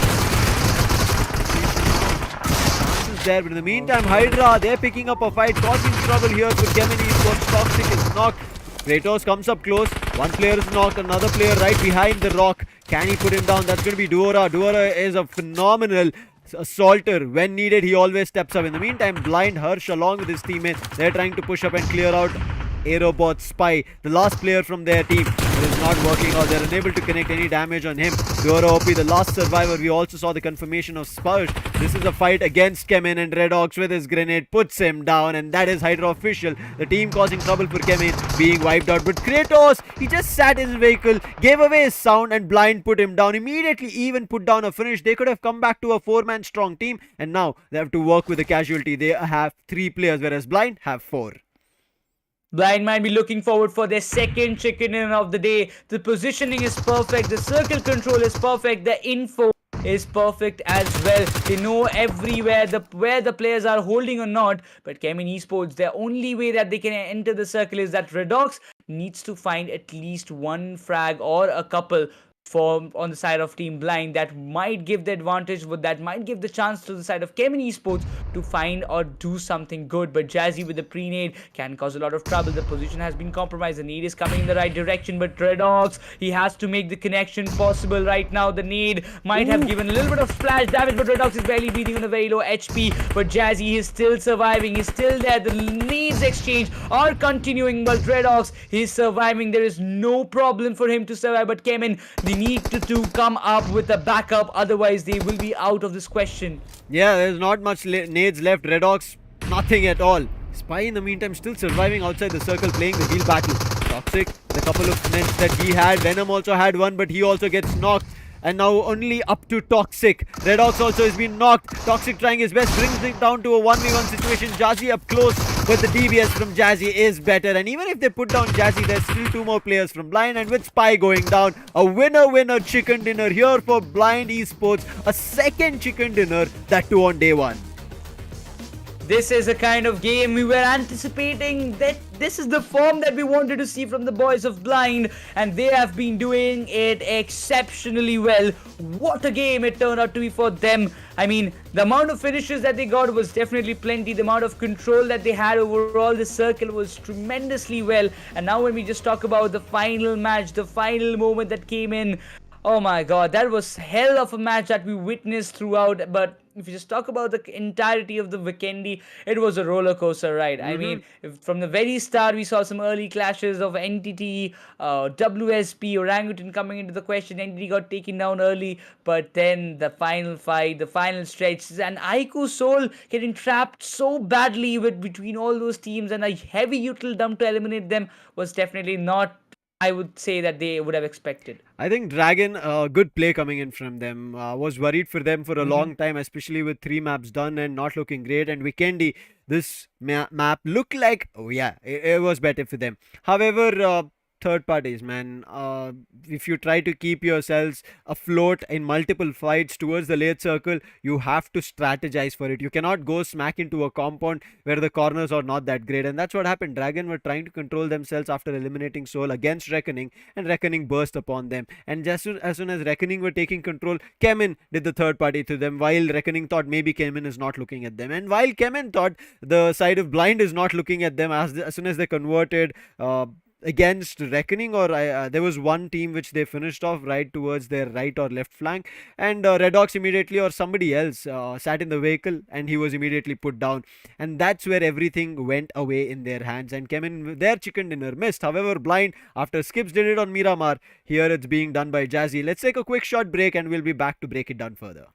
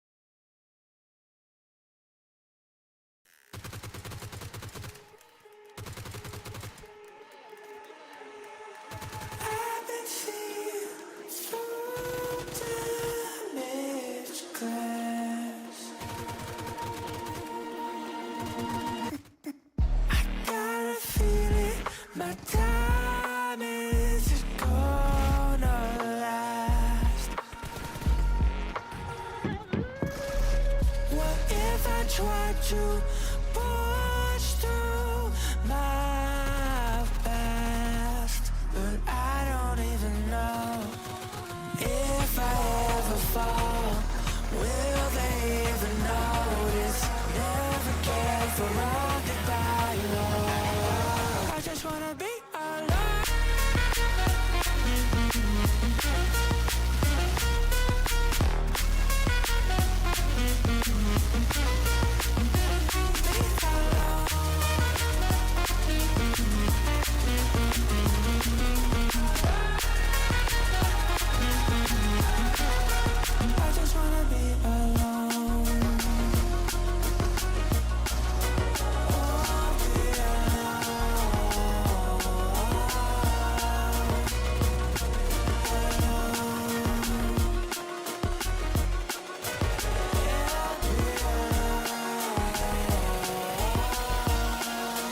I just wanna be alone.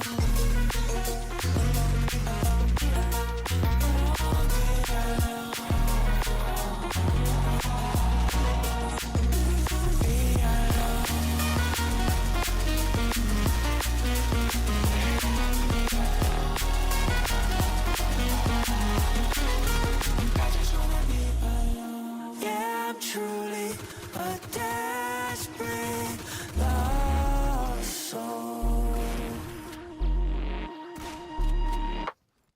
I got a feeling this world lost control.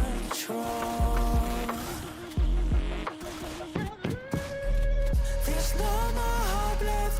We're stuck in the unknown.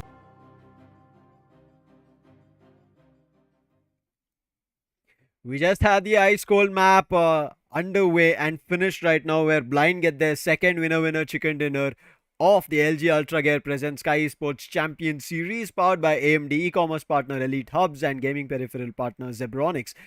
Now with that done, Necros, let's quickly talk about who the MVP was. Let's jump there and break our further discussion. I think we were just talking about this fellow Venom. From when he's been back, this team looks solid. 4 finishes. Last time it was 100% contribution. This time as a whole they were performing. Unfortunate for that Kratos sitting in his vehicle and trying to move away. Otherwise, I think CHEMIN also had equal contention for the chicken dinner here.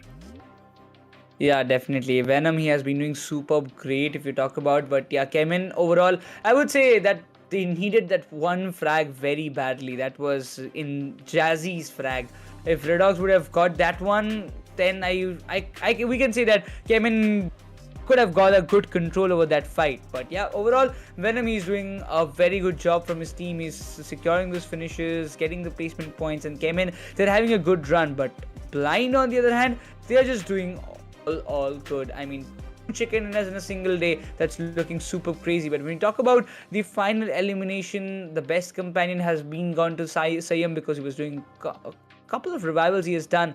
Alongside, if we talk about the final elimination, was done by Harsh, and going all out is definitely our MVP Venom. I think Blind, CHEMIN, Medal, all these players playing so well and toppling the top teams, right? I think that's something of a point of discussion. When we have the overall standings, I think we should kind of try to break it down to bits and pieces further. But quickly we'll be jumping to the match standings as well to see how much of a damage that players have done to themselves and their oppositions and how many points that they've picked up. Now, even though Blind got the chicken dinner, they did not have a lot of finishes. It was CHEMIN who had a lot. And you can see CHEMIN had 9, Blind got to 8 because of the last fight. But when they started fights, they were down to like only 2 finishes or something, because they had a couple with Orangutan and then AEROBOTZ that they tried with. I think AEROBOTZ they got, Orangutan they didn't. But then the last fight that they converted against CHEMIN. AEROBOTZ on the other end, I think before we could see what went underway with this team's fight, they were just wiped and it was left to spy all out. And yeah, it was also again with Blind. Orangutan again, rotation did not work through. Dragon, I liked the fights that they were indulging themselves in. However, one end Reckoning, another end Hydra official, there was nothing much they could do about it. Yeah, I mean, being trapped between 2 to 3 teams is what you never want to be in that position. But whenever we see the teams, like even IQOOSOUL got faced that kind of things, is this time if we talk about NTD also faced the same thing. So more or less, whenever you're getting trapped between 2 teams, it's always a situation where you are the one being the utmost disadvantage, because from the left, from the right, you are getting complete all the way, you are the one who is the center of attraction at that moment. So you have to be very cautious in that kind of scenario. But I would say Dragon Esports, they recovered in a very good way. If we talk about the first 2 matches, early elimination, then coming now to Sanhok, they did get some couple of points, but I still believe they have much more better opportunities or much more better strategies to come up with to get some good points for themselves. Team TAMILAS, after getting a chicken dinner, and look at what has happened. They're the first team to be eliminated. They initially had a clash with Dragon. I think that didn't unfurl completely. They moved in another direction and eventually were spotted by the entire team of CHEMIN, who wiped them out. Yes, Fox tried to survive, but by the time he entered, Blind spotted them and Blind put them down. So not a great thing. NTT as well, it was left all down to Gamla Boy, and he was trying to throw grenades at the corners of containers, and come on man, those shipping containers were not at all a place to hide from, where especially you could throw grenades. So I think that became a tough spot for him to recover for his teammates. WINDGOD also unfortunate of a game. Previous game was at least better for them, but as you can see, a lot of big name teams. Revenant again, they did get 4 finishes, but eventually were swept out. They did initially fight with CS, but CS then took out a different fight with IQOOSOUL, which you mentioned, Necros, about. And IQOOSOUL did keep their footing up in that, but immediately were swept off when Dragon moved in. So I think a lot of third-party fights which are happening in Vikendi caused a lot of trouble for teams. Now with this, I do want to tell our viewers, now as you can seeing all these amazing games happening, one thing that you can do to enhance your experience is to win or stand a chance to win RPs. At 800k subs, we are going to give away 30, and at 900 we are going to give away 50 RPs, and at 1 million subs, 100 RPs are going to be given away. So make sure you spread this word among your friends and get them all subscribed and liked to the stream. But now our overall ranking in front of us, Necros, and you can see Blind with 2 chicken dinners topple IQOOSOUL, and for now will take that spot, and also a difference of 13 points. I don't know, Lucifer, but I am having some kind of vibes. In all the past tournaments, we have seen IQOOSOUL finishing in the second spot. That's kind of, I don't want to jinx it or something, but under the branding of IQOOSOUL or Soul, we have seen finishing in the second spot, while Blind in the past 2 tournaments of our IPs, that is 5.0 as well as in the SCS 23, Blind was the one who took the Champions Trophy, who were the winners. So now this is going to be interesting if we are going to see it on a repeated loop or something, or the stories might be changed this time. But if we talk about the second chart, in the bottom 8 teams, WINDGOD prevails on the top in 9th position, but still Dragon Esports, if we talk about exactly in the bottom position, with 10 points, followed by Medal on the top and Xspark. They haven't done a very good performance throughout all these 4 matches. Reckoning, Revenant, Entity, Xspark from 11th to 14th. I'm surprised to see this. Even Medal, but I think Medal are a little like a late bloomers. We even saw their performance getting better in semi-finals towards day 3, 4 and 5, 6, right? So I think I'll give Medal the benefit of the doubt, but Entity from day 1, they've been fantastic. But today, imagine they're in the second page, that too almost towards the bottom. I cannot digest that fact. I'm not too sure what happened. There were smiles all yesterday, but I'm pretty sure that it's all frowns today, and something that they have to correct on. But I think that's what happens, right? We even spoke about this. The teams on the top always have difficulty of converting. Now, you remember Orangutan in all their histories, they always used to top, right? And immediately as the grand final start, nothing happens. Now, Entity, it looks like similar footing for them. They were on the top of the page with 200. The only team to hit 200 points in semi-finals. Right behind them were, I think, Team TAMILAS and IQOOSOUL, but they still didn't manage. 190 and then 180 was the total points that we saw from them. But now, we'll hit a short break before we start and kick things off on Miramar. Do Blind again get the 3rd chicken dinner after this break?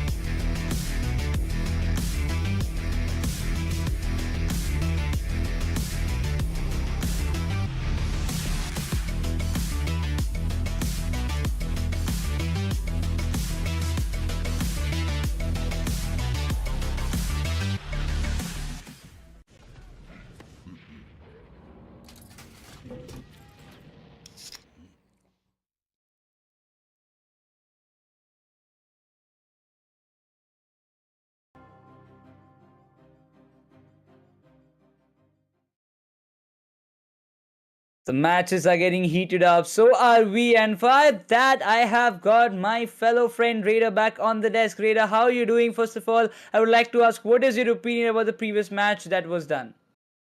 Well, the previous match was fun, to be honest, because yeah, the chaos was there. It was a chilly map of Vikendi, and then eventually I got to see a lot of utilities being utilized. And at the end, we got to see CHEMIN blind. Yeah, talking about Team Blind, congratulations for the second one. And of course, in just a series of 4 matches, they've got 50% of the job already done, where they have secured 50% of the maps. That's absolutely amazing. But now let's have a look at the next particular picture. What's the schedule talking about? Well, we have Miramar and Erangel to sum up the day. And eventually, if we talk about the start of the day, we got to see the highest amount of finishes till now from a particular team which has got a winner chicken dinner. It was Team WSB. But on an average, if you see that, it's Team Blind, of course, because of their finishes, because of their placement points, and the orientation that these guys have when it comes to their game style. They have now secured the #1 spot also in the overall standing. That's for sure. If we talk about this map of Miramar, it is already underway, Raider.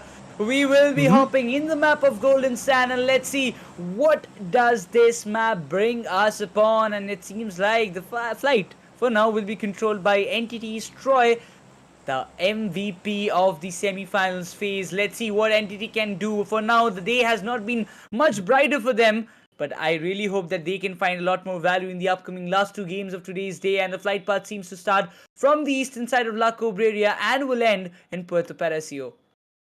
Pretty interesting flight path, a diagonal one that too, starting from the northern region, going all the way to the southeastern regions.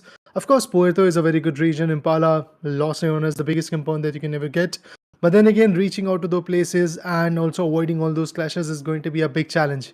Even after seeing the second game of day number 1, that was the Miramar map, the previous one, we got to see a lot of challenges were there for a brief moment in the initial phase, and then things started to trickle down. We got to see a lot of cold wars coming up between Reckoning and CHEMIN, and there were a few other teams which were also involved in that.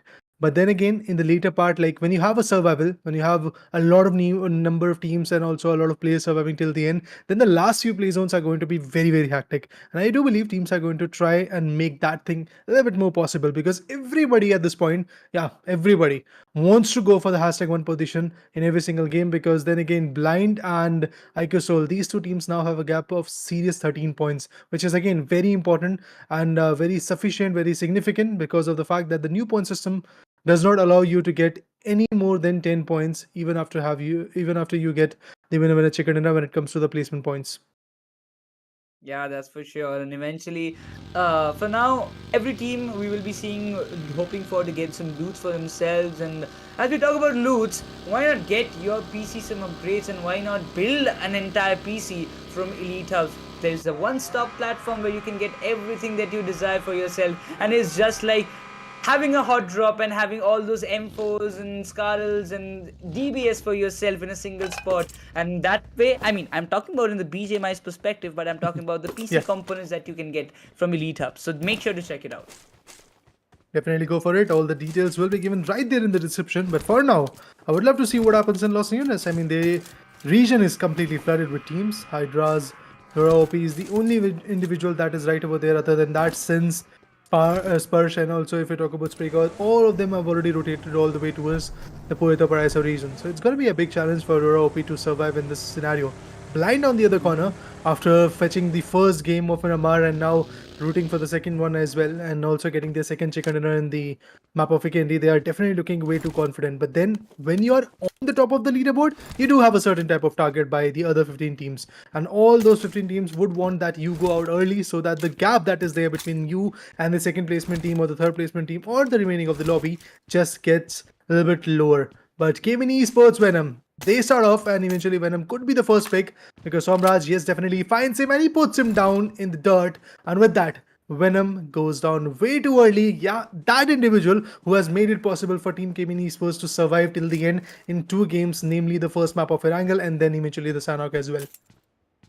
CHEMIN Esports, the start that they desired, it was not like that. I mean, they had a good run in the previous matches, but Now this one, losing Venom on an early phase, definitely will be giving them some good troubling moments for now. They will be looking forward to go on the areas of Hacienda, but WINGOD, they've changed their location for now. But as fast and as the teams have geared up for the grand finals, you can also gear up with your new LG UltraGear monitor, which gives you 240 Hz of display, and that not only gives you a brighter quality, a good quality of gaming experience, but also a smoother one for your own PC. So why not just get a good monitor when you can play or stream as well your own favorite BGMI game?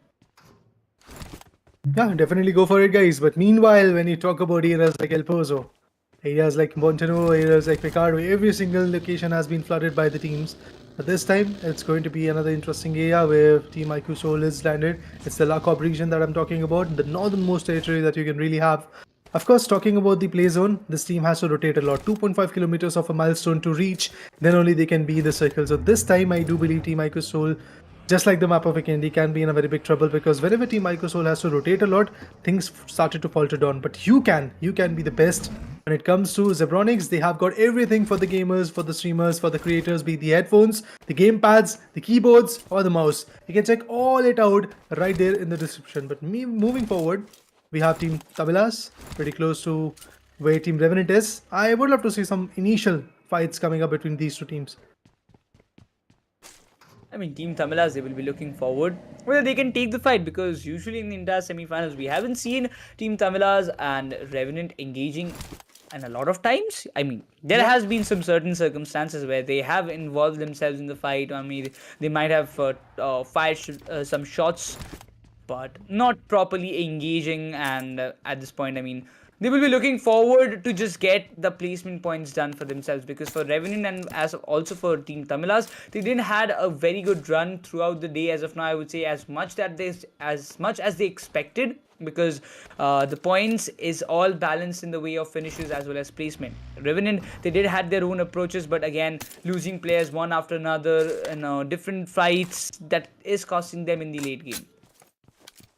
I mean, this team is good for the first few zones, but eventually when you talk about the later parts, like third or fourth zone, when they're trying to go into the circle, they get completely encountered, or should I say third parties, by teams like Entity, teams like Orangutan, who also love to play on the edges of the circle. So that is something Team Revenant has to figure out, how they can, to be honest, make an approach for the play zone, how they can get some good utils, how they can get some good rotations as well, because if they are not available in the last few zones, there's nothing that they can really do. So for that reason, Team Revenant has to figure out what is going on with their rotations. Other than that, when you talk about teams like HYDRA, yeah, they are also looking pretty good. But as usual, this first map of, should I say, as like the first map of Miramar, this particular second map of Miramar also looks a little bit calm and a little bit pacifistic. Although we get to see like small burst of momentums, as we did like few seconds ago. We got to see a beautiful knockout coming in, but that is not it. We don't see all-out brawls. We don't see complete chaos being brewed.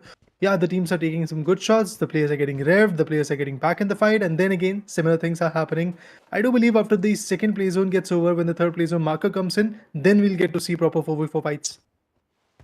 Yeah, I mean, even when we just saw the circle earlier, it was in the southeastern side, and usually the last time we were seeing this kind of circle happening in the map of Miramar, it ended up in the areas of Impala and sometimes going in the open areas down South Los Leones. So we have to see whether this circle takes us on a ride. But Team Xspark, on the other hand, they are seeing themselves almost in the bottom 8.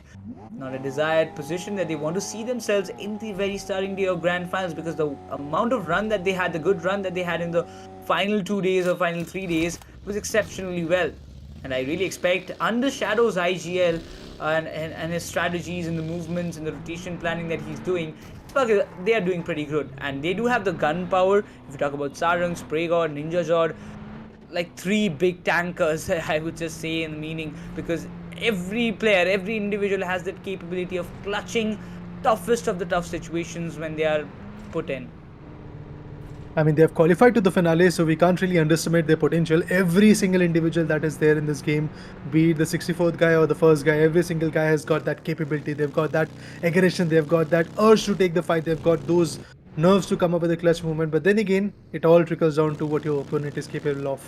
There are plenty of things like the play zone, like the rotations, like the utilities you have. and the third party is also coming in, which is obviously going to depend a lot.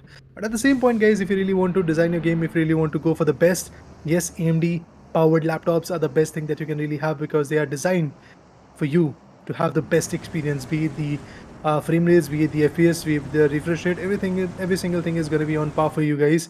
But yeah, moving forward, 16 teams, 63 players. People are struggling at this point, but at the same moment, they've got some sweet angles to play with. But Team Xspark, Sarang, his Vikendi is just getting shot down. Yeah, exactly. Sarang, he is in the radars of AEROBOTZ spy. Though we can see that Team Xspark, they're rotating. They just want to have a good position. But also they've got an intel that AEROBOTZ or some other team, they will be just holding around the corner. So they have to be very cautious about their rotation and the planning that they want to do, because one mistake can cause a major setback to the side of Team Xspark.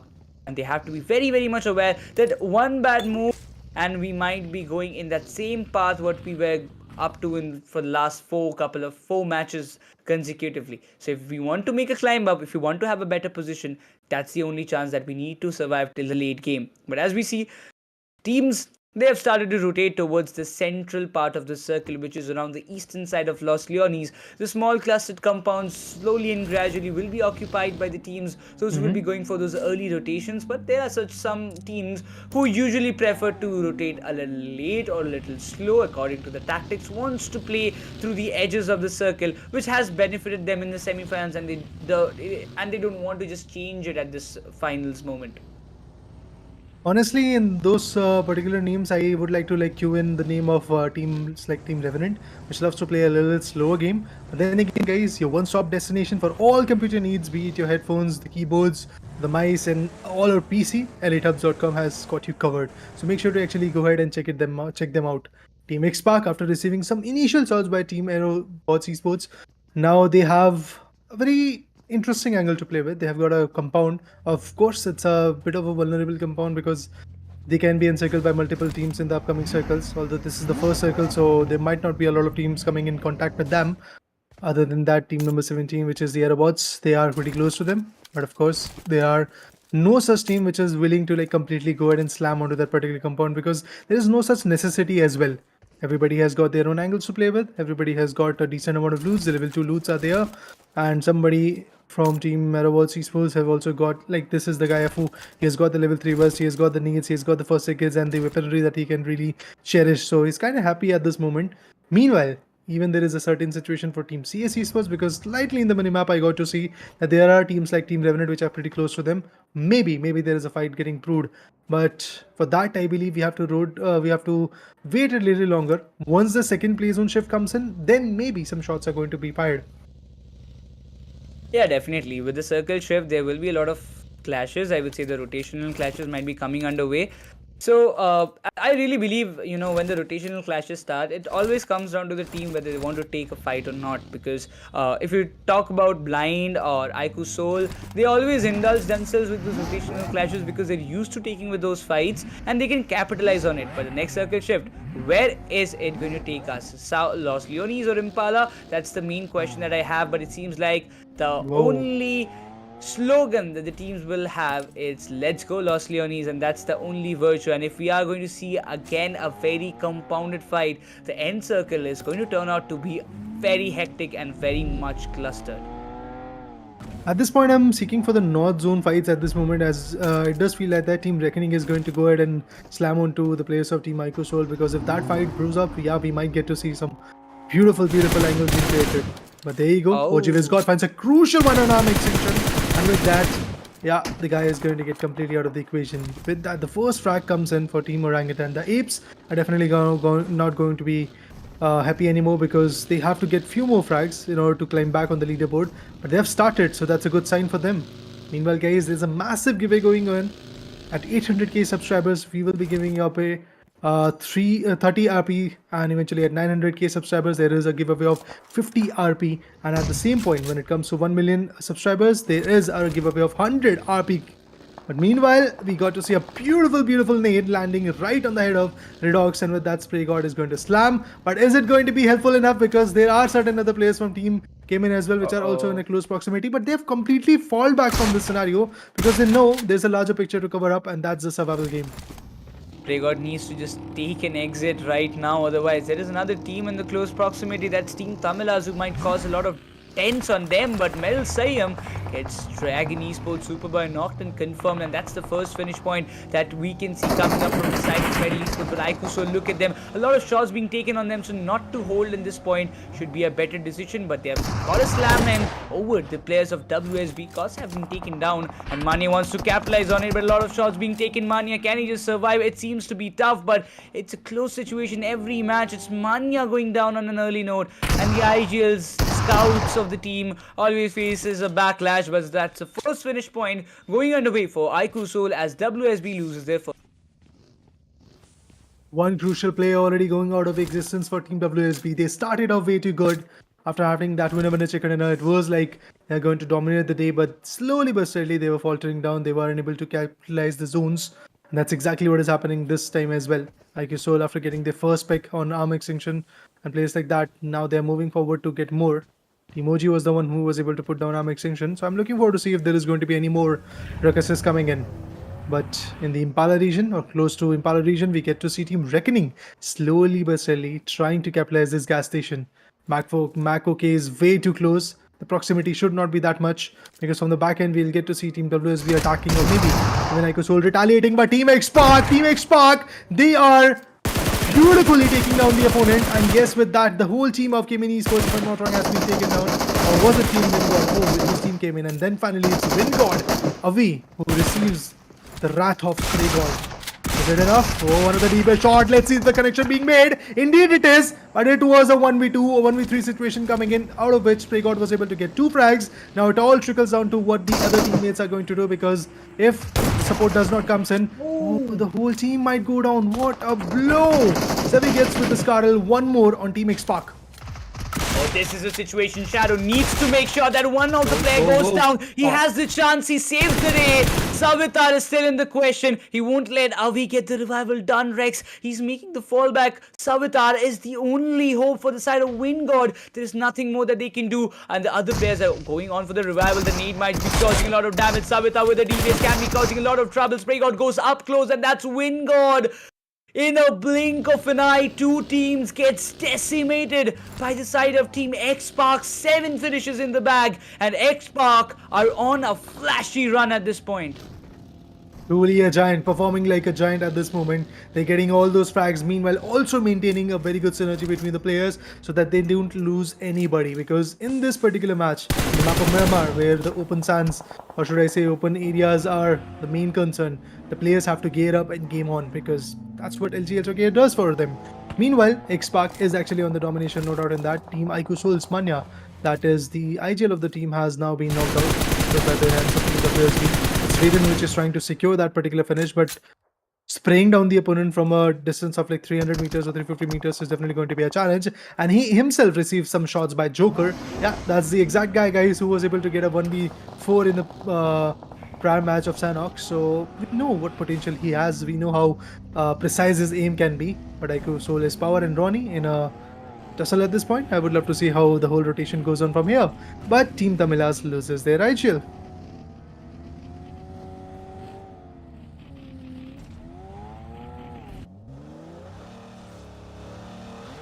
Alright, Fierce on the other corner confirms it. Wow, that's amazing. Fierce gets a beautiful frag on to Mr. IGL from Team TAMILAS, and with that particular frag in their favor, Team Revenant starts off good. I would love to see how far Revenant is going to go, because their last few matches were not that comfortable for them. But yeah, this match matters a lot to them. This is the second last match for the day number 1. At the end, you really want to make sure that you are on average like at 8th to 12th position in the leaderboard, so that you can come back even stronger in the next particular day, and the hardships are not going to be enough. But the next particular play zone is just going to go south, and the Lost Units compounds are now out of equation. Be it Entity, TAMILAS, or Team Dragons, or some other teams which are holding, like Revenant, holding the Lost Units ridges, they have to now move south. But I'm looking forward to see how the other teams from Puerto regions, for example, Team OG, Team HYDRA, Team IQOOSOUL, Team Skyesports, how they're going to make a rotation, because there are plenty of teams rotating from the exact same corner.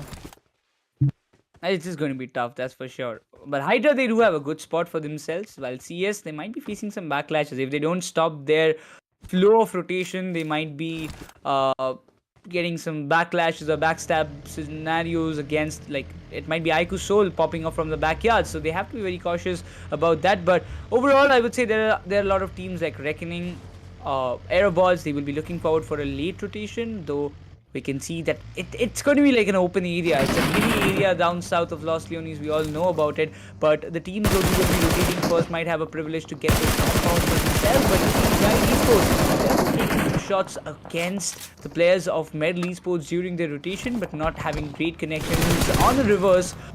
They have faced some kind of damage coming up from their end, while Entity have got that one finish point from the early phase of the game, and now they will be looking forward for a safer spot from where they can convert some more finishes for themselves and survive till the end game.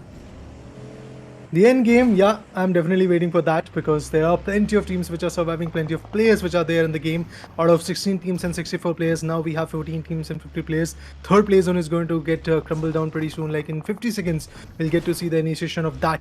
And of course, with that, we'll get to see some beautiful fights. Ninja Jordan on the other corner puts one down from AEROBOTZ Esports, and that is going to be Evil, which is not going to be Evil anymore, because he is down and dusted, waiting for a revival, waiting for a supporting hand from his teammates. Although I doubt that is going to come, because after looking at the way Team Xspark have performed in the previous few fights, I do believe that they're going to completely go ahead and slam onto that angle. But Pugar, after getting taken down, it's Gamla Boy who retaliates and gets the trade for the teammate. Fierce is now down to his knees. The other guy is also receiving a lot of shot, and there goes one more knockout. Beautiful, beautiful knock coming in. It's Sensei, the Igil, going down to his knees. Other guys are there to support. Aquanox trying to go for a revival. The monster truck by Blaze is also moving right there in that vicinity, but I feel it's just not going to be easy enough for Team Revenant from here. Gamla Boy's needs are gonna annoy, but it was a little too overcooked. He has to make sure it goes and travels the distance as much as possible, and the monster truck has been taken down. Sensei, Aquanox falls praised in the hands of Team Entity, and it seems like the finishes are just falling into pieces. The last player who was surviving is still there. He's still barely breathing. Blaze needs to pull off a big task at this moment, but the vehicle's condition is really pathetic. He needs to go and find some safer compounds for himself, but how long can he just stay in this area, because it's definitely not safe. If Entity goes all in with his utils, there is nothing more that Blaze could do, but he has got no other options rather than just staying in that compound, while Entity tries to just capitalize on that one last finish that they don't want to just get it, let it slip away. Blaze is there with his utils. He will be trying to push Entity back, but not in the kind of position to take the fight, because all the four players, the man advantage stays with them. Somraj right there in the 5-story building. He is also trying to get all the insights that can be possible to take down Blaze. He wants to get that right idea of where this guy is holding up. But look at that. Look at the beautiful DB shot right on the body of Blaze. And with that, Blaze now is going to succumb to a crate. Of course, with that elimination being delivered, it's Team Revenant, which is going to say a final goodbye. But your one-stop destination for all computer needs is also right here, which is the Elitehubs.com. So make sure to check them out. Meanwhile, moving forward, 12 teams, 41 players. The zone, or should I say, the 4th zone is going to get started now. Team Xspark, Sarang with a low fuel vehicle, he's going to switch to the Bugatti and now going to move forward. 10 finishes. Wow, Team Xspark is actually in a different level. They have a different mindset in this game. They're going all in, of course, at the cost of Ninja Jord. So I would like to say, like, it's a fair trade, man. Losing one buddy and getting 10 finishes. Oh, that's a good number. IQOOSOUL, on the other hand, we can see total of 2 finishes that they have already accumulated, but at this point 40 finishes comes up for Joker, including the semi-finals and the finals of today's performance. He's just going on a good roll, though he has got the maximum number of finishes is 5, but still 40 finishes for this young little cutie brat. It's not going to be that easy, but he's a monster when he is inside the game. But it seems like Entity, the regression is not stopping. First they eliminated Revenant, now it's none other than popping off WSB. Guys, are they even stopping? I mean, they're just looking everywhere, and whoever they see moving, they're putting them down. They're managing themselves to like survive and at the same moment make sure that nobody else survives in the particular game. But Team IQOOSOUL pretty close to their play zone. I mean, it's just a distance of 100 meters that they have to travel, but of course even traveling that distance is going to be a big challenge, because on the left corner they have OG, on the right one they have HYDRA. So yeah, the dragons will be breathing heavy on, and also from the left side we have the apes trying to hunt down their opponent. Meanwhile, when you talk about Team Entity, after wiping out the whole potential opponent that they had in this scenario, they got a very good spot to play with, and Zeref is the only one which is now as an obstacle for them. So I would love to see what Zeref is going to do. Kamla Boy from the other building is going to give up a very beautiful cover, but Sarang, he is not stopping, man. Leo IT is the one which is going to be his next prey. Meanwhile, for the gamers, for the streamers, for the creators, Zebronics has already brought in the best of the best for their needs. But now the situation upholds because this meme might just cause some good amount of damage, but this is the big opportunity. Munna gets taken down on the other hand. Team TAMILAS are also engaging, but for now NTT, they are dumping all those utils. WSP, they have been decimated. 7 finishes on the board for NTT Gaming without a single player loss. While on the other hand, we see Orangutan having only 1. They have their eyes on the players of Ronnie. It's IQOOSOUL who might be in some questions because AKOP's flank can be very much problematic for the side of IQOOSOUL at this moment. While the other players are in some different areas, some distant proximity, this is the only player that can cause some good amount of trouble. Still no shots being fired from the side of AKOP. That's a good decision, I would say. But Xspark, HYDRA, that's a big fight against CS. I mean, at this point, losing the grip of this particular zone is going to be very challenging. For that reason, players are trying to figure out which rotations are good enough. Oh, that nade was a kind of close one. Ash gets instantly traded off. Mane, what a brilliant attempt onto that individual. But even from the back end, we get to see another guy. Oh, it's a 1v2. Brilliant enough. AK also gets taken down. Is it going to be our team all-out wipe? Oh man, look at this. S12K in the hand. This guy is getting hands down the opponent down, and that's right. The last guy, Trigger, is going to be the last opponent. Of course, he's getting shot down from the back end as well. It is team number 10 which is also trying to maintain a lot of pressure, which is team Medal Esports. Trigger wants to flee away from this scenario because he knows that he has already lost a major fight in this scenario. His team is already crumbling down. Mane on the other corner is also not going to lose his HP because he has the buddy. They're going to get that rep done. Manti on the other corner is going to finish off the last individual from team Dragons. Jim Jam goes down. Dragon Esports takes an exit on the 10th spot without a single finish point in this map as well. And the down run continues for these lads. While we see Orangutan still keeping their hopes alive. Trigger needs to play a survival game. He's got 4 first aids, 3 nades and 2 smokes to play along with. But the circle has shifted towards the western side. Blind again having a beautiful hold. Kudos to Adi. Oh. What a brilliant rotation. But NTT on one side, Blind on the opposite. It's going to be very important for the other teams to make an entry, but it seems to be a little problematic as Team TAMILAS, they might be having that one privilege to engage with Team Blind and divert them from the inside circle happenings that they will be looking forward to. While Entity, in spite of having a good circle hold, they decided to rotate from a different side. Okay, now this is interesting. The thing is that at this point, Team Blind has got the only compound that is there in this small circle, and apart from that, that compound is also under kind of a upper ridge scenario. But the teams which are going to travel from the down the ridge, they might just get shot out by Team Blind, although Team Blind is also a little bit scattered. Now if we talk about Team TAMILAS, we have Manti constantly aiming onto the players of Team Entity. It's Kamla Boy who's receiving some sweet chunk of those shots, though he has got beautiful armor to play with. Level 3 helmet, level 2 vest. Oh no, this is not looking good. Kamla Boy, if he receives one more shot right on the head, he can actually be taken down. But if we talk about HYDRA05, look at him. 37 finishes all throughout. Maximum number of finishes in one particular match was 4. And the finish contribution is absolutely amazing. Moving forward, we have Team Medal Esports trying to rotate back into the circle. Team Blind is going to be the one team which are going to put a full stop onto them. Potentially put a full stop because, yeah, Team Blind has another thing to deal with, and that's going to be Team IQOOSOUL. That's going to be Team TAMILAS. That's going to be plenty of other teams who are going to aim on Team Blind as they are the center of attraction for now for having that particular compound.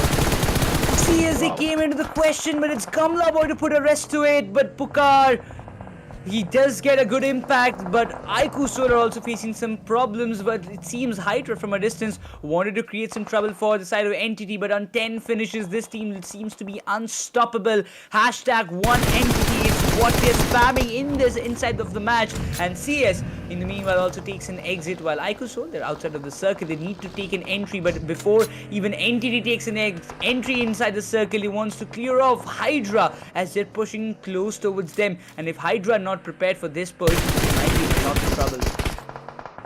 Does feel like that. Entity has got the height advantage, and Team Hydra is also configured by the players of Team IQOOSOUL. So from both the angles, that particular team is going to get sandwiched. But Team Medal Esports, look at them conserving all the 4 individuals. They are also moving forward. Entity with 11 frags. They definitely look quite dominating at this moment. I would love to see what happens next. But look at this. Entity losing 2 big players of their own.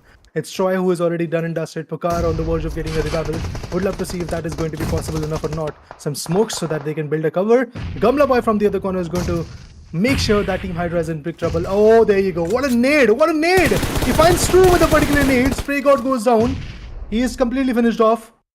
14 finishes for Team Entity, and they have, yes, made their way in the top 5 as they did eliminated Team Hydra. Now it's IQOOSOUL whose way is pretty much clear, because what they have to do is just basically pinpoint precise and take down the players of Team Entity. First of all, it's going to be Somraj. Then we do have a place like Troy and Gamla Boy coming in from the other corner of the ridge. But Somraj wanted to rotate, although it's just not going to be that easy because S-Power does not give his permission.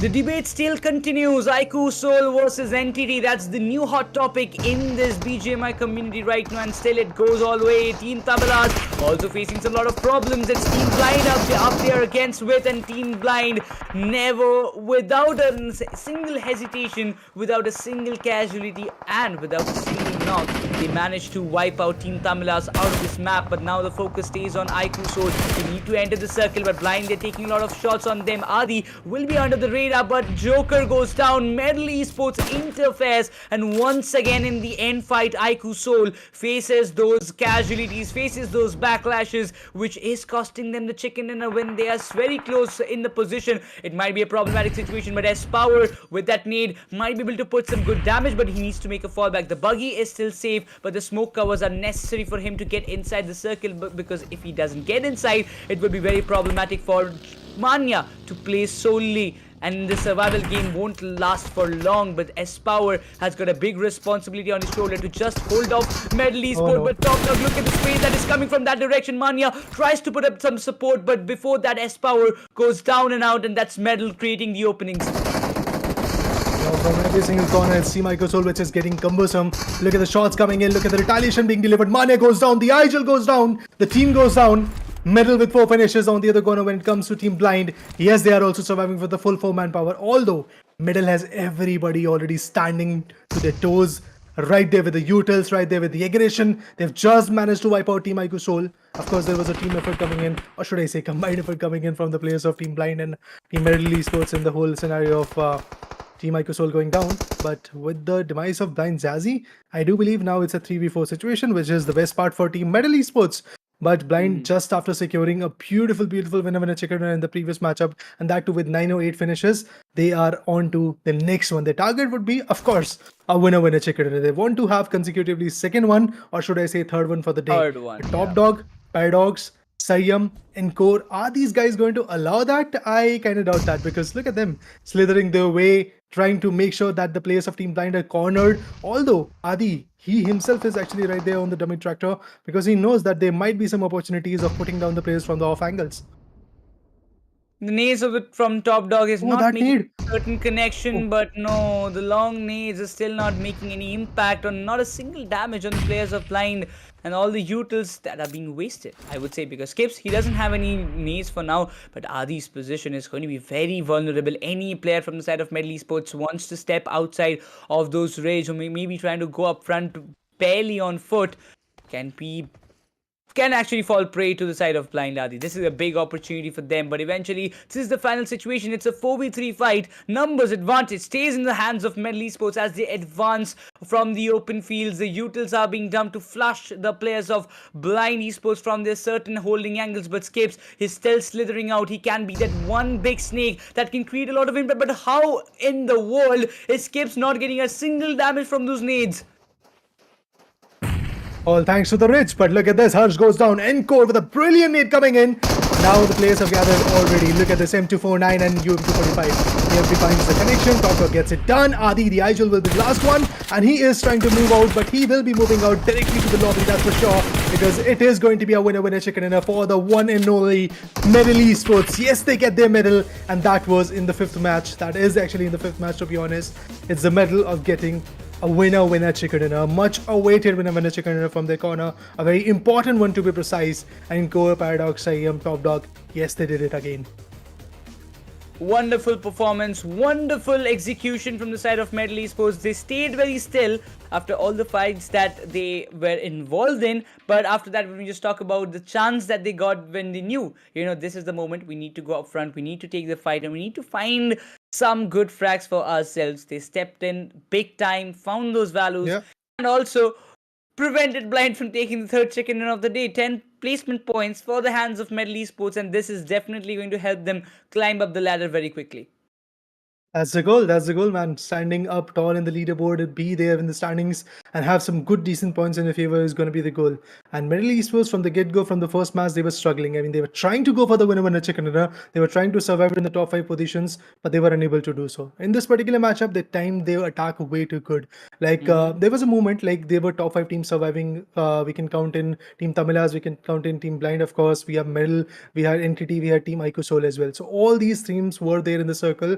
Metal could have taken a fight with Team Blind that they initiated a little bit early, like in the 5th circle, but they decided to just stay back a bit. They decided to hold off, and that's exactly what Team Blind did. Blind also did, because they know that their larger picture, or should I say larger goal, is basically to survive till the end. And then whenever the fight comes to them, then they'll take a fight. They won't initiate those fights because they had the zone placements. On the other corner, IQOOSOUL, Entity, these two teams were struggling. Team TAMILAS, if I talk about them, they didn't have the manpower. Of course, they were there in the zone, but then again, the whole composition of Team Blind, a 1v4 or a 2v4 situation, it was not in their favor. So that's how Team Blind started to capitalize center of the circle, and on the other corner, Team Metal wrapping up outside the circle.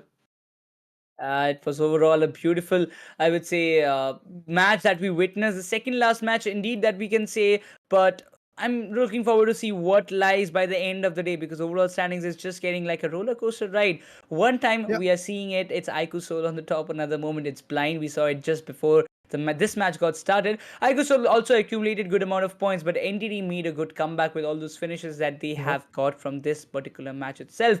And that being said, you know what, there will be a lot of ups and downs that we will be witnessing throughout this entire grand finals. But for the day one start matters a lot, because it gives and boosts your momentum throughout the entire grand finals. Because if you know that, we had a good day one, and in day two we can do a bit better performance as what we did in day number one. So that kind of thing motivates you in the second day, and I really believe the teams like IQOOSOUL, Team Blind, CHEMIN Esports, they will be kind of pumped up about all the performance that they did today.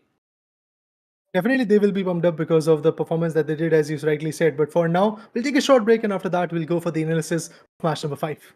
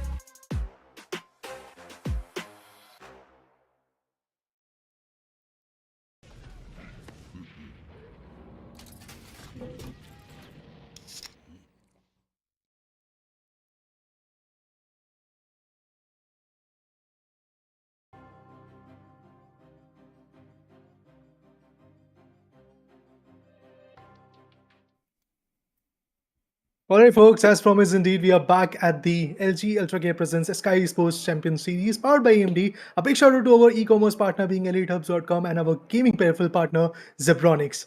I'm back. That means Raider is back, and along with me, we do have Lucifer on the desk. So, Lucifer, what are your quotes on the previous matchup, man?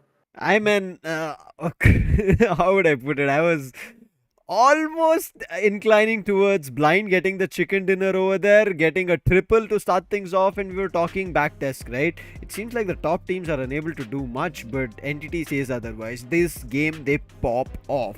14 finishes.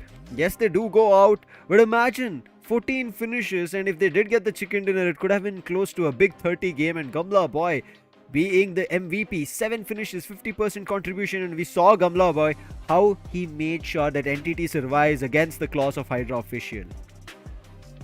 I mean, at this point, Lucifer, I want you to count like number of frags coming in from two teams. First of all, of course, as you said, NTT with 14 frags, and even Xspark was right over there with 11 or 12 frags in their favor. So half of the lobby was already done and dusted by these two teams. That's how amazing they played. And that's why when it comes to the start of the match, we have going all out being Gamla boy with 7 amazing finishes and a damage of 954. This guy definitely was a behemoth in this match. Meanwhile, the best companion for this game was Team Xspark's Shadow. 3 rescues, 4 assists, and of course the survival time definitely looks good.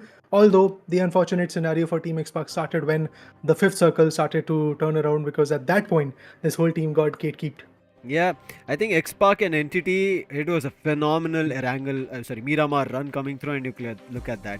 Entity, they did not get the chicken dinner, but they're on top because of their positioning. Xspark also, unfortunate for them that they did not get any placement points. If they did get, I think they could have also placed themselves at the second spot, because the teams at second and third, Medal and IQOOSOUL, Medal got the chicken dinner, but they have only 7 finishes. IQOOSOUL on the other end have 9 finishes, and a total of 14 points is what they got because of the position and how they managed to play here.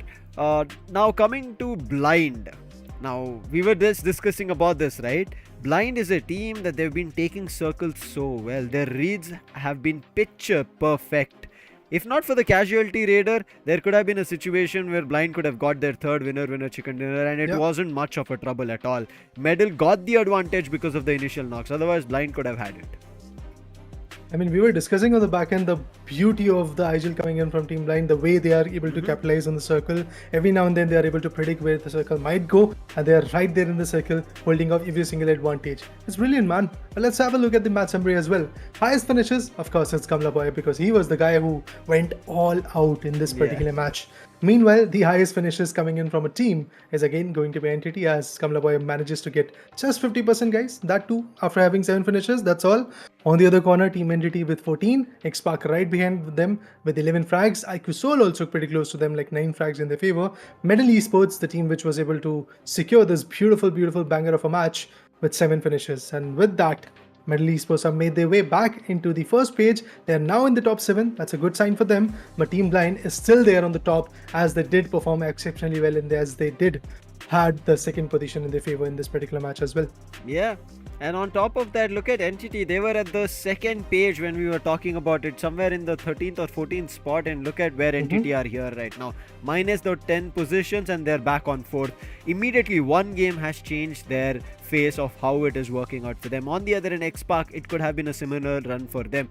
They got 11 finishes, Raider. But what happened? No placement points. And you can see the lack of placement points compared to the number of elimination points that they have.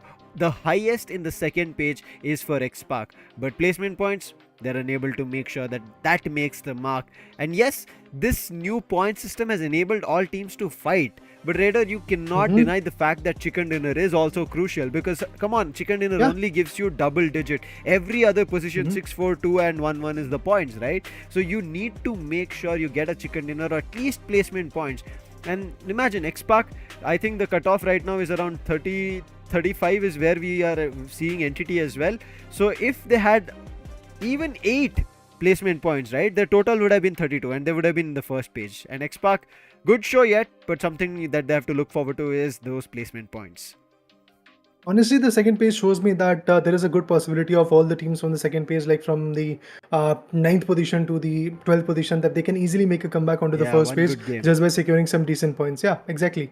But now let's have a look at our top 5 players. It is going to be Blindscape still being on the top with 12 good finishes. Gamla boy, Well, that's a new addition, and that's a banger of an addition coming in after 7 finishes being acquired in this 5th match of day number 1. This guy is right there at the 2nd spot. IQOOSOUL Joker ties him up with 11 finishes as well. Meanwhile, CHEMIN versus Venom is there at the 4th position. Venom as an individual has given a lot to the team, to be honest. But in this particular previous matchup, like in the map of Miramar, the 5th one, we got to see that Venom was the first one going out a little bit early, and that's how Team CHEMIN also started to falter down. The guy who was kind of the anchor of Team CHEMIN, kind of the name at the end of the lobby, or should I say, like when the later part of the match comes in the 5th, 6th circle, we got to see like every now and then it's Venom, which was pulling in the big guns. He himself was taken out a little bit early, and that's how Team CHEMIN was kind of on a shaky note. But then again, they started to perform, they picked up the pace, but zone entry, yeah, that's where they kind of faltered down. Problems did happen for a lot of teams, and all thanks to, or would you say thanks, because Xspark and Entity cumulatively a total of 10 teams they managed to eliminate, and that's the reason on one end we ended up seeing 11 finishes, and on the other end Entity has 14 finishes, and that's the reason I said cumulative. Now what happens on the last match of day 1 of the grand finals, all after a short break, will be unveiled.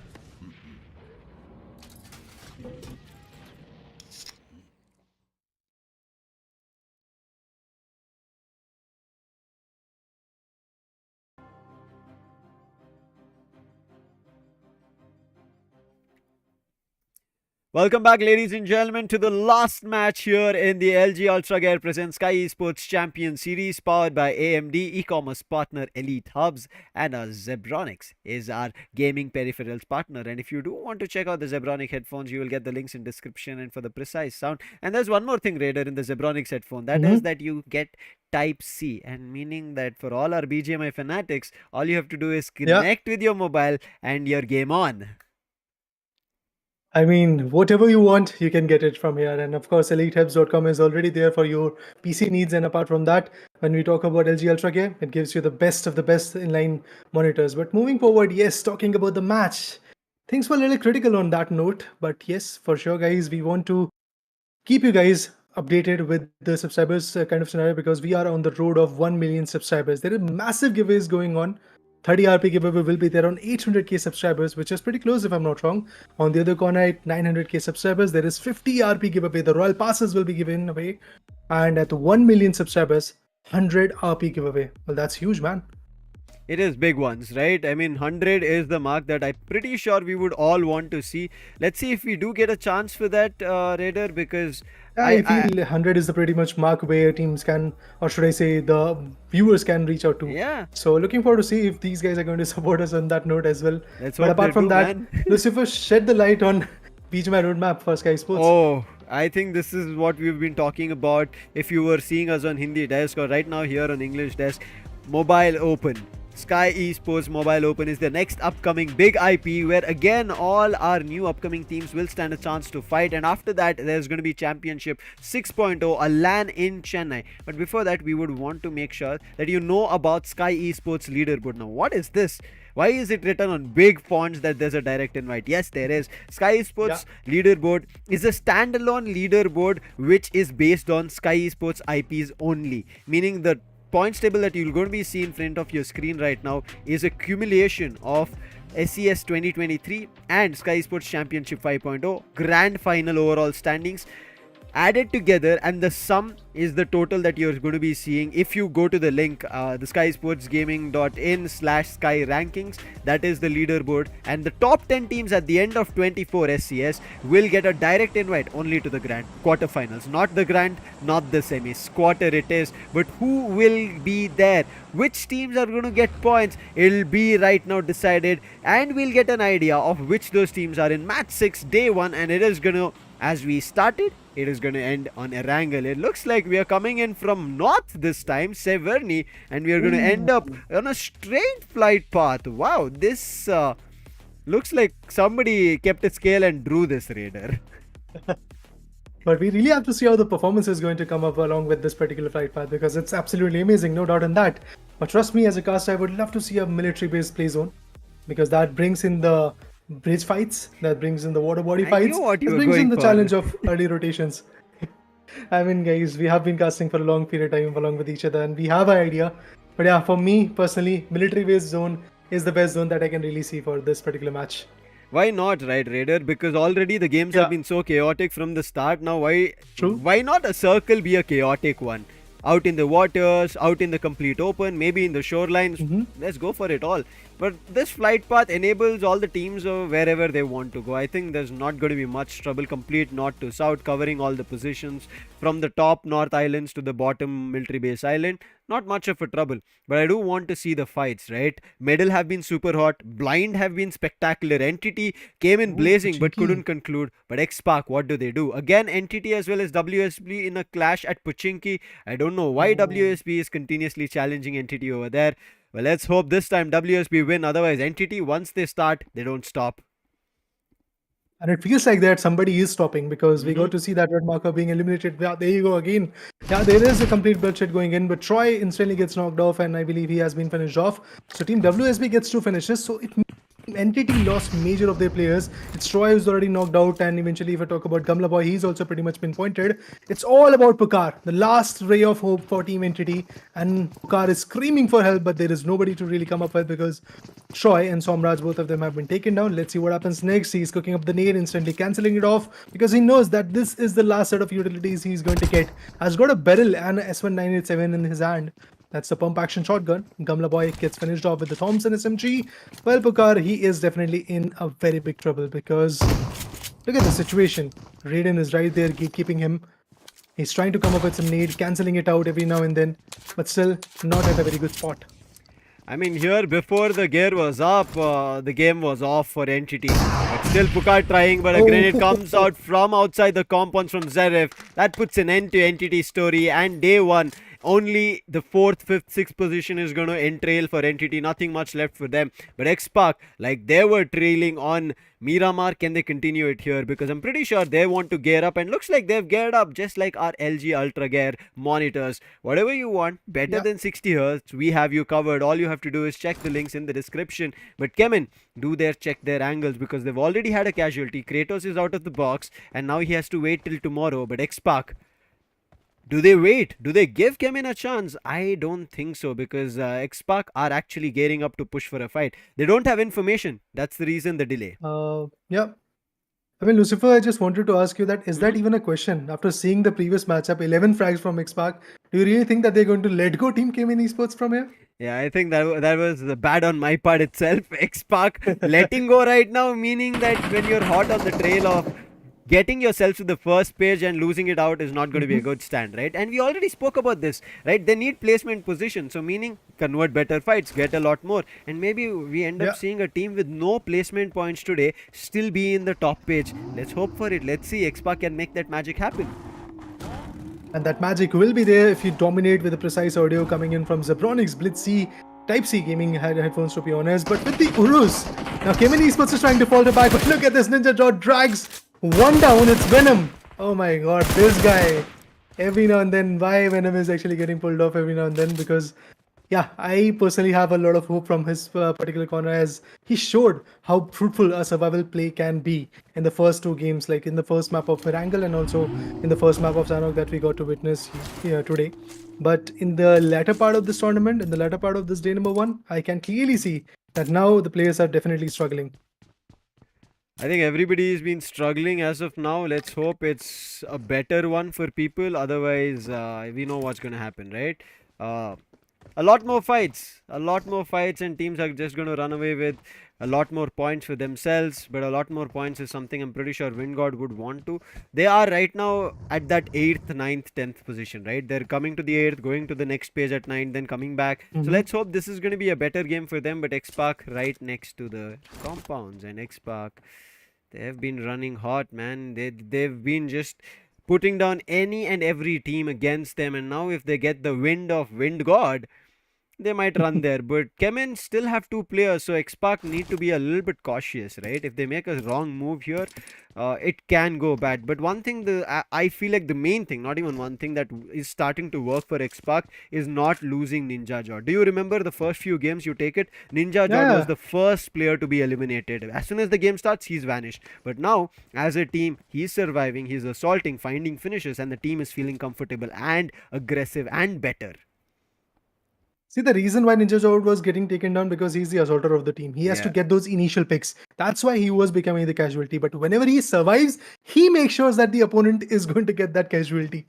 The opponent's players are going to get taken down. But at this moment, it's WINDGOD who has got the idea that Xspark is pushing onto them. And Xspark clearly has the idea that there is certain other team which is already slamming onto this triple story building. I would love to see how that play goes on, because look at Team Xspark in a very good synergy, in a coincidence way. They are moving forward up and down through the ladder, through the stairs, so that they can easily put down the place. Look at all 3 individuals with the S12Ks in their hands.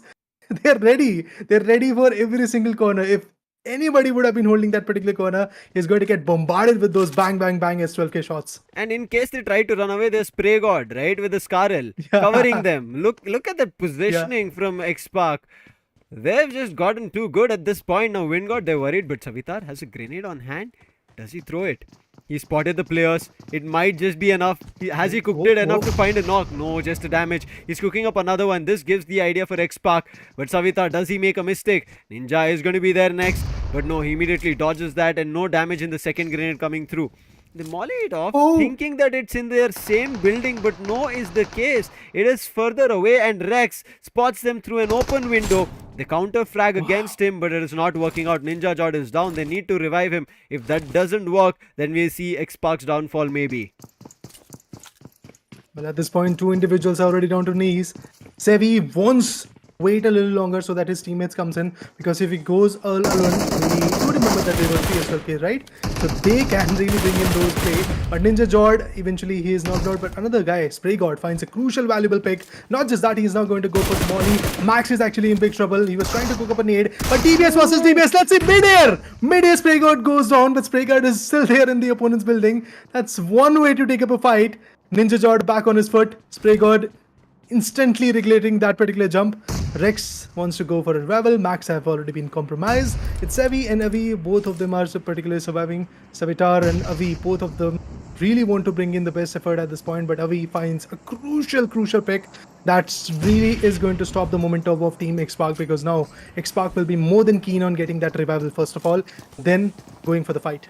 From a fight, this has become an action sequence here. Sarang going down. It's all down to one last player from Xspark. And can they make this happen? Spray God is on his knees. There's still one more player. That's going to be Ninja Jod, who was the first to be knocked. Nice grenade. Should find some connection. It does even find a knock. Now Avi is also down. This is the chance here to convert. As I said, this is literally out of a blockbuster movie. Ninja Jod, if he's able to convert, he'll be able to bring back Shadow as well as Spray God. But Spray God is in a different building. But there's a third party, CHEMIN, trying to take advantage of this, of what Xspark did against them. But Ninja Jod, he's cut sound. He does have grenades as well as smokes. In the meantime, WINDGOD, they're reviving their players. Ninja Jod and Xspark, what do they decide? CHEMIN's grenade, it falls on WINDGOD's Rex. And now WINDGOD, they're the ones who are getting crunched in between the fight of Xspark. And I'm pretty sure Xspark would want to take this advantage. Spray God, in the meantime, I think drops from the building and will be revived. In the meantime, we also see Medal and Dragon having a fight somewhere else. But right now, responsibility for Ninja Jod to keep control of this compound. And in the meantime, as he was, CHEMIN finish off the players of WINDGOD. Wait, no, I think there is one more. Yes, there are two more players from WINDGOD. That was a knocked out guy who got just finished off, and other two individuals are back in the fight. So it will be very intriguing to watch how the fight gets delivered from here. Smokes, nades, every single util that is there is getting just utilized at this moment. Shadow is back in the game. Spray God is back in the game. Now Shadow is trying to repatch himself with a bunch of band-aids and boosters that he has got. Toxic and Redox are like, yeah, we have got one finish. Now let's just push back from here. Because we want to survive till the end. And for that reason, these guys just going to bail out from the situation, which is a good decision, of course. Because at the end, it's just the first play zone. It's just the first zone that went down, and there is no such survival point coming in. There are 15 teams, 53 players still surviving in the game. And WINDGOD right there on the bottom floor. Meanwhile, if you talk about Team Xspark on the top floor, Medal versus, I believe, Team Dragons can be the next particular possibility. Where Encore is someone who has already been lost amidst all of those fights. This guy, Tip Dog, now wants to rotate. But with the Kupaji, definitely the possibility of you getting shot down is a bit higher. And that's exactly what is happening. But Top Dog still with a boosted vehicle makes sure that he is going to follow the footprints of his teammates and crosses the Nova Ripner bridge. Will be feeling happy now. Made it to safety, even though they have a casualty on Encore. But crossing the bridge, getting to the main island of Erangel will give them some breathing space. And now they can actually gatekeep the side of Dragon. Dragon, however, do have number advantage. That's something to think about. Xspark still do want to continue this fight. WINDGOD down to the last two players. Xspark were able to get their players back. Yes, Sarang became a casualty. However, Spray God, who was out in another building, was saved. As soon as Ninja Jod gave a revive to his teammate, he jumped from the window and went for the revive. Paradox, along with his teammates right now, waiting for Dragon to push up. Do you think we get to see Xspark's fight first or the Dragon fight first? The way Xspark is, I feel, yeah, Xspark's fight might be the one first particular fight that we might get to see. But look at CHEMIN, they're also not leaving the compound. Why would they? I mean, they are already at a good spot, and trust me, everybody kind of is waiting for the second play zone. Because the first play zone is going down, and patiently they're waiting for where the next particular play zone will be going on. Moving forward, we have Team Dragons rotating. They're actually facing the same repercussions that they were giving on Team Medal Esports' player, where two guys are holding off the gas station. Top Dog is holding out this beautiful double-story building, and they were able to spot all those rotations, all those vehicles, the Lamborghinis and buggies coming in from that particular bridge. But the shots landed not that kind of on point. The fight is along the way. I would love to see if there is going to be certain knockouts on players of Team Dragons. Yeah. Jim Jam, his position by TPP has been seen by Top Dog, and he's called another reinforcement. Sayam. Jim Jam thinks he can take one. He'll be sprayed by two people, making sure that his knock has been there. And if it does happen, then Dragon Esports might be a little bit in trouble. There is a boat also that we saw.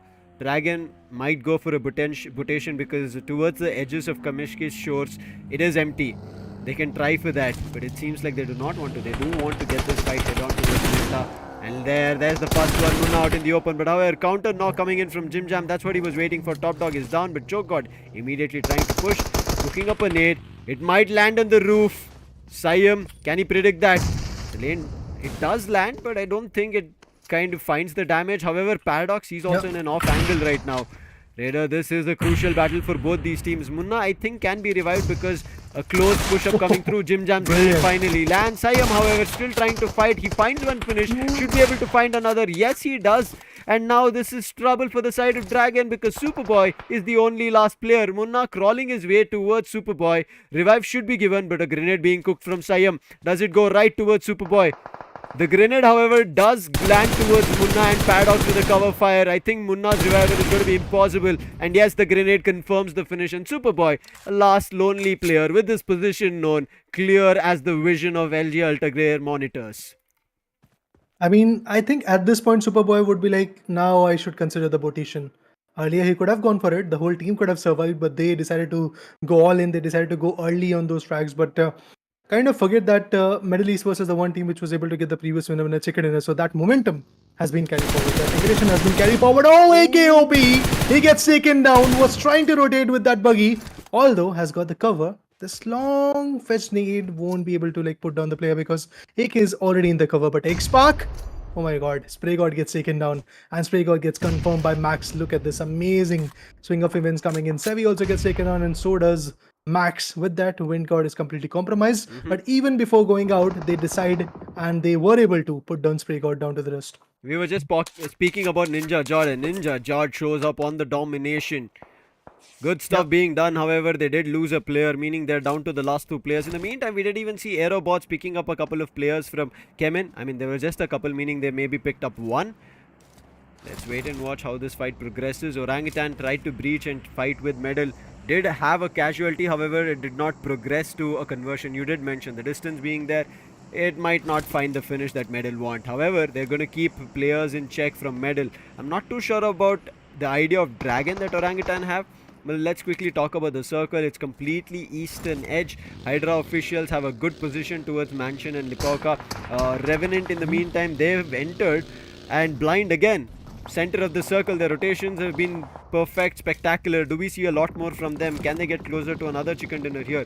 AKOP, 33 finishes. The stats that you're seeing is a cumulative of the grand finals that we have started today as well as semi-finals. But the top 5 player stat that you're seeing is solely based on the grand finals. Paradox spots the player from Orangutan rotating, but Vader doesn't connect the shots. However, in return, gets shot connected on his vehicle. It's a risky rotation at this point for Middle Esports. Like they are down to the last two individuals. Yeah, I know Paradox is one who has not got any single frag in his favor. He's kind of hungry for that, but it should not cost his life, right? So he decided to go a little bit early when it comes to those shots, and now it is a situation where Team OG has completely pushed on to him. And there goes the S12K. Look at this. TMP got it up in the hand, trying to counter down a player who has got the S12K, was unable to do anything, and with that it all trickles down to Sayam, the guy who might actually bring in the 100% contribution for the team, as his 3 teammates were unable to get anything, and this guy was able to get 3 frags for the team. So Middle Esports, well, of course they are in the particular first page, but they have to be a little bit more consistent with that play. So now I believe survival is the only thing that they can do. Other than that, Team TAMILAS also had a very good spot in the leaderboard, and now they have decided to completely capitalize the southern part of the shelter region. They've got the double-story squad house compound, and they're lying down just at this moment so that they can witness where the third place zone will be getting, and then they will decide to rotate, I believe. So far, there have been just 2 team eliminations here, Raider. One was Entity very early on, and a prolonged WINDGOD fight that Xspark were finally able to convert. Now, Orangutan, they did chase for a finish on Medals Paradox. They did get it, but they gave away their position to Team TAMILAS, and that's the reason Team TAMILAS are guarding them. I'm pretty sure it's going to be tough for Orangutan to rotate through Farm and Milta, so they would have to go for maybe a complete circle edge rotation, or they have to just move out. Otherwise, they can have a clash with Team TAMILAS, and Team TAMILAS are hungry. They want points. They want to get back on the top of the table. They're trying their best, and Maxi, that's the reason he scoped up, looking forward to information. He did spot a couple of vehicles, but not a confirmation. Let's quickly talk about IQOOSOUL here, Raider. This team, we were talking about their aggression, but I think there's something that they're showing us today is their consistency. They've been getting points in every game, and they've always been in the top 4 of every game. Except Vikendi. You remember the bombardment? Yeah. You remember the nades, the utils that were coming in, and I do remember that the one guy of Team IQOOSOUL was trying to repatch himself while the molly was burning him. Instantly, the gas can also gets bursted out and he get knocked out. I believe it was Mane or Joker. So Yeah. between both these 2 individuals. Yeah, so things like that had happened. So it's not one of those situations where every single team is very, very good. Of course, every single team has got their own moments where they have outshined their opponents, but their moments were also there when they have crumbled down against their opponents. So for IQOOSOUL, it was the map of Vikendi, but they then recapitalizes once again in the next particular map, which was the Miramar map, which was the previous map. We got to see them securing approximately 13 points, 9 for the finishes, 4 for the placements. So there's that. Team IQOOSOUL is fighting their way back in the particular POI. They have 51 points in the overall standing, so it will be very interesting to watch if they're going to be consistent in this particular match or not, because at the end you have to be consistent overall when it comes to leaderboard. But Skips, this guy, is he going to even stop, man? He is already there in the top 5 players, and he gets another one, and he is going to now put down the sensei, the IGL of Team Revenant. This is going to be tough for Revenant, not at all a good day. And now that Sensei is out, meaning they have to rely on the next 3 players. Yes, they are crazy assaulters. Blaze, Fierce, but what can they do with Sensei out? It's going to be tough for them. They still should be able to recover. And we know Aquanox who's changed, right? Initially he was also an IGL. So they do have those filter IGLs as well. Blaze used to do initially with God's Reign, Aquanox calling, and they did make those changes as well, ex-God's Reign players. But now, how does this work? Aquanox as well as Blaze slowly creeping up. Skips hears the sound, throws up a grenade. Does it find a connection? I don't think it should, because going inside the shelter, the grenades will just bombard outside. HYDRA, in the meantime, they're close up.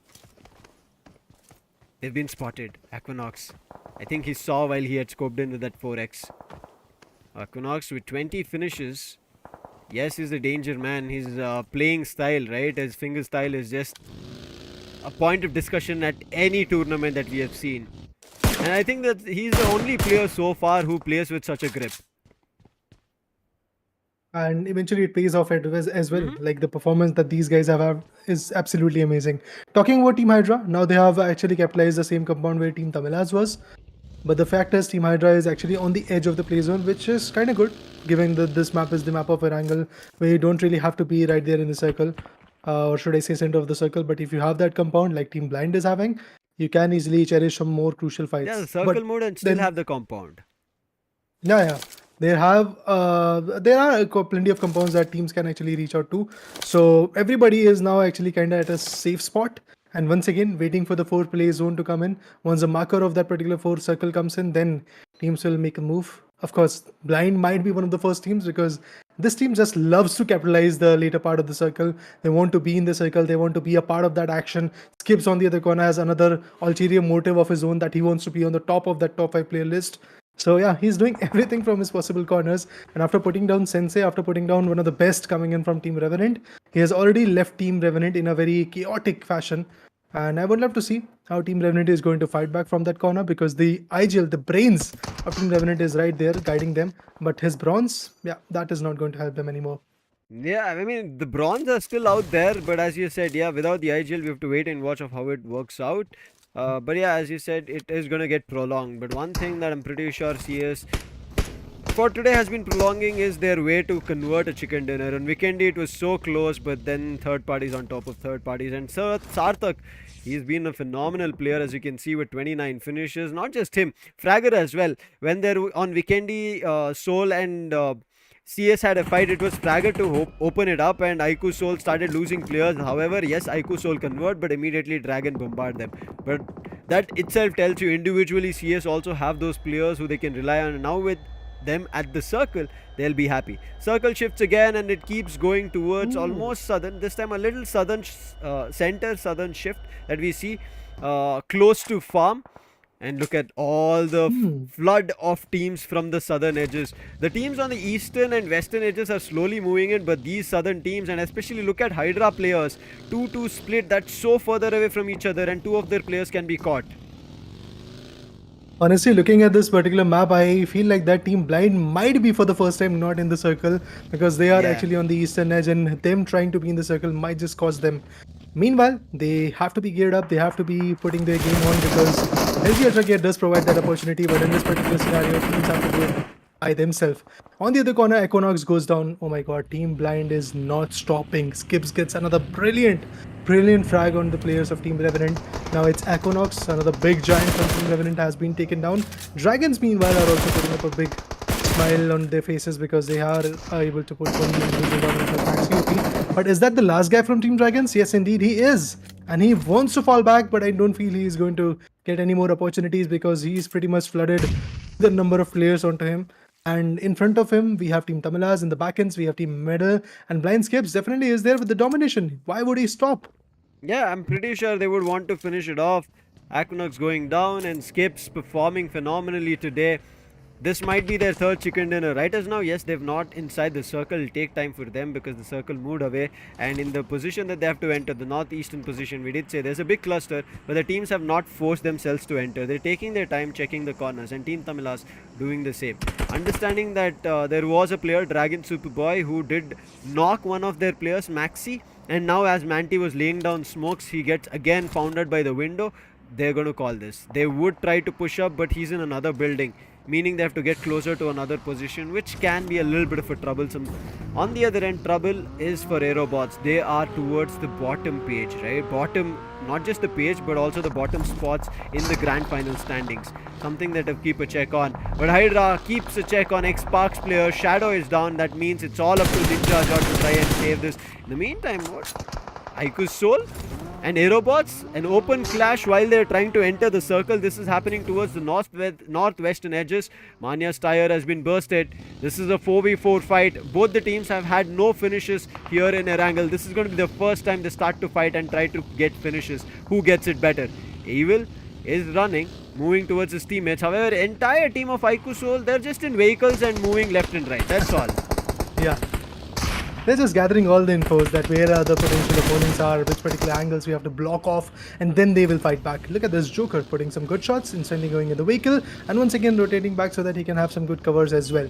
Punk on the other corner is not going to be that punky enough because he has been taken down. Mashkush also goes down. It's a bad start for that particular team as well. It's Reckoning that I'm talking about. They're facing the wrath of Team Blind, and Team Blind, they might just hold off the angles and get another spot to play with. But once again, it's Manya, the Agile, which is now at the question because he has been taken down. Another guy gets taken down. That's not a good scenario. It's Shawnee who is completely being compromised by Afu with the DBS shots. I don't know what is happening, but at this point, Team IQOOSOUL is unable to get their composure back in the game because they are rotating. They are trying to figure out some good spots, but yes, they have lost two major players of their own. Mane won't be getting revival anytime soon. And on the other corner, Ronnie, yes, he has already been taken down. So AEROBOTZ starts off good. They have already got 2-3 finishes in their favor, and it's Afu who was able to get all 3 finishes for the team. S-Power left all alone. He is running for safety, but he clashes into a place where too many players are there. Medal Siam trying to close it off, but it doesn't work out. Siam immediately gets swept off from S-Power's power, and with those DBS shots, nothing much is left. However, Orangutan are close by. They've heard it. Team Tamilas have heard it, and now they know who is in the corner is going to be the last 2 players of IQOOSOUL. In the meantime, looks like there was a push that happened towards the eastern edges where Blind got wiped. As you can see, CS entering the circle, but before they did, they wiped out the side of Blind, who were just having a fight with the players of Reckoning. IQOOSOUL doesn't stop. WSB, they are trying to breach into the compound. A big grenade does find the knock. However, another player got access in the compound, but S-Power with another third finish coming in his name and converts another 1v2 for himself. 1v2 in this game, but other games we've seen. But what a play coming in from his end. S-Power now keeping IQOOSOUL alive along with the help of Joker. There's a long way to go still, but S-Power also gets the domination, and also IQOOSOUL have the center of the circle because of that push that they made. But at this point, I feel that IQOOSOUL is kind of in a safe spot because pushing onto that mushroom tower is just not going to be easy. It's in an open spot. Every single team which is going to challenge that particular spot is going to get contested by some other team, potentially a third party coming in. So for that reason, I do feel that it is going to be kind of an easy battle from here for IQOOSOUL for like later part of the 6th circle. But after that, when the teams are going to be on a lower note, then this particular team is going to get contested for sure. So Joker finds a valuable one. Ranadeep on the other corner from team Esports is now fighting with another crucial team known as Esports. But let's see what happens. There goes the DBS shot. Joker from the other corner finds Shadow. Is it going to be a total team demise coming in? Look at this. IQOOSOUL takes the revenge, man, from 3 finishes to 7. These guys are doing some brilliant stuff at this point. What a play, what a potential, what a carnage comes in from Team IQOOSOUL with 7 finishes already in their favor. Last 2 individuals surviving on the edge of the circle. These guys have every single possibility to bag out a winner chicken from their if they play their cards right. We say they turn the tides, right? This is not them turning the tides. They turn the ocean completely. IQOOSOUL here. What a way to get themselves to 7 finishes from 0 while they had casualties. In the meantime, casualty is what we spoke about. Revenant, even though they had casualty, it was one last player from Xspark. Ninja gets spotted, and with that, I'm pretty sure Xspark should be completely eliminated. Nice try from Xspark. The initial fight at Yasnaya, complete control that they had, brought them towards the position 7, but after that they've gone out, meaning at least one placement point Xspark will get, but I'm pretty sure they just had around 4 to 5 finishes, so not a big jump that they'll be having. Circle again shifts, but it still has IQOOSOUL. Oh wait, Shadow is there. I saw Shadow being knocked early, so I thought it was Ninja and he was gone down. However, we'll see what Shadow can do. He is not in the play zone. He has to still move inside the circle. Orangutan, they have their 4 players as well. Good control at the circle edge. They can keep players in check at the southern compounds, and that's what they're trying. Making sure Team TAMILAS does not enter. And Maxi is the first one to fall. And all kudos to HYDRA official as well, acting as another third party which is assisting Orangutan to make sure that the southern circle is not being breached. At the end, getting those frags is going to be very important, but even important than that is minimizing the competition. Sins wants to go for some good shots because he is now very low on his first tickets, and it was the last of first tickets that he was able to cherish, and now he has been knocked out. Spraygod definitely is there, right there in the circle. Well, he is trying to put some good nades. Let's see how fruitful he's going to go. Orangutan receiving some hefty nades coming in from Spraygod, but it will be very soon when the position will be getting, I guess, pretty crystal clear. No. That nade, look at it. A crystal nade coming in from Trigger. He was like, take it, man, have this. And with that, yeah, HYDRA goes down, Spraygod goes down, and it was Team TAMILAS also which were got eliminated, and unfortunately they didn't add any finishes in this particular match, although they are going to get some bunch of position points, so they will be kind of on an average note. But at this moment, I would like to say IQOOSOUL doing a great job of surviving in this particular matchup, because for a moment, after the first circle, we were like, yeah, this team is done and dusted. But they have managed to survive. They have managed to thrive as well, I would like to say, because they've got 8 finishes already. It's come down to the last 3 teams. 2v, 2v3, 2v, 2v4 is the situation. Or wait, I think 2v, 2v3 is the situation. No, it is 2v, 2v4. We finally see the 4th player from Orangutan as well. Grenade connections coming in from IQOOSOUL towards Revenant, whereas Orangutan, they've not given their position away or even had a fight. Another grenade, dodges blades, but Fierce, look at him, half wall, he's prone down, waiting for a push, he's ready on the cover fire, but all these noises are being heard by Orangutan. And what is Orangutan doing? Waiting for IQOOSOUL as well as Revenant to take a fight head on. WINDGOD in the meantime, a grenade on Fierce, it connects on the half wall, and now for Blaze to save his teammate has to come back, and I think the amount of grenades being dropped, Fierce is going to be difficult to revive. Blaze cooking up an own nade of his, but one more grenade and Revenant should be out of the game, and that's what happens. A brilliant grenade this time from Joker, and now the fight is between IQOOSOUL and Orangutan.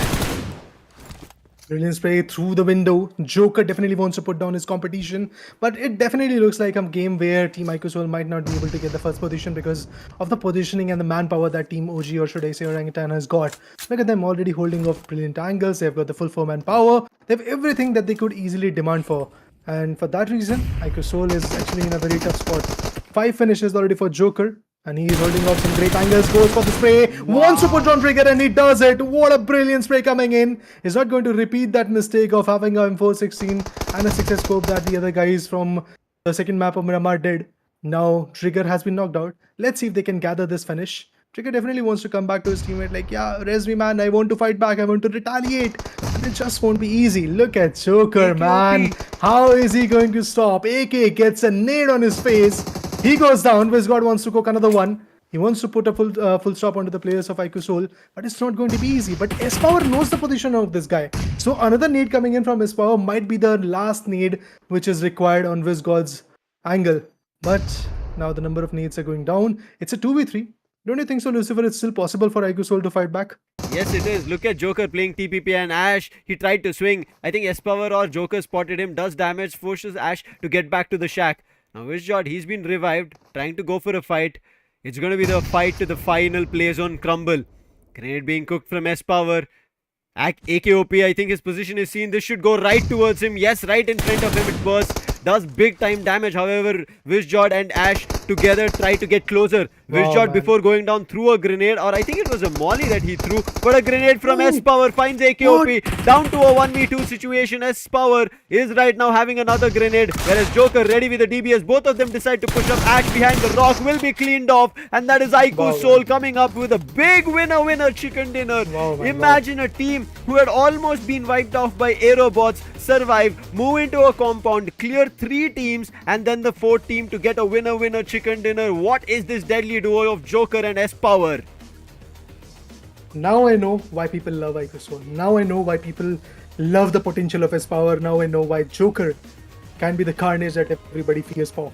What a play, what a performance, what a retaliation from these 4 individuals. Of course, there were 4 players fighting in the match when the game got started. But at the end, when we got to see the last few circles, we got to see like there were just 2 individuals, S-Power and Joker. Both of them were known for their gunpowder. Both of them were known for their aggression. Both of them who are known to get the best out of the game. That's what they did.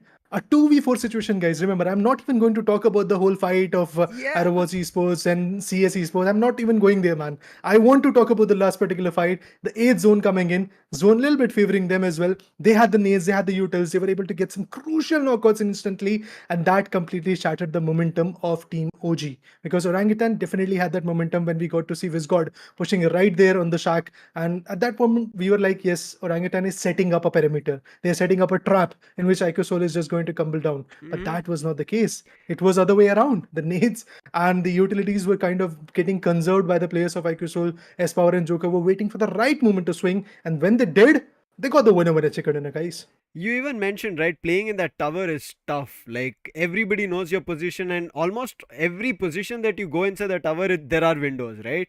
It was so tough, and Joker used one position towards the stairs, used that TPP for himself. Let's quickly jump to the highlights and itself give you an idea about it. It was so good.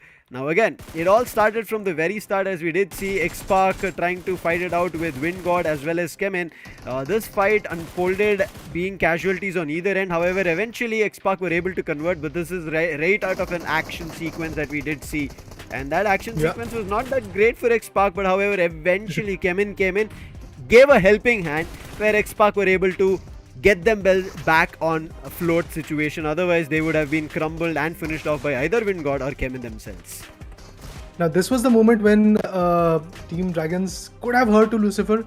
Like, they could have gone for the rotation, but they decided to stay. They decided to fight back against Metal Esports, and it costed them the whole game. Whole team was shut down at that moment. Metal Esports definitely had their momentum, to be honest, and they were definitely good with it. But in the later part, Paradox extended a bit, and OG was like, yeah, we are going to pay a visit to you, man. And instantly shuts them down. And with that, now, eventually, if we talk about even Team Reckoning, they had a fight against Team Blind. Initially, yes, Blind was the one which was capitalizing a lot, but in the later part, we got to see like Team Reckonings and Blinds was a 1v1, and Team Reckoning was able to get the upper hand. But look at this moment. Joker had 0 finishes. And in a blink of an eye, you'll get to see that the team had 7 finishes. 3 for him, 3 for S-Power 4 together. Yeah, 4. And they don't stop from there on. Every position that they spotted through the window, they kept storming with bullets.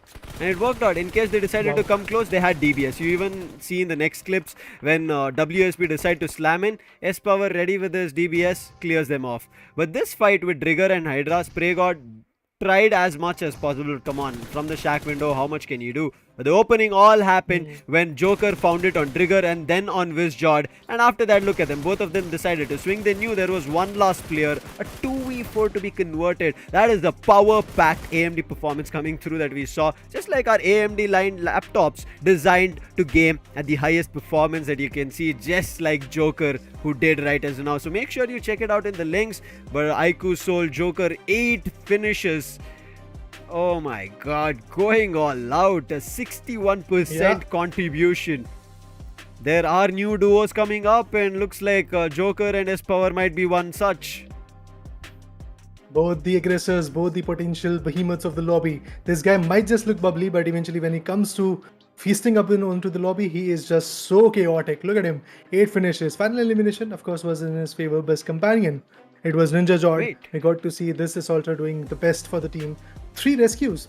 I think the last 4-man finish was all by Joker. Now yes, damage was being done from S-Power, And that's the reason, because you remember, right, when we were seeing him initially, he had 3 finishes, then he got the 4th from one of the players from Revenant, but then entire OG is wiped and he has 8 finishes, meaning I'm pretty sure, because first he dropped Drigger, then WINDGOD, then I think with the grenade put down the other player from Orangutan, then Ash was put down by last as the final elimination, and the final elimination is again Joker. Oh my god. Amazing, the jokes guys. on their opponents, man. Orangutan having 4 people and Joker with a big wide smile dancing all across the stairs wins a winner chicken dinner for IQOOSOUL. Now the only thing that is left for Joker is to get a 1v4 in Vikendi and Miramar, because he has done it in Sanhok against EROBOTZ, and he has done it against OG in this Erangel map. What more can you ask from an individual, man? Of course, his power was there as a buddy. He was constantly damaging out the player, getting all the nades right on the location. But this guy, he gets the final nail onto the coffin of OG. But now, let's talk about the match standing. Guys, remember? Biggest winner chicken dinner on day number 1, or should I say the record till now is a 23-pointer winner chicken dinner, and it is in the favor of IQOOSOUL. Initially, it was WSB who got 22 frags of 22 total points when it comes to match number 1. It was again an Erangel match, and it's another Erangel today, and it's IQOOSOUL's match, which was there with 23 amazing total points. That's amazing. That's a huge score, no doubt in that. In terms of finishes, yeah, OG was also quite good, as we do see Orangutan getting 9 amazing finishes and a total of 15 points because of their second position. So it was a good number of score. Xspark on the other corner went out a little bit early, but they still managed to get just shy of 10 points, like just one shy of 10 points. They have 9 points overall. Now, Revenant could have been better, but they did get placement points, so maybe okay, I will call that, but let's see how it unfolds in the overall standings. But before that, the match summary. Here, everything that you see stats majorly favors IQOOSOUL, except for the best contribution coming in from Afu from AEROBOTZ. He was the one who was responsible for finding 2 initial finishes on the players of IQOOSOUL. After that, it was just a spray down coming in from Joker and S-Power, the duo. And then, as you can see, highest finishes going to Orangutan. We already spoke about it. Xspark, sorry. Now I'm just mixing player names and teams because that's what happened. That game was just unbelievable to even being pulled off. But again, Xspark as well. True. Credits to them, Raider, because early game and towards the end as well, to make sure that they have good finishes and they come to the 3rd spot, right? Because before this, who was it? It was Ninja Jod, and I think all kudos to Ninja Jod, we were talking about it, but all kudos to our viewers, that all the support that you've been doing, you will get a chance to stand for a giveaway. All for you. We don't even stand a chance. We just keep talking all day long, but you are the ones who are going to win at the end of the day. 800k subs, and we are very near to that. As soon as we reach, the first giveaway is going to open up of 30 RP, and in case you just bombard us, just like the grenades that Joker was throwing, we get to 900k, you get 50 RP, and fingers crossed, touch wood, and if we get to 1 million, the road to 1 million happens here in the SCS 2024 100 RP giveaway on live stream. Wow, that is going to be huge. All those individuals who love to flaunt some skins, they can get the Royal Pass for sure. But what you have to do is just basically share the stream and eventually make sure to subscribe as well, so that you get every single information, every single idea of all the IPs coming in from SCS. But eventually, on the other corner, when it comes to overall ranking, IQOOSOUL snatched the first position, and they are now there with 74 total points. I was like, maybe Team IQOOSOUL is going to go out of the day number 1 without any winner chicken dinner, but they were like, hold on to our guns. We are going to come back, and we are going to come back even stronger. We're going to make a record. We are going to come up with a 1v4. We're going to get a 2v4 as well. We are going to get all out in this particular last match, and that's how IQOOSOUL bags out a total of 74. But on the second page, the team which was on the first page, Medal Esports, is now pushed back onto the second page at 9th position. There seems to be a fight in the top 3, but other rest, it is just a difference of points. You can see, okay, it's not even top 3, it's top 2 actually. IQOOSOUL and Blind, a difference of not even 10 but 8 points. But after that, immediately a difference of 20 points. But after that, from Orangutan till every other team, the difference is around like 4-5 points, and that's the same points that difference is being carrying over in the last page as well.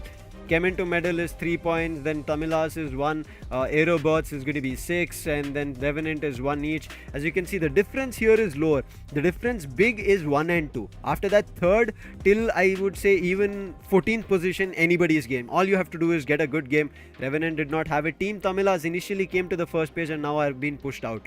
Top 5 players with the last game that Joker showed. He's sitting at the top with 19 total finishes. Skips comes in second with 15, S-Power at 14, Zeref at 12, but Gamla Boy at the last 11th position. When it was semi-finals here, Raider, it was Somraj and Roy. Today we don't see them.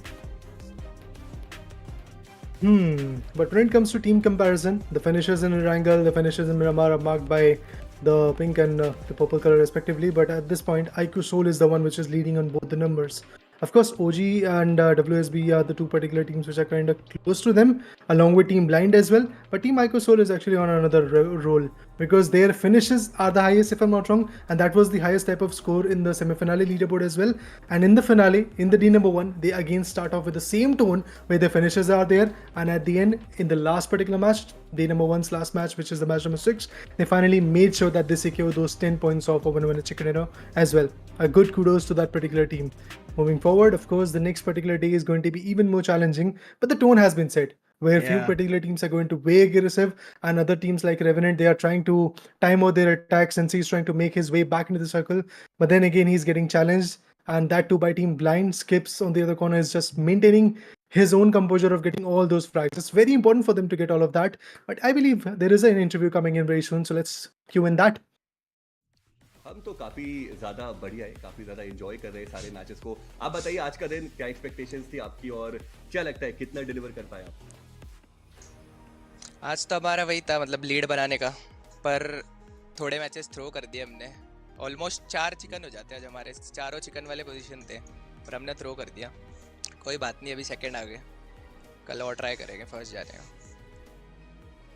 Skips, आज के दिन के पहले कुछ matches के अंदर अकेले आपने जो प्रदर्शन किया, आपके प्लेयर्स थोड़े से नॉक थे। पहले मैच में रैंगल में रेकनिंग के प्लेयर्स पुश कर रहे थे, वो इंपॉर्टेंट फिनिशेस आपने निकाले, नॉक करा प्लेयर्स को। सेकंड मैच में मिरामार में आप अकेले बचे थे, 2 प्लेयर्स आपके नॉक थे। तो जब अकेले आप बचते हो और वहां से गेम निकालना होता है, क्या मेंटालिटी रहती है और क्या सोच रहे होते हो? Because a lot of young players जो इस तरह पे आके प्रेशर में अच्छा नहीं कर पाते, तो क्या डिफरेंस किया आपने उन यंग प्लेयर्स से? ऐसा कुछ नहीं, मैं तो चिल रहता हूँ, बस सिचुएशन के हिसाब से कर लेता हूँ जो भी करना चाहिए।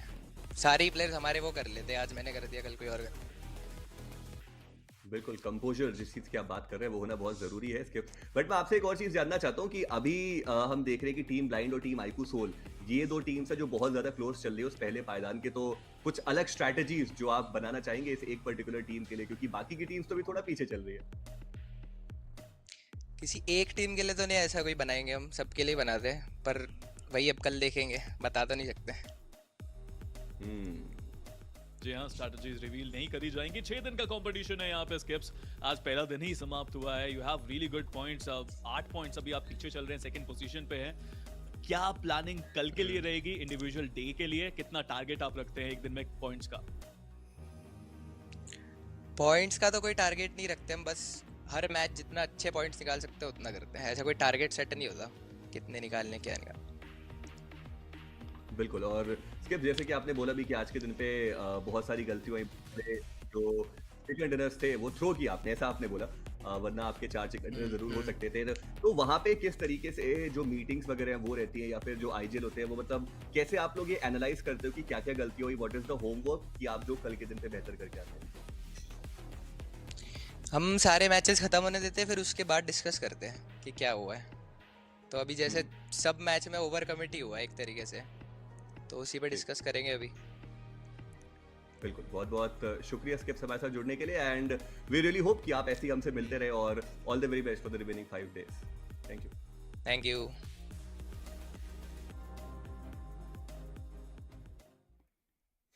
Well, we did see our lovely casters on the Hindi desk having a discussion with the team from Blind, and as he mentioned, right, nothing much. Stay calm, composed. We do our job, get our chicken dinners.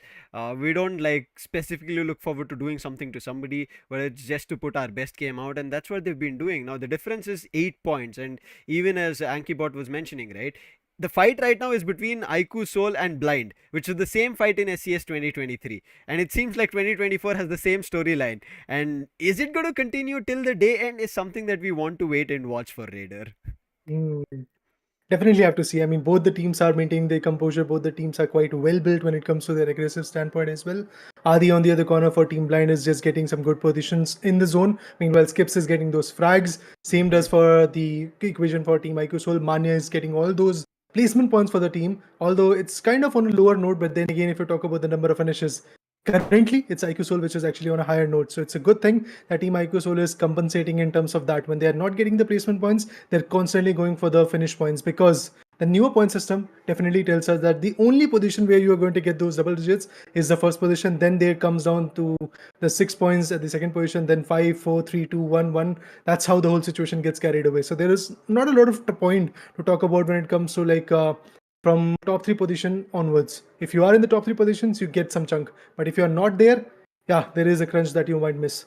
But one crunch that our viewers can get into is going to be the next upcoming tournament here in the BGMI roadmap at Skyesports. It is going to be Skyesports Mobile Open, again coming up with a 10 lakh prize pool, and it's going to start with just a 10-day gap from March 28th, and it'll go down to the next month starting. That's going to be April 2nd, and right after that we're going to be having Skyesports Championship 6.0 in Chennai. That is going to be a LAN. And yes, as we did speak about the leaderboard, we'll give you an idea about it, but I would request our viewers not just subscribing here and liking, but also get over to our Instagram page at @Skyesports Gaming.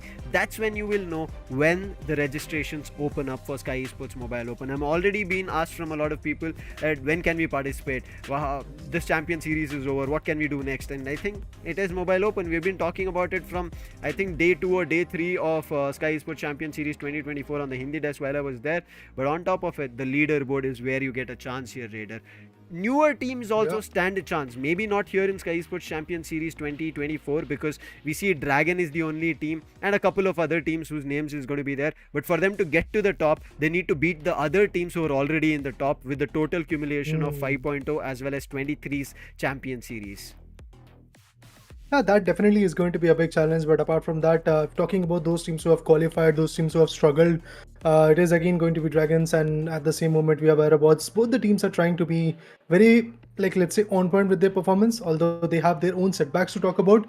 So yeah, I am definitely expecting a lot from them in the upcoming days. Initial day was kind of a day where they struggled a lot. Dragons specifically, if I'm talking about them, 12 points if I'm not wrong, that's all they've got throughout the whole 6 matches scenarios. On an average, just 2 points is what they're getting, to be honest. But the average should be like 10 to 12 points in every single match, which IQOOSOUL is doing, which teams like Team Blind is doing. Orangutan is also on the note of that. So if you really want to compete, if you really want to maintain a good scenario and start with no pressure in your mind on the next day, I do believe that the teams have to have an average of 8 to 12 points in every single game. So for that, teams like Dragons and Team AEROBOTZ Esports have to make sure that their rotations are good. Or if not, just go all out guns blazing like Xspark did, right? They were all out, and now they're at the top 8. We were just talking about that. A better game for them where they come out in the top 3, top 4 in the match standing should give them the boost, and they've gotten themselves the boost.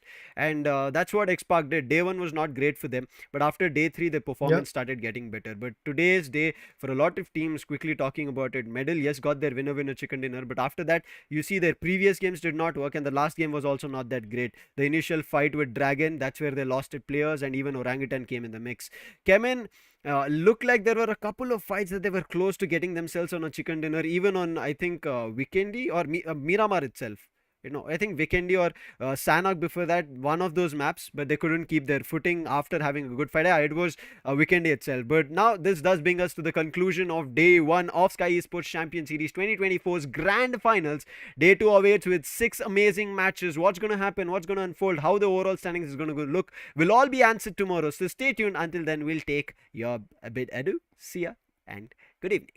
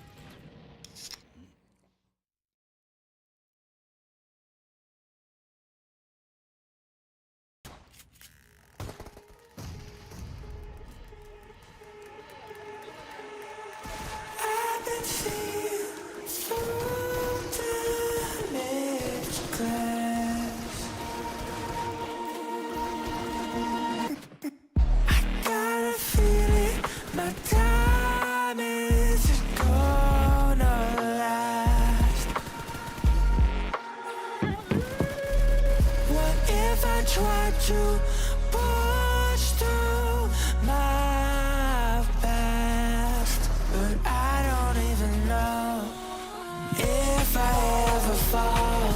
Will they even notice? Never cared for all goodbye. I just wanna be